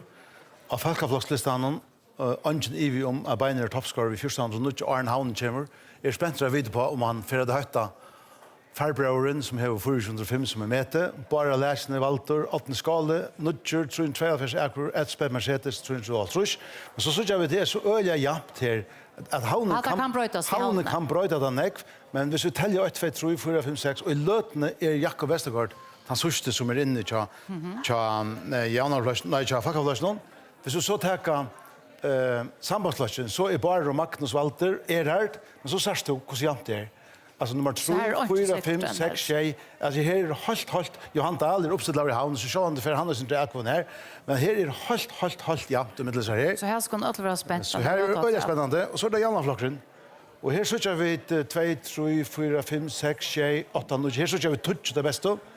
Og selv om det hvis Janarflokken ferdig vel, som man ser utenfor, og som man ferdig få, så kommer han samgang, vel sagt hans. Og så det av vers 4 nummer 12, og de som ikke er på listen her, kunne gått, og som i havn, kunne gått ferdig inn. Men vi synes at til kjent folk, Axel og Bjarne og Johannes og Jone, og så Eikon og Ingeluin, og Henrik Aald til spørningen om hvordan vi hånden, og Susanne Bergsøn at førere. Men Bjarni Hammer jo, han nummer 2, og så sett her, og Janarflasjon i løtene. Kjølstøre kunne vi nesten lebe om, tar få, ikke nærkere valgten. Her Kristin toppskårer, spent å vite om han vil toppskårer til havnen kommet. Og Tjauelde. Hvis de får 6, så synes jeg her at Siri og Høgne og Bjørst og Eirik Joakstå og Dennis Holm og Anfinn Toft, 2, 3, 4, 5, 6. Men det brøyde sjølvan til å ta i havnen kommer inn. Her til dømes... Så her til 2 år et eller annet? Ja, 2 år vei, kan man godt si. Så som støvende i løtene. Og så det til utrolig urslit til rått som laksens av veien av ting. Og hun finnes 301 til Arne Havn kommer. Og vi finner vite hun kommer på 600. Og så det Bjarne, og så vi får sier den sørste prognosen at de får 3, og han som stendte nummer 3 i løtene til Karlot Helgarsson og i Nølse. Og om det vil han, eller at det kanskje vil Sjølvitt, eller at det vil Hanna, det får vi da vite 17 i kveld, nå tar jeg Urslit i havnen kommer. Og han tror alt eisen er sånn åpent. Ja, misjant. Og så tar vi ferdig til midtfløtjen. Vi ser jo Bill takker for seg av Facebook og eisen nå her. Bill har faktisk gjort seg nok så godt vel, men... Det er så langt med det. Nei, og her 308 og 416 Jens og Valder i havn. Jeg visste ikke Jens kommer inn, men jeg er ikke sikker Jens for morgen Stefan, men jeg rokker meg ferdig. Stefan har gjort det fantastisk godt vel. Så Stefan, som ikke vil være Valder Tinkmar enn, han vil være Valder Tinkmar i kveld.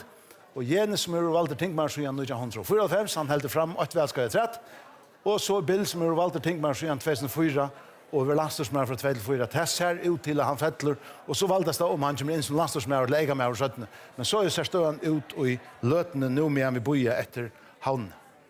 Så spør noen hva det kan brukes til? Ja.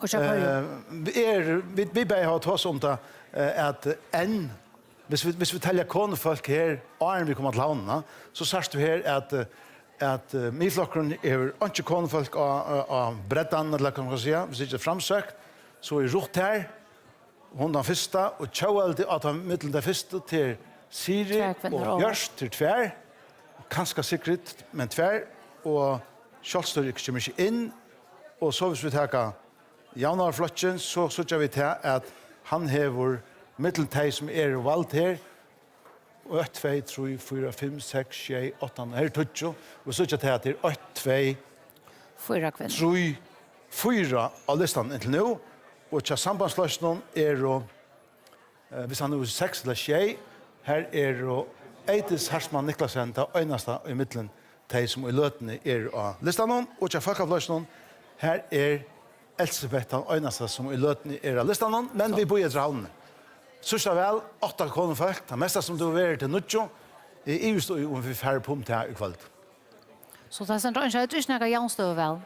Hette er ikke veldig godt jævnstøv vel her til, men nå vet vi da rundt at kvinner røynes vel og holdt seg i havn, og det skulle ikke undre meg hvis det dømes, hvis det er Kjøvelsløsjen. Vi nå jeg snakker om atter her til at det er frattig at vi tar en gest i Norrland hos nå. Ja, vi tar bare Støy Nilsen ved og bare ta seg til at de får tjej ting folk samband prognosen som är nu kan sitta där. Ja, hvis det prognosen halter som tider kommer vi, så det sterk feil gjennom det utslutet, til at det er ikke om at det er nekva velgerkanninger som har givet og kommunene minne til, og ikke minst øysen til sørste degene her vi da holdt 9-5, tog jo overfeien og øyelig takksammer for til gaua og siliga velstøy som okkara velerne var først, og at han har stål ut av finnkje fra okkara organisasjon, fra okkara skrivstå og alle folkene som har steinet om flottjen. Og dette viser at sambandslokkeren alltid et godt vel, og at vi har gaua bakkar på samme omkjømmer. Har du vært nervøs for utfallet i kveld? Jeg var nervøs og sjølvand, at det er en velstøy, en veldiste, og det er en diste, så er det alltid spenter, og hva enda det vi, og så videre. Jeg har haft en gode kjensel alle tøyner, men det skal ikke være noe løgn at han velger kan ikke la her boer velger kan han komme for det. Det er gode med en kvøkt, at jeg helt selv at kjenslen var god, at vi 8 for å klare å ha rymlig utslut, vi skje mandat og natter. Men ta välja kan inte komma ta blev sin drömstimlar. Men nu så jag vet att Axel Johansen och Janne Flockren får ett gott väl och han vill inte göra det svårare på om han vill ha nästa lökmar och helt du heter Jeffrey Möllagan att ta lökmar åter.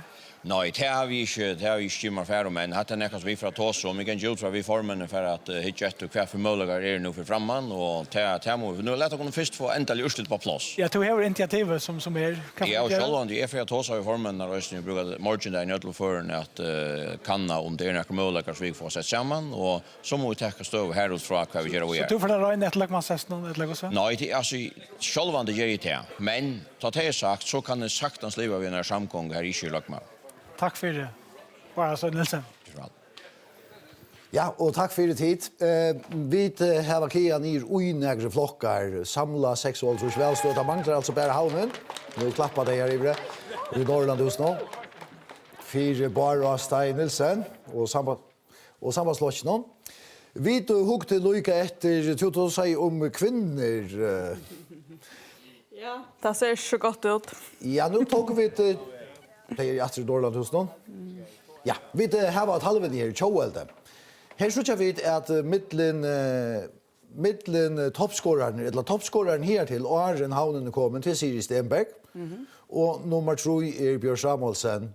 Høgni Høytal, han får altså færre akvøver. Han får 302 akvøver om Atlantet, og til seneste vel fikk han 400 om Atlantet. Vi synes ikke Beiner Johansen, som får en rikve akvøver om Atlantet. Vi har sett av Axel Johansen. Hva er vi har hentet i Tjåeld i hele to? Ja.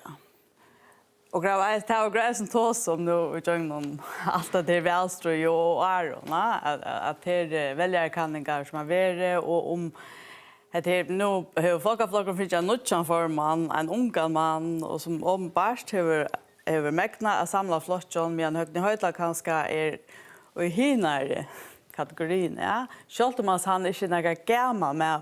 Han är blivit en av de gamla till han är Han är blivit en av de gamla till han är så långt och han har gjort ett fantastiskt arbete för Tjåeld och för förjar och allt det där. Men hvis man huxar om att kanske att det som gånger ut jag gläser det är emot det åker inte just det.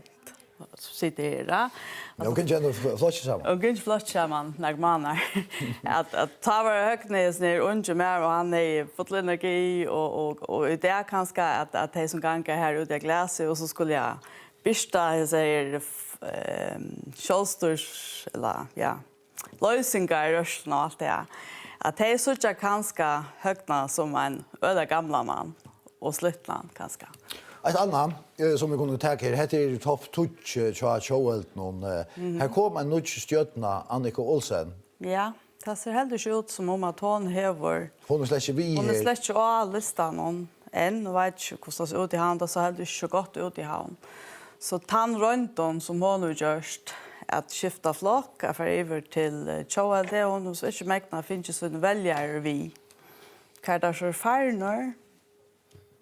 Ja, det får vi då så att ta ända. Så att ta ända löslite. Felix. Men vi kunde stäfesta att runt Annika Olsen är att komma till köknen Tjåeld utfrån hem och bunken och vi där snäva sig Anders ja och utråtar höllne.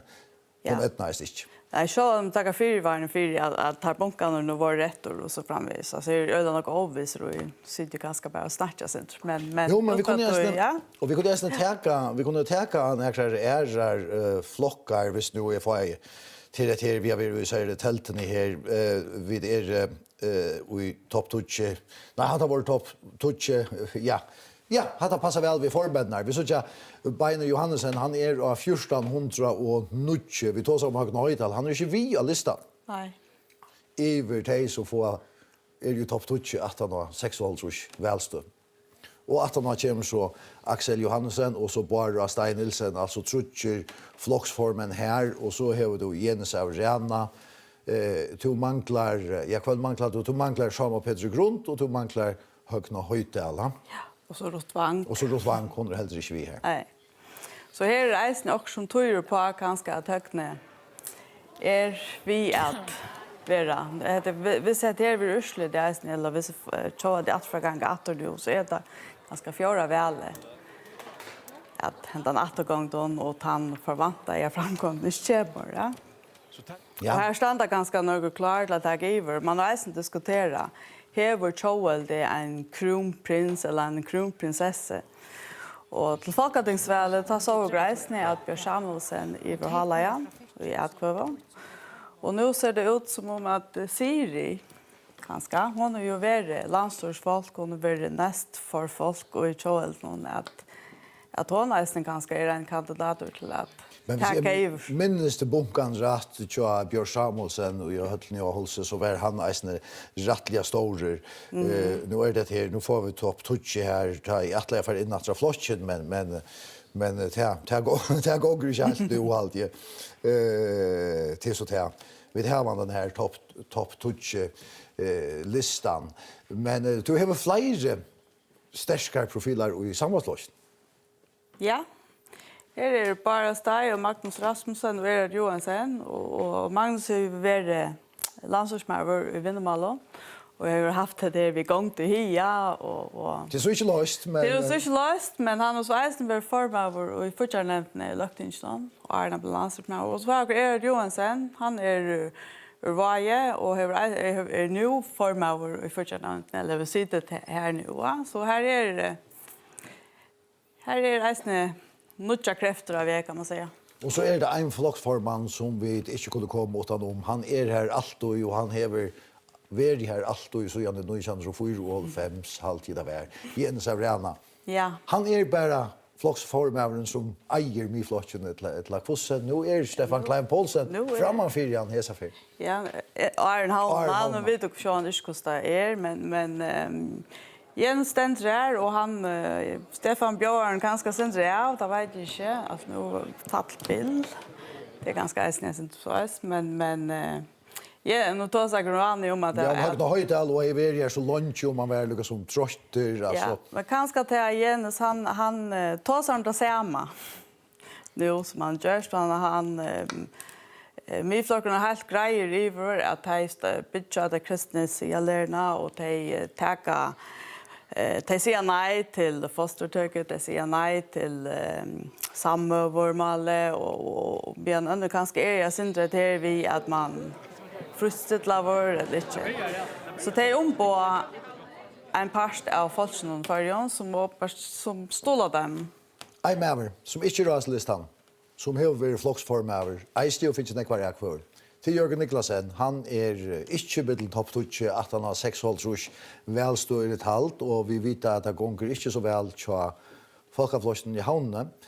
Och nu färdar vi att vitja Jörgen Niklasen.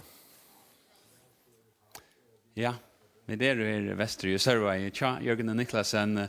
Jörgen, allt liksom hanker i Leisen Loft, jag kan nu och till års 20 chapter eller selter. Hur hävde det i Lötne? Nej, otroligt spännande. Alltså, jag vet om det är spännande förbåslister.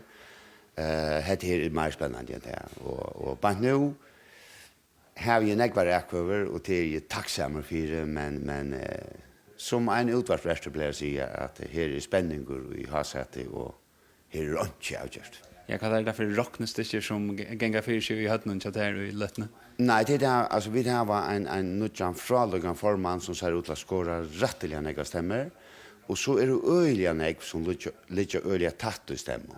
Alltså är det kommande på 318 akvar och Arnhavna. Och här må jag säga att jag har ställt upp 6 fel till lökting. Arne kom här upp i akvavon. Så det är ju fantastiska tacksamma för det.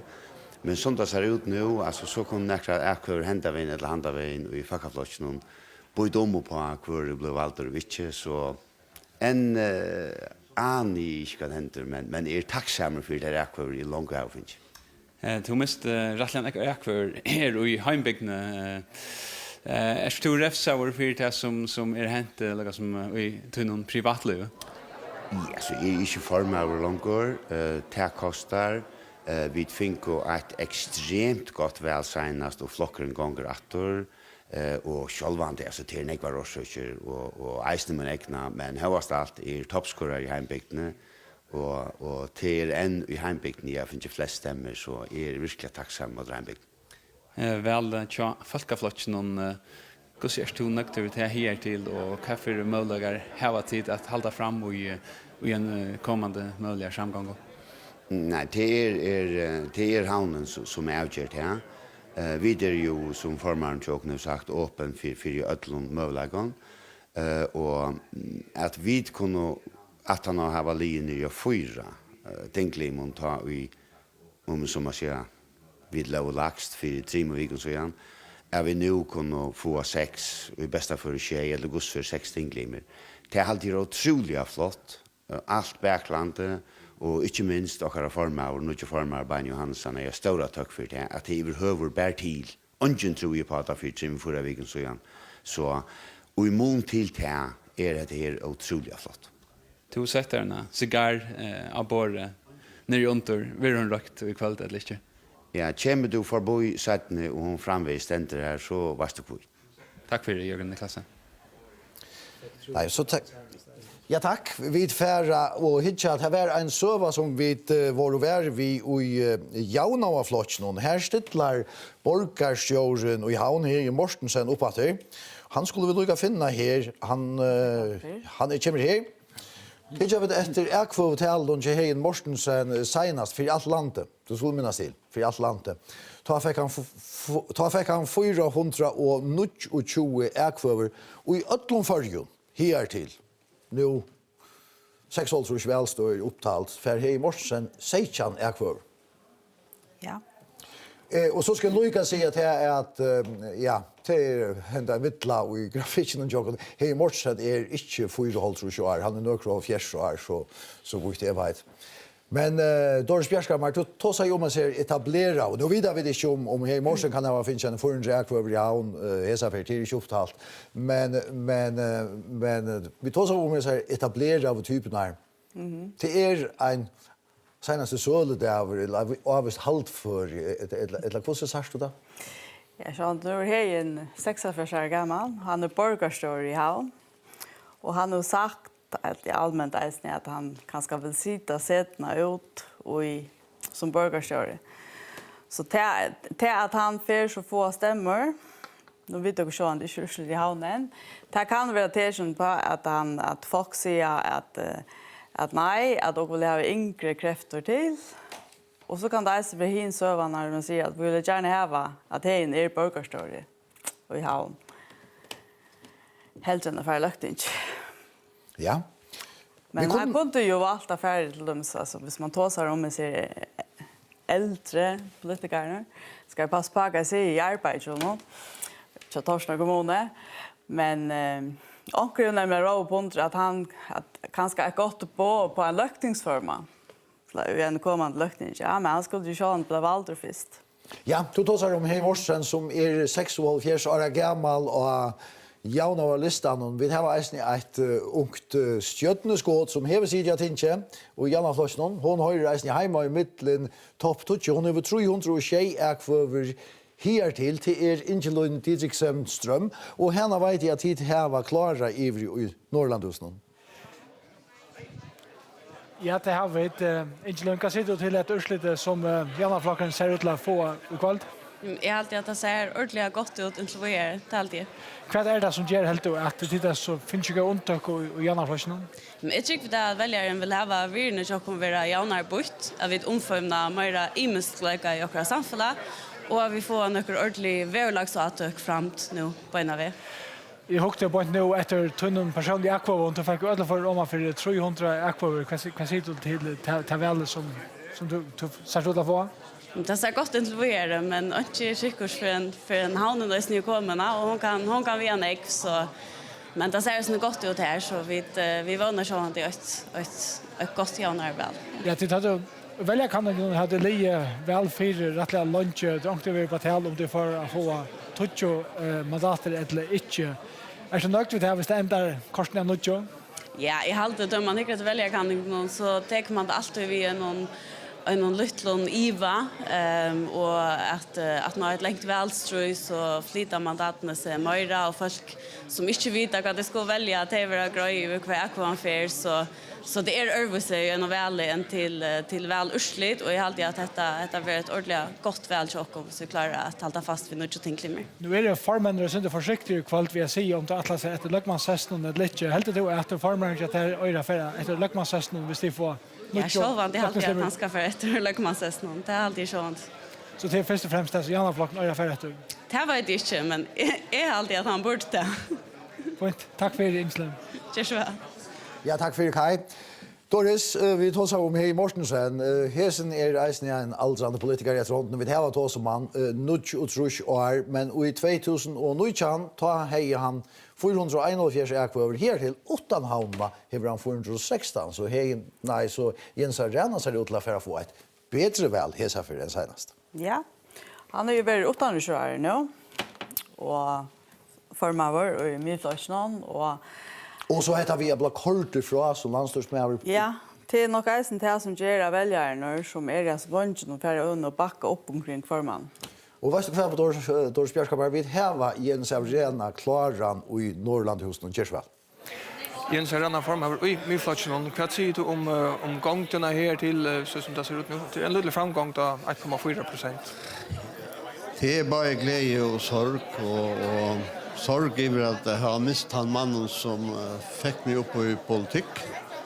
Det drømte jeg finnes med året her, men så ringte han i 1905. Fikk jeg uttale meg til å stille opp, først før. Og samstarv var medtallig godt. Men det er så det er noe tjatterlig som nå til griver. Men ja, nei, jeg har ikke haft en lilla framgång. Jeg har haft en solida og goda framgång i fleste støvål. Så det er glad for det, men kjettdriver at det ikke finnes den trea. Ja, til det finnes så ikke noe mye av som det ser ut enn i ødelføren. Magnus og bare havnen. Jeg har det slett ikke, det er sånn noe. Ja, nu finner det så ikke den trea mannen som det ser ut til her til. Hva mer er det til å kunne gjøre for å røkkes ned i trea mandaten? Ja, det er bare et godt arbeid som skal til. Kanskje at noen ikke mer klarer at gjøre det som også ikke begna er. At nå til kommende etterlinjen. Kanskje det er det som skal til. Er det en nødvendig formar som skal til? En nødvendig formar? Nei, det har vi slett ikke hukse om. Jeg har ikke at tøllen kommer er så vanlig at vi behøver å hukse om det akkurat nå. Men dere har en god framgång og hit finner det innan huset. Ja, nu är det så bara havnen efter och tog först så jag tror att det var Stefan Klein Poulsen som tog nyttja parstaman i tinsen men du syns inte några outcher om att om formansessen. Nej, det här först vi har några tals om det så jag har inte att det akkurat det som är aktuellt i kväll och gå i Ryssland någon i havnen. Och så får det så får det igång vi vanande samgång och samränkar till det som ligger först för framåt. Kom in och nyttja samgångar? Den vanan är alltid, som jag ser på andra spårningen av år så börjar man alltid med en vad ska man säga, en rein blä alltså skriva på att man nu blä tar man för samgång och samränkar. Og ta gamla samgångskjell borstor, og vi vet ikke hvor flokkene være, men jeg så ikke løst på at det her er flere muligheter. Kanske att han ska man säga onökten som är innan så i midflöjten till att du var kort ifrån som landslagsmäver hon är borsten upp. Det är färre. Så har haft det nytt väl. Och har bläcka ta gamla samgångar skälja trum och för att göra ett nytt vissugur är vi i samgånge och tema för att kunna bära till att finna ut. Tack för igen Serena. Själv tack.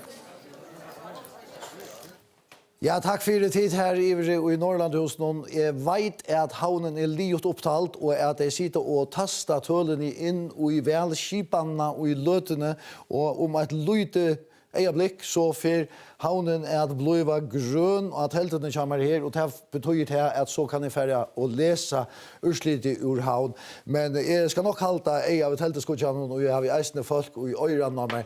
Leta kunne færre atter til samgång og møvleggene som vi släppte ju Johan Doris Bjärskammar. Jens Arena säger att han gläder sig för samgångssamverkar. Kvarje möjligheter hever han och vissa hetta vid antal görs lite? Ja, så ska han för att till det man kom från nu, här som man blev kort ifrån. Och helder du att luften är ren, som man plejer säga att luften vill rensa vid en väl, men hejet han samgång kan det ju det. Det kan vara att när jag hylte, men jag tycker att hon tar för. Men det är 15 alltså, det ska långt rätt. Och framsagt är ju en helt alltså viruspolitiskt bättre över till myflossen. Bättre över till myflossen, ja. Men som man också att som att det är vi till fortsättliga ganska. Man ska inte säga hur mer brukar mer pengar eller mindre pengar. Havnen är klar av mina tälte. Det mest till att orsaka Doris att är färdig över här. Vi har havnarna och vi tar henne på ena vägen här. Här är urslitet och i havn. Vi skulle rensa skärm 3. Han där. Folkaflokkeren i havn fär 20,5%. Det är en återgång upp på 5,8% stig. Sambandsflokkeren fär 15,8% i havnene. Det är en återgång på 0,8% stig. Jaunavflokkeren fär 31% och det är en framgång på 3,1% stig. Kjolstøyre 1,4%, en liten framgång på 0,2% stig. Kjolde 22,9%, det är en liten återgång så det senaste väl på 1,5% stig. Så är det framsökt som har en framgång. Framsökten för 12,8%. Det är en framgång på 4,3% stig. Och här vi tycker vi är att han 3 mandater till framsökt är tritja och serfröjande nycka i bordet här tjavar. Myflokkeren 5,6%. Det är en framgång på 0,5% stig. Detta märker så att jag kan färra över här och teka landsurslitet i Vrøy som skutjanon. Landsurslitet, endaliga urslitet av løktingsvelen 2022 at Folkaflokkeren fikk 18,9% og miste altså 6% stig. Sambandsflokkeren 20%, en återgång på 0,6% stig. Jaunavflokkeren 26,6%.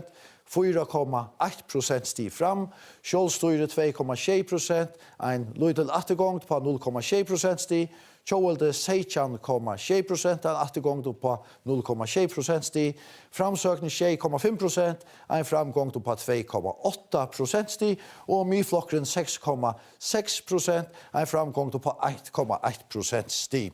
Så er det til om vi kunne suttja til i mandatum. Det kunne vi ikke. Det rikker ikke, utan så at onker ur kontrollrum noen klarer å gjøre mer et endaligt urslit vi mandatbyten, men så som jeg tog jeg råkner i høtten noen, så det samme mandatbyte som vi så og senaste forsøken, altså at Folkaflokkeren fær 6, at Sambandsflokkeren fær 6.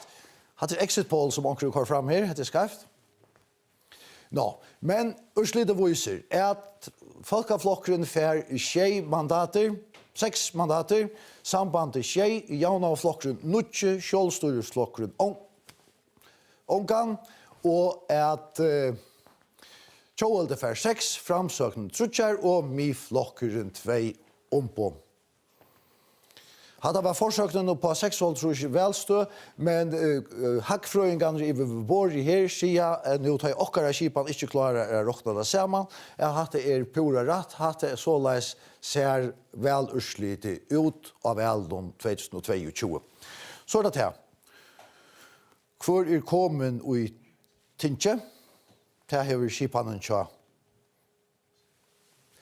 Skipanen tja kun sier det, og her så har vi mandat på det 1, 2, 3, 4, 5, 6. Tja folkeflosjonen, Beiner Johannesen vi flest ekvåen, Barur Alertsene vi nast flest ekvåen, Åttne skole nummer 3, Jørgen Niklasen nummer 4, Elisabeth Mercedes Gunnlagsdøtter nummer 5, og Jakob Vestergaard det seneste mandatet tja folkeflosjonen. Ja, så Barbara Stein Nilsen, flest ekvåver i sambandsflotjonen, 1305, Trojane Magnus Rasmussen, Erhard Johansen, Johan Dahl, Eitis Harstmann Niklasen, her var altså en kvinna i folkeflotjonen og en kvinna i sambandsflotjonen. Kaili og Holm Johannesen attevalter, og Helge Abrahamsen eisne attevalter i sambandsflotjonen. Og i Jaunavflotjonen her det formøveren Axel V. Johannesen, 1901 ekvøver, Ingelin Didriksen Strøm nummer 2, en kvinna vi 600 ekvøveren, Jonen Olse Johansen nummer 3, Bjartne Hammer nummer 4, Johannes Johansen nummer 5, Eikon Samuelsen nummer 6, Une Holm Johannesen nøyvalder som nummer 6, Henrik Olt nummer 8 og Market Stora fær til seneste mandatet her vid 305 ekvåen. Tjovalde, her det Høgny Høydal toppskårere vid 630 ekvåen.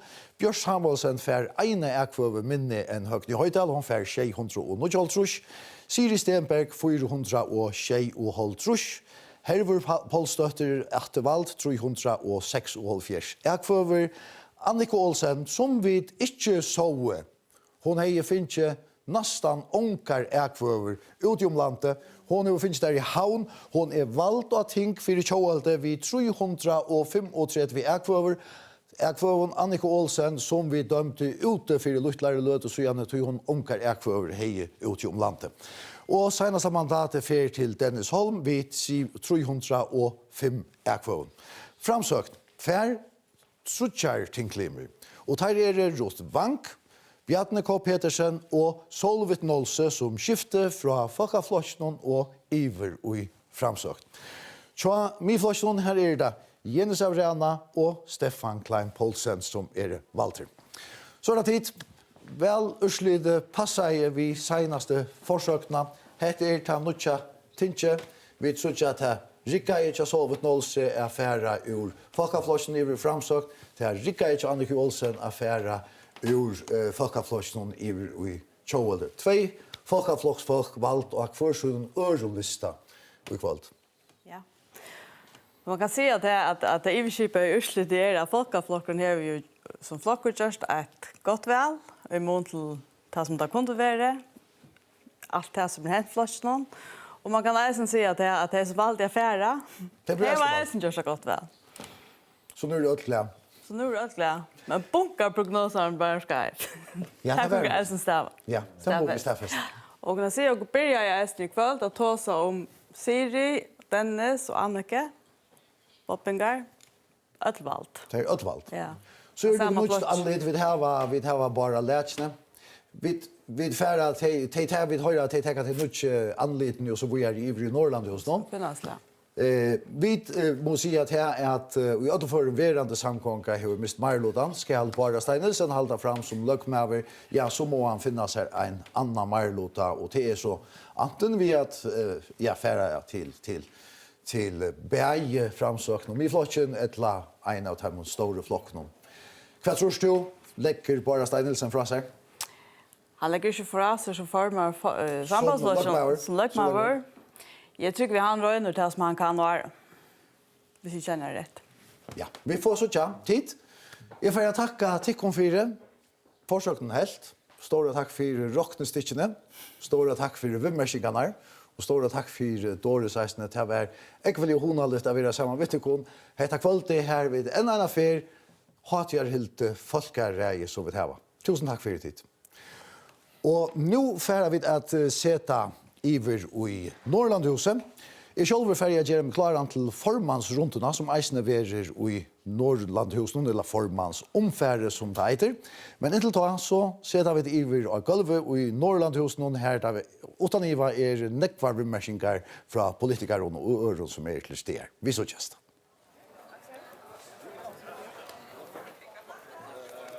Ja, takk, her vi. Johannes, Ja. har vi finnet manna Ja. og kvinna.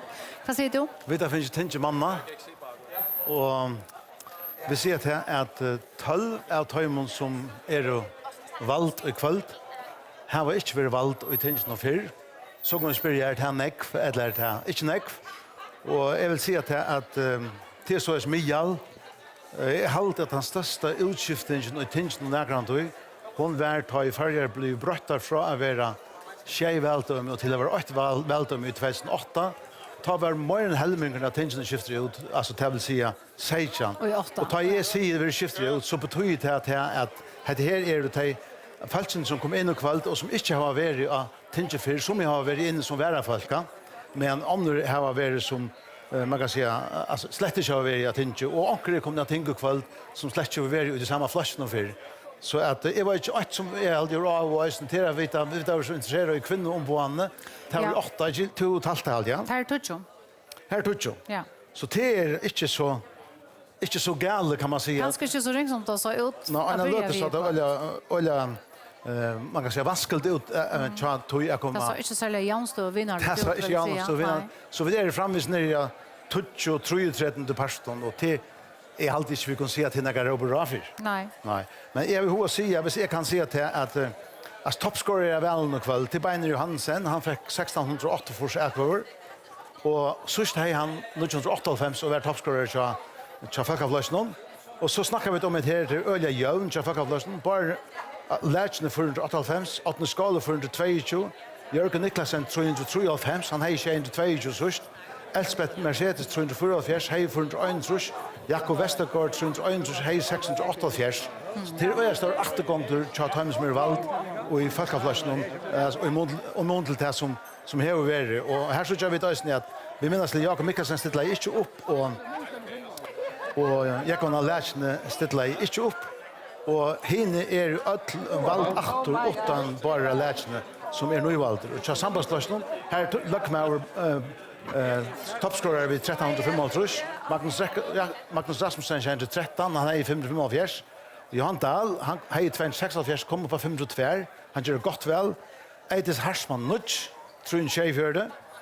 Og Kai Leo, han i 480 og kom inn ved 305, og søster til sambandsløsene var Helge Abrahamsen, han har ikke en til 94, og nå fikk han 244, men det gikk. Jeg er for at takk om Nøtland stekt til åkken her, jeg vet at nå nevnte du Kaileo, det var en løt og Patel og Jani, at han var fattelen. Ja, så kom han men han kom inn, og jeg vet at onker hjemme til Kaileo nå. Kjørs vel? Ja, vi sitter i en stå i Vesterbøynen, og tar vi kom inn her fra løtsøyene, ta hei Øyerne av stående har andre etkvøver av sønne konto, og det var øvest om hese mævren som må være i førskom politikk, være i atlasstene, i øtlen sesson kan man så si, og i førskom politikk, floksformæver, løkkmæver, landstorsmæver og så videre, om han var inne eller ute, men nå tar det avtattene, så fikk han 300 og nækka, og enda nummer 6 av sambandslistan. Karli Holm Johansen, hvordan er det løt han være? Det er en full løta, og jeg synes det er enig vet at man sin rattan for at man kommer til havnene, så att det en god löta och jag hade man kunna tacka öllon dem som sitter upp för flotchen eisen time som inte kom in till det som faktiskt går och grundarliga för blå allt det är en stor attack och jag hade vid det gått en goda kampanj jag vet inte hur särskilt aktiv själver Men hantna hjärsta Kalle det så en kört utsatt halt andra ätkvöver och då la sig ner listan och det var ivasamt om to vi öllon tog någon drick för politiska rönton klara ju på med sig här gilt och tingottna ta lötna för to ständer det manglar bara haunen och halt andra ätkvöver fället hundlot och då var det inte ordentligt hur så ser ut att hålla sig. Vad följer man ta att man tjuar politiken? tacksamma. Alltså jag har varit otroligt stolt för det. Kvad jag har fått möjlighet till för land. Jag har fått nekvar allits uppgifter. Är färdig för att vara formad till att vara en lojal vidspelare. Och är vidspelare i botten och grund. Alla vägen jöknen, det vill jag alltid vara. Och till inte månader att vara bänt innanför det, eller ordentligt innanför det. Tog pastor av vinnande linnon. Och det är stort kvalt.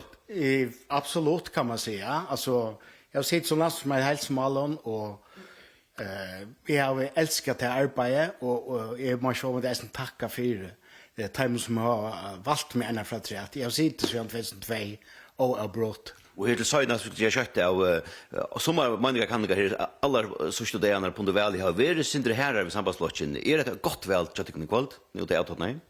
Ja, jag var nog så säker på det väl. Det var så mycket sövligt efter en folkatingsväl och en löktensväl. Så då liom jag sig 8% vid lite 18 för det. Och det väljare kan jag säga 15,8%. Det visste jag passar inte. Så jag säger 22 var mitt tipp. Och jag vet inte vad det enda av det. Det var 20 loktioner. Tjej mandat i ödelfören är för att tacka dig församlingen Kali och insätta hjärtat luckor vi att väl någon och framålande och gott kväll. Tack för det. Så sätter vi här från Kali och Holm Johannesson över till Kai Johansson. Gör väl. Ja, fäcknar kvinnor här som är man säger nu valtar Annika Olsen du välja gott några ting för och det har man då nu valt för sammanslagningen Annika Olsen för Chovalde du var för Chovalde så Annika du var öliga rört av snä vad är det för känsloregister det för kökna kan du? Ja men det jag har varit helt här i källaren och så är det bara så överfärgen på nu. Och man börjar med att säga tusen tack till alla som har stolat mig, som har backat mig upp och som har sjålande ökat för mig. Så det är en öliga känsla löta bara nu. Så jag är otroligt rörd och tacksam för att det är ett nice. Jag vet att Sean Stenton på speltar politiker är stött upp och är spänt det sig så short. Men går spela till att liksom det ständ såna gå att här ikväll. Tror jag de har skift lock och det är det är en mission impossible att göra detta och så jag visste gott att det var against all odds att skifta och alluga väl vi kommer fram och det så har allt ettna så är det ju bara helt fantastiskt och för löte så jag så var ju egentligen dömt ute alltså att jag har faktiskt nog så fitt att jag kunde ut i landet men så kom att här från Hötland i Holse att det bara var ganska 55 akvar like vad det var så jag har egentligen bara sett med rätt så här hemma och vet okej nu tar jag det bara roll det kväll men så kommer slit och så jag vet inte för alla känslorna bara ja vi spelar så jag är otroligt rörd och tacksam på nu ja. Det är två halt effekt hvis minns jag hade någon 300 och tjej för det akvar kan ju passa. Jo. Kan se du är nu valt av listan till sammanslagningen? Ja men jag är ju öliga fejon och ger mig ju essentiellt. Vi alla som har valt mig tusen tack för stolen. Det är fantastiskt spännande och onaturligt stolt ja. Hur är det att bli valt in ett slukkvalt? Det var synd som Annika och snä att sambandslockaren utan första exit poll så satt det så gott ut så satt det bättre ut och så vidare. Ja, alltså jag vet inte man kan säga att åker hej en känsla att inte står jag inte bättre till en poll när gör det till. Det var ju inte så att det passar ju bättre. Men jo det var spännande kväll. Lucka till ändan faktiskt. Ja. Så sagt nu mål kan vill du helst släppa samstarva vi nu ja, som du nog har stått några svåra på för. Det kommer ju an på vad man för först politik bästa och jag räknar vi att förhandlingarna för igång shot och så får man alltså tjä. Kunde det vara Janna flocken? Det kunde sagt ans ja. Och det var ju flera för när sagt att det är utlocka onkarna så. För vi Annika Olsen och Joel så den sån hade. Ja, man är ju inte helt nästan syvende det sist. Kanske skulle man göra samma som det är man för tvärsrom men det är väl en övers mat att arbeta på men det är klart att gå väl men nu också jag får men det för att komma vi söder boy på hos det ska så ut. Tack för det Tibor och framhåll gott välkväll. Ja, tack för det. Tack för det. Vi sätter till Tröntor. Ja, och vi standa runt över bara 8 för det kan ju att här ständer en annan nu valde med i tinchen till look vi tänker så så. Tack för det. Vad är det för chans att du ständer vi nu ikväll? Ja, det är riktigt så då då. Då är att Ölen är fint och på Ölen står toy. Så det är sen riktigt att sätta år då över hur det följer man utan att är som Ölen glädje och tacksam för att han ståliga finche nu alltså tar man skifter flock, då börjar man att lyssna nutjon och man är ganska kvar väljaren ska komma fra en next story overs en time man är ganska ute mer kända så men otroliga glädjor och otroliga tacksam för stol. Nu ska du så till arbets i Tinchen vad är det för samling möjligheter till sort 4 där nu till nu är framsökning kommer det en liklastov. Ja, det kan man säga, men akkurat kvarjar association till ölen ekonomilagar. Nu är forman som för kanske ut från forskarna för att ta som mer om det. Vi har hållit till henne plats att ta som det, men här är ekonomilagar och framsökningen är öppen för samstarv alla vägar kan man säga. Så vi kommer öla gå och stöv så akkurat kostar för spela att ha alls för sena kom nu. Tack för det så. Det är bra. Ja, också det till mer bopping gång för. Till vid, Johannes. Är vi den nu? Ja, tack. Ja. Ja, vi kommer till och jag hade vi droppa att Rexa att nämna upp ja. så jag tackar och faktiskt så och har utmärkt och hemma så ja. Ja. Men vad säger du till det så urslutna Iverna? Nej, jag säger till att Falkaflokkeren har varit en stor flokker i havn alltid. I kvöld har vi upplevt att flokkeren till Torsten Petersen i havn har ångan tinkman vunnet i havn. Og vi opplever til at Axel Johansen er toppskårer i Øtlund 1901. Brorsonen Hans Rabeiner Johansen er nastbester ved 1608. Og så opplever vi til at Futjar maler råherren i Førjon, One Rasmussen, han er fattelen. I møyne han ble nummer 12 i 208 ekvåen av Velen. Det er rettelig kjelkan. Hvor er han fattelen? Ja, alltså man kan säga Tinkmauren i Göt och Folkaflossen i Fattlen och Tinkmauren i Folkaflossen i Lorvik och Foglafyr är kommit in. Men Oni är ordentligt Fattlen. Han är så dundrande Fattlen. Han är längt från att komma någonting. Nu när du att Folkaflossen ångan hej i havn. Hvis vi för ni vi är ner till Janaflossen till dem som ofta sätter upp mot. Ja.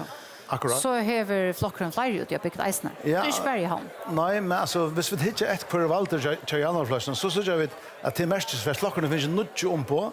Og så vi telja i havn, Axel i havn, Angelin i havn, Joni i havn, Oni i havn. Altså her er 5 tingmenn i havn, men han var på et marked i havn. 6 av nødt tingmenn til Janarfløsene er i havn. Det er løsende mestrene som Tjauvalde var inne i for noen år siden, her som tar blur en sannur havnaflokker. Og hvis du teller ikke Tjauvalden, så er 8, 2, 3, 4 av 6 Tjauvalden er valgt i havn, og 2 i vei. Og framsøk øtlig i havn. Og framsøk er nei, Stefan, jo framsøk, unnskyld øtlig i havn, og tja midfløsene øyner havn. Så vi synes at havna omboen er blivet øye stør, og derfor sikkert er vi å diskutere om nå avløyngene av øyne veldom er ved å komme på tannmåten. Man sier for at det var vant for at tinge for å bli et havnating. Du er i slik slant og visste på at vi er inne i at det at formannen der for falskene er å kjøtt klar til rundene. Men hva skulle vi si? Vi tar 6, og vi tar 6, 6 og 3, 2.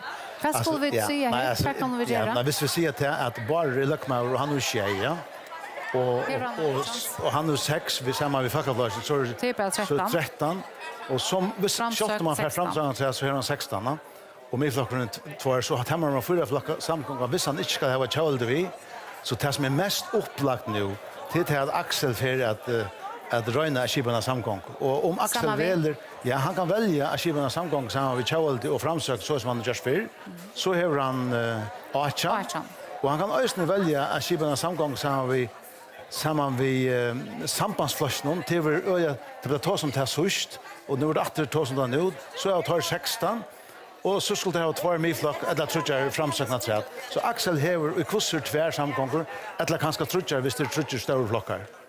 Så det stender grunden i åpen? Det stender åpen, så er nekve men til Axel som ser ut til at blive løkmaurator, och man kan se att Rottvank vi har fått 3 limen här för ja, hvis hon som en frälsesflocker är intresserad så kan hon kanske färra samman med sambandsflasjon. Men det är uppe och så skulle välja något annat forman tror jag att jag kan läsa ner tänk mer långt och så ser jag så fräckt väl att det vissa i samband ja när flocken för tänk forman så är det Egon Samuelsen för lucka den lön som Luckmauer men ju uppåt ettla hvis du tar fra sammen sambandsfløsning, så er ganske bare Stein Nilsen ganske være godt på til å bli løgtingsfører i en samgang mellom januarfløsning og sambandsfløsning. Nu får jag då så nu vara samrådare om det. Jag ska tacka till för att du var vi och nästa kväll till Johannes. Själv tack. Och vi får alla ta året över till forsvarsrundorna. Ja, så ett nästa komma över i Norrland hos jag finns ju nutcha mikrofon och nutcha utger. Iver i Vassle salen här och i tej hat och jag halta folkareje här och i tej nyvalde sita och i här och i Flox forsfolkene i eisen her var stilla seg klar. Jeg halte at vi færre være bant iver her, og innskje til konøtlån somlån først, hjertelig at lukke vi velen. Takk for det. Takk. Og hjertelig at lukke vi folkareien. Takk. Takk for det. Vi blir her. Jeg har på purvimmer for at minnast vel ursliten, nå har vi bare sett denne talve, men bare Stein Nilsen, to utskriva i hetta løktingsvele. Det gjør du bare ikke at du har haft et rettelig godt folketingsvel, men dette løktingsvelet gikk ikke så vel. Først jo at letja mandatet fra der, eller først jo at røyna til neste tverrvikene som du eier at snikkerne samgången sammen? Ja, først vil jeg si at er sterkvalg nok til å vite løksveldet, tror jeg at alle her, man sier, kanningene som gjør det, velgerkanninger og andre, har givet oss 5 mandater, 6 mandater, så er det overfeien om til Ørslet og er takksomme bare fra velgerne og fra akkurat velgerne og hvordan øynene som stemmer ut alt vi, det så ikke så jant det ble i kveld. Så jeg halte til at det er godt Ørslet for sammenslåsjen. Skipanen så leies at stjøttenen er ikke felt, det er ikke felter som løkmever, så i prinsippet noen eier du til neste tverrvikene, det skulle være 12 virskadier til vi skulle ha tingfond. Hevet jo en møvleike at skipanen samgånger mittelen nøkker av her som folk noen, eller heldig du at møvleiken bare beinavering skal ikke være så gjerne til den store vinner? Tog bedre har det velverskende folkere i forrige, og til å virke fullt ut, og jeg for i morgen at også vi anker av floksformen, det ene kan møvleike for at havene samgånger her sambandslokken i de parstravene, og hvis det ikke ser ut til å bære til, så blir det nok nødt til å lete mandatet frem her, så er det som andre teker initiativet hvis vi ikke skal være en samgång. Du får ikke bruke det neste tog det igjen? Jeg får prøve om det blir til, stedfest i at det ikke blir til, så gjør vi mandatet frem her, men sambandslokken blir også frem av samgång, vi er til 8 løkman. Det vil si at du ikke krever at du skal være løkman. Nei. Vi tverre, hvor er Axel Johansen, du fikk til store velge, du fikk nødt tingklimer i Hesafer.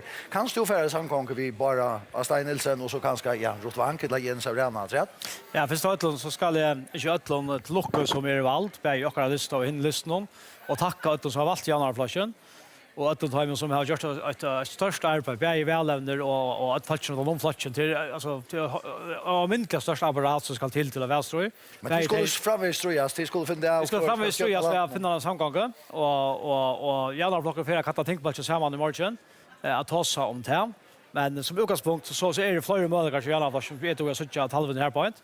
Men I halvtid nu har vi så utgangspunkt haft gott samstarv vi framsökn och tjauvalde siden 2011 faktisk, bæg anstøv, samgång og etter anstøv.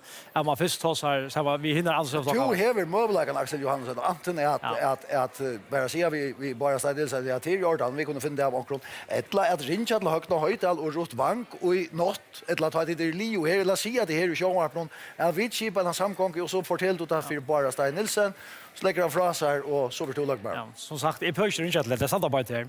Det som jeg sier, det er noe som skal tenke på, men det er noe jeg tenke på, han skal møtes i morgen, men som utgangspunkt, halvtid, altså for åkken i januarflasjonen, nu har vi haft å ta samstarv i kjøvalde framsøkning i anstøve, og i samgång er det her, så halvtid vidt, og jeg tar seg først sammen, så takker det herfra.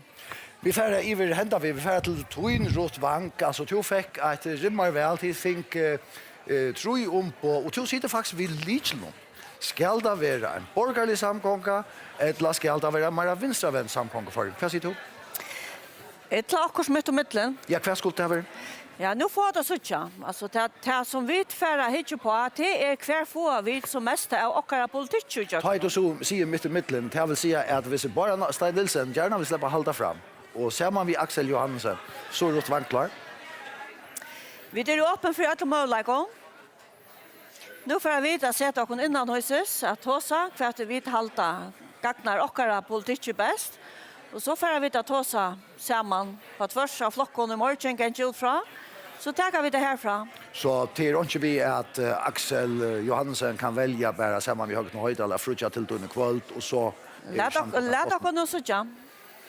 Högt höjd allt till gröna kvar för samgång sårs du beina vägen vi på av sig Axel ja nu ett lag man har låtit ringer sig skulle vi tror för samman att. Ja. Kvar är kröv sätter du här. Nu är jag av flocken. Man kan bara säga det här jag är inte ödlund alltså Lucas som är valt och ursluten jag flocken och Rott fantastiskt väl och Axel och jag kör det här med vad vi inte fram till rocknar vi har gått väl så ju men vi har haft otroligt gå väl när det finns ju gå ursluten några sen. Det jag bara säga. Men jag försöker säga så något annat än det här att jag har pejkat att jag alltid att hända vem samgången här Miss Marlodan och att jag alltid har varit skilla gott att här anstår flockar som hörs ni har samstarva väl ta sig samman om termöläggar. Höjr är till sig att bant här nu Beinleis och Jean-Marc nu 5 minuter efter väldurslede att du Beinleis pekar och Axel Johansson som lagman.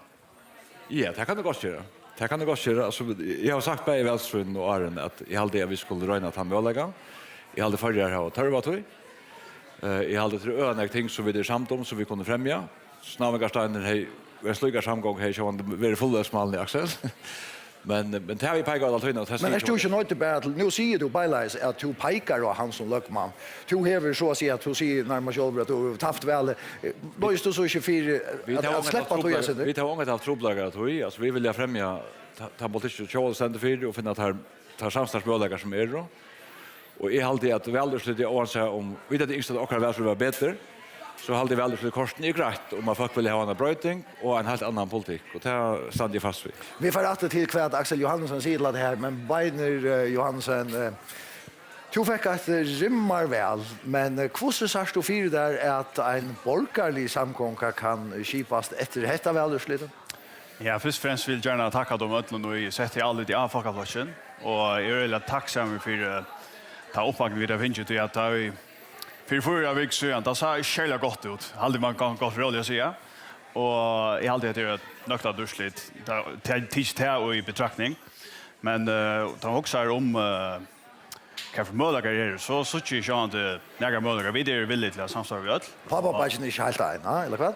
Ja, jag hade pappa han kan gott visst är han nog låt nu knöna sen där. Men vi är för sånt så vi bar margin han har ju mandat i löt. Men rent matematiskt gånger det ju inte uppskattat va? Ja, det tar som en borgerlig samgång. Så täljer vi kvarfalt Manje så vi framsökt om i forskning. Ja, så täljer vi kvarfalt i morlota. Så det är ju som möjligt. Fullväl samgången. Det blir nej, det var inte. Axel, jag har inte allihop peka och ja, men visst han vill det så här har möjligheten för dig. Så det är så fler möjligheter öppnar. Ja, Jens Arena, du fick eisen att rätteliga gott väl, du var och i så här borgerlig samgång, du blev så kort ifrån och det var det som gjort att detta väl kom. Så här du fyra där att du kan sfära och i så här samgången att bara vi har rott vankaträtter. Jag får först att tacka väljaren för att ett gott väl och växer ju 1,1%. Men och i förresten att tacka Billy Stinsen för att ett landsamstar och politik 32 år är så gärna fick mig upp på politik. Så det är inte känsloborre att han inte vi utan att då kommer ganska samgång. Men ja, det är inte trubbelt att åka för att det är samgången som går. Men du ska ju till inte nog och du ska inte ha låt rott vank vi och till en möjlighet och det utlåg också slett inte. Men teker man lukar som den etiska asan som tog ju på är öliga stärst så ligger ju to och framsökna och försun ända och tog asan. Helt du att det blir till så läs helt praktiskt att myflockren och framsökna är ju i samgång samma. Jag vet inte helt om man kan göra det så enkelt som du gör det till. Alltså och har nog till Felix och säljan är det folk i framsök som också samstarva och medalja gott vi. Så jag så inte hatta som en omöjliga så och börjar vi en block om papper och härifrån arbetar och det skulle inte vara avgjort att finna samstars samstarvskjell bort ut tog. Ta du ikke så. Og grava samstarva vel, og tror ikke flokkene som var her. Og jeg hadde eisen at Rutt og henne folk var samstarva vel vi åken og nokvån malen. Arne tror jeg. Du lidslen til alt og kvalt vi tog noen trimon, ompåvån, du stender smøylist. Du vi på affær i politisk tjonarlev i Jens Arena? Jeg har sagt alla tøyene at vi kunne samstarva vid alla flokkar. Bjarne Kvarasson, han pleier snakk om det her, den her hestaskekven. Altså, vi først så fer man så lengt fra hver nøron, og så knapplig så møtes man atter, og det er alltid eisne at vi har haft mal og tynsjonen her som vi faktisk har vært sammen. Allar senaste välfundet så var det på en löktingsväl. Här vill du gärna ha fostertøk og låna dagförda. Du då så att det ger att här samman vid Jens Arena.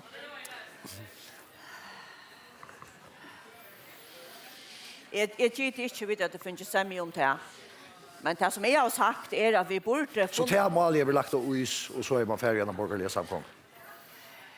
Jeg har vilt ved at suttja, men det kan godt komme som et iverraske. Men jeg umynner meg ikke at fostertøkespurningen kommer i nekka samkomst. Så som støvene er løtene. Men la dere nå suttja. Helt stå til Jens Arenas for at han lagt seg Jeg kan svære på det her, at hvis du hikker rettvis gjennom politikksegnes i årene, så har mye flokkron sett spårningar. Jag har min floxes vägna sett spårningar och lagt uppskott fram om att få att det först nuvarande fostertøkelov. Och nu till sista 2-3 åren, nu ändå kommer vi ju i takkåre. Så här är det väl att de ser att de samman och gör en mera, en därför av fostertøkelov. Så to och Rotvan kunde vara billigt långt här, ja? Axel Johansen, största flocken. Du hørte hva Høgti Høydal sier. Han sier beinleis i sjåren og kvalt, peitje av Axel Johansen som kommande samkongeleier, kommande løkman for. Hva sier du til det tilbøy? Kan du overhøver havna til tilbøy kvalt? Sjåren er ikke havna tilbøy om at Janarblokken per løkman. Vi er største flokker, og gjørst altså legg største flokker. Alt det første først en 5 stykker flokker av flere 8 tingklimmer. Så sjåren fer vidt etter å komme samkong, og sjåren fer vidt etter å få løkman. Alltså som jag säger till hej Årflöt igen så håller vi att Janarblocken show alltid framsök som jag har haft ett gott samstarv i 2 år drodden 11 år att vi ska ta oss samman först.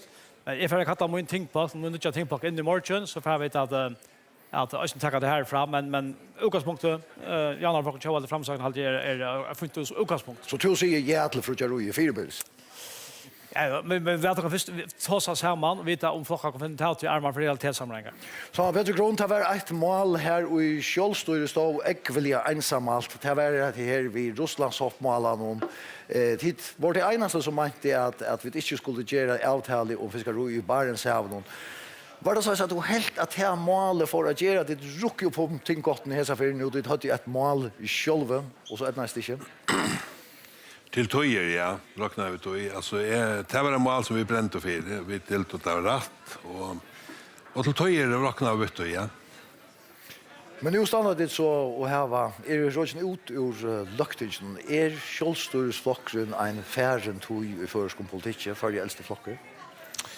Nej, det tycker vi inte. Alltså, nu gör vi en evaluering att han har det, men det har väl inte mätt. Nej, jag har alltid att vi var öjliga tatt vi och vår lunch vi och jag tycker att man gör en evaluering så ser man hur snäck vi är av folk som är hoa fortsätta. Och jag vill då inte höra vi att tacka Taimon som älskar till fyra och hjärtaligen och på välavn och för det stroj som det har haft. Och inte att du nu inte tänker någon hjärtaligen lock. Vi har tagit oss, nu ska vi avrunda till, men vi har tagit oss om det här vi attarlig skift i politikken. Vi kjente till från 95-åren som formann i Skjoldstyret, och så där Christer Mikkelsen som eisen er uppe i åren. Hvor det som att sätta vi och ber ända flottje, vi är få en innatratik? Sarsborg, när kan det? Nej, det vet jag inte, men det är en støva som vi tar samman vid välavn och vi nämnt om landsnämnd kvar vi för ska räna för flotten vi är. Vi får så tjocka kvart vi hämtar vi Skjoldstyret flotten Høgni Høydal till vi i morgon. Ja, nej, jag skulle bara säga som Peter Berg kan man säga att om boar men tack för ströje. Och så är vi sjön det så att en annan för att har vi inte vana att gå fram till Skjold så har vi otroliga fin och arbete som görs till fäll och någon och för det här väljare som har valt och Och jag hade väl öarna gott att bitcha så och en annan väl nu så finns jag en lökna stå här Charles Stockholm över två ombordsorder det är alltid såligt. Det är en annan och jag vet att det nästa lite listan är här är det som vi ska kunna röka något släkt utom landet. Så jag vill bara tacka alla som har valt och ge oss stol.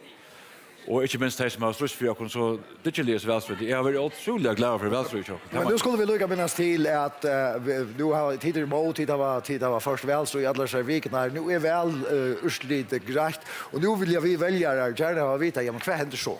Och det här vi dröna det tror jag svära men bara Stein Nilsson alltså kvärt kanst du helt du locka Axel Johansson vi för att jag helt du hetta på det hesa tror jag det rockte vi Axel Johansson beina. Nu är det Axel Johansson beina på. Vad sagt du så för det?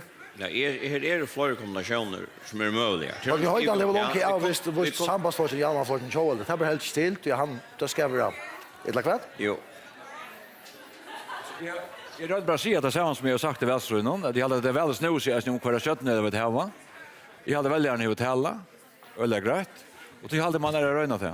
Det har alltid öle grejt. Nej, jag säger att här är flera kombinationer möjliga. Nu är det 4 flockar med landa som kan skapa flera kombinationer här. Och nu vet jag inte om Axel bröd mening det alltid han har rättliga grejer och han säger att här är han tjejera så här i mitten stand ju man ser antal häsmen men det är också möjliga i randa när hållt åttast och så vidare. Så det är möjliga. Så nu jag förstår kollås samma vi Roslanko igen så det som jag säger till det att jag sitter mandat nu ja är vi det folkareje är för jag snackar vi tosa vi Axel Morgan och hvis han är vi på att pröva en samgång sammanslagning så är vi välkomna att ta oss samman och föra in förhandlingar om det. Det ska långt kranna vi och konsolande för att nå EU-16. Men hvis det är inte möjligt och inte annan kombination möjligt så vill ju folk det och så lägger man det fram. Och tror vi ju på att så lätt att ta mandatet från där. Kan vi se att jag kan också bjuda in till samrådingar och säga att jag inte kräver om jag ska lagt mig för samrådingarna.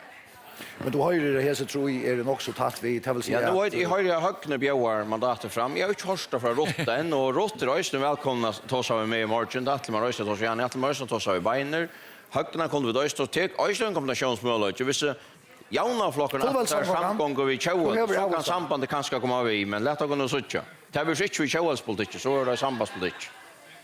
Jo, alltså vi tar så eller så kan allt ta sig samman. Jag håller bara att man vill slå demokrati och det som väljarna har sagt. Och jag säger att Arne Välle till öle trubbla så att Charles kan vara samma med Mittelöstern och säga att han öle imensko Huxon och Huxan om hur så förrar skulle vara som samfälla. Och tror jag alltid det kan ske det övervusen jag har sagt att det är alltid man är röna att han möjligen så vi har nämnt här och så han är möjligen vi vet hur politik det är. Men jag hade det är den största viringen för väljarna alltid. Bara sen Pajlas spårning till toin. Skall du ha en borgerliga samgång? Skall du ha ett land här vid här rikatter så skall du ha Jens Arena vi som to korte fra och skriva det väl ute på. Kan du för samgång vi Jens Arena nu? Jag säger Arne Välle, jag vill kunna för samgång vi vid utlocka onkan. Kvart Arne Välle, latna Välle, det som det snurrar sig om till att få den rätta politiken för den förgen till främma för förjar och föringar. Det är det snurrar sig om. Och är halt vid att just ölen gott i samgångssköjnen. Och att det inte något att hålla mal vi öllon till harmlet men nu är det inte verkligen och något sammansättning av lökningsstund och temo vi hålla dem till så är färre vi tog för eja att pröva finna det kunde vi skipa en samgång här sambandslockerne vi till det som är allt avgörande för mig så tror inte vad jag aldrig lite till sekundärt det som det först hända vägen så du säger att du står så vi Axel Johansson i morgon så blir det inte till här jag tar så med Beiner är då bara så att vi ska få samman vi fuckar loss nu vi 6 mandaten vi tar tjej till bara 13 så ska ta Rotland och över 16 så ska andra kort av Axel Högna ettla genus vi att trätt för att komma upp om 16. Benny Johansson ta är alltså bändra att två HOAS 2 blev han flocksformaren och fick nick flesta akvover så vi två i anstöv till nästa år när vi vet ju att det blir 4 men vi nästa ting så hur så känns det? Jag vet inte, jag är optimist, så jag tycker vi ändå på att det, selv om det kanske inte är helt bjärst ut. Det är möjliga vi när borgare samgångar, så inte. Och när en fullvärd samgångar så tar möjliga när öppnar, så är alltid, vi tar alltid alla möjliga öppnar den, det är követ. Till allra senast, Axel Johansson, här är det Ötl Frutja, ja, Rott, vi färar till Rott som är Lichlen, så färar vi till Axel Johansson. Ja, nej, jag vill bara eisen ut av huvudet att tacka väljarna för ta goda urslut vi finka och särskilt mitt personliga goda urslut, det var näck bättre än vatta och vi får att göra åkara för att få en goda kött. Ja, kan vi säga att du är just det är alltså bättre att du är just det. Först att sätta krav fram om att du släpper landstyr. Kräver framsökna landstyrsess. Vi får inte i en stjött utan en landstyrsess. Nej. Ja, eller klart. Axel Johansson, vi ända chat här. Här standa Ötl och Frutja till dig. Bara Stein Nilsen sen här som en och Frutja högt i höjtal sen så Simon Peter i mitten, han släpper sig vi. Vad gör du? Jag får säga som Rott, vi får inte samgång utan få landstyrsess, det är inte säkert. Först samgång utan att vara lagbauer. Största flockerland någon mycket mandater. Först samgång utan att vara lagbauer. Jag känner skilt jag kräver jag vara lagbauer. Ja, det kommer alltid alltså samgång samregel till men alltså utgångspunkt Janne får helt grejt att Janne får ska lagbauer då så flocker. Annars ska lucka inte binder så att lucka väl då säger du han var den flocksvar för näck festa räkor. Nej, och så. Ja, jag lyssnar inte men lucka binder då flotterskled. Alltså sagt Janne flocken är största flocker och vi haltar sjön där vi skulle bruka det här mandatet att komma samgång och ösna och luckman och få nekva akkurat för tyske jöknen. Vi har två målare vid Janne Vlarsson som jag har sagt till Kjell till framsök till en målare. Himmelaren är kanske sambandslockren och framsök men vi haltar vid fisk som vi det anstår så att ta oss samman och arbeta väl samman nekvar vi då att ta oss samman fisk. Taljoar till att vi får stjärnarskiftet, taljoar till Axel V. Johansen, vi är nästa lagmar för ju nu skulle vi inte göra och kvar kommer i samgången men taljoar resten till att det mest och i touchliga vi då har det är en möjlig samgånga som tant som vi såg i åren Vittlen, Janne Flotchen, Choelte och framsökt. Vi får filcha väl vi nästa dagar. Och titt att lära ut det detta vär lugga som te och i kringkvart vi hej och i det att kringkvart orsaka att kringkvarts mannen tackar för att det har fyllt vi och här som har du det här vid Eva har du helt folkare i jocken här i förjon och vi får reisen att tacka öllum taimon välevnon som stilla upp till detta löktingsväl i halde det var ju 100 och 90 trus och i tale.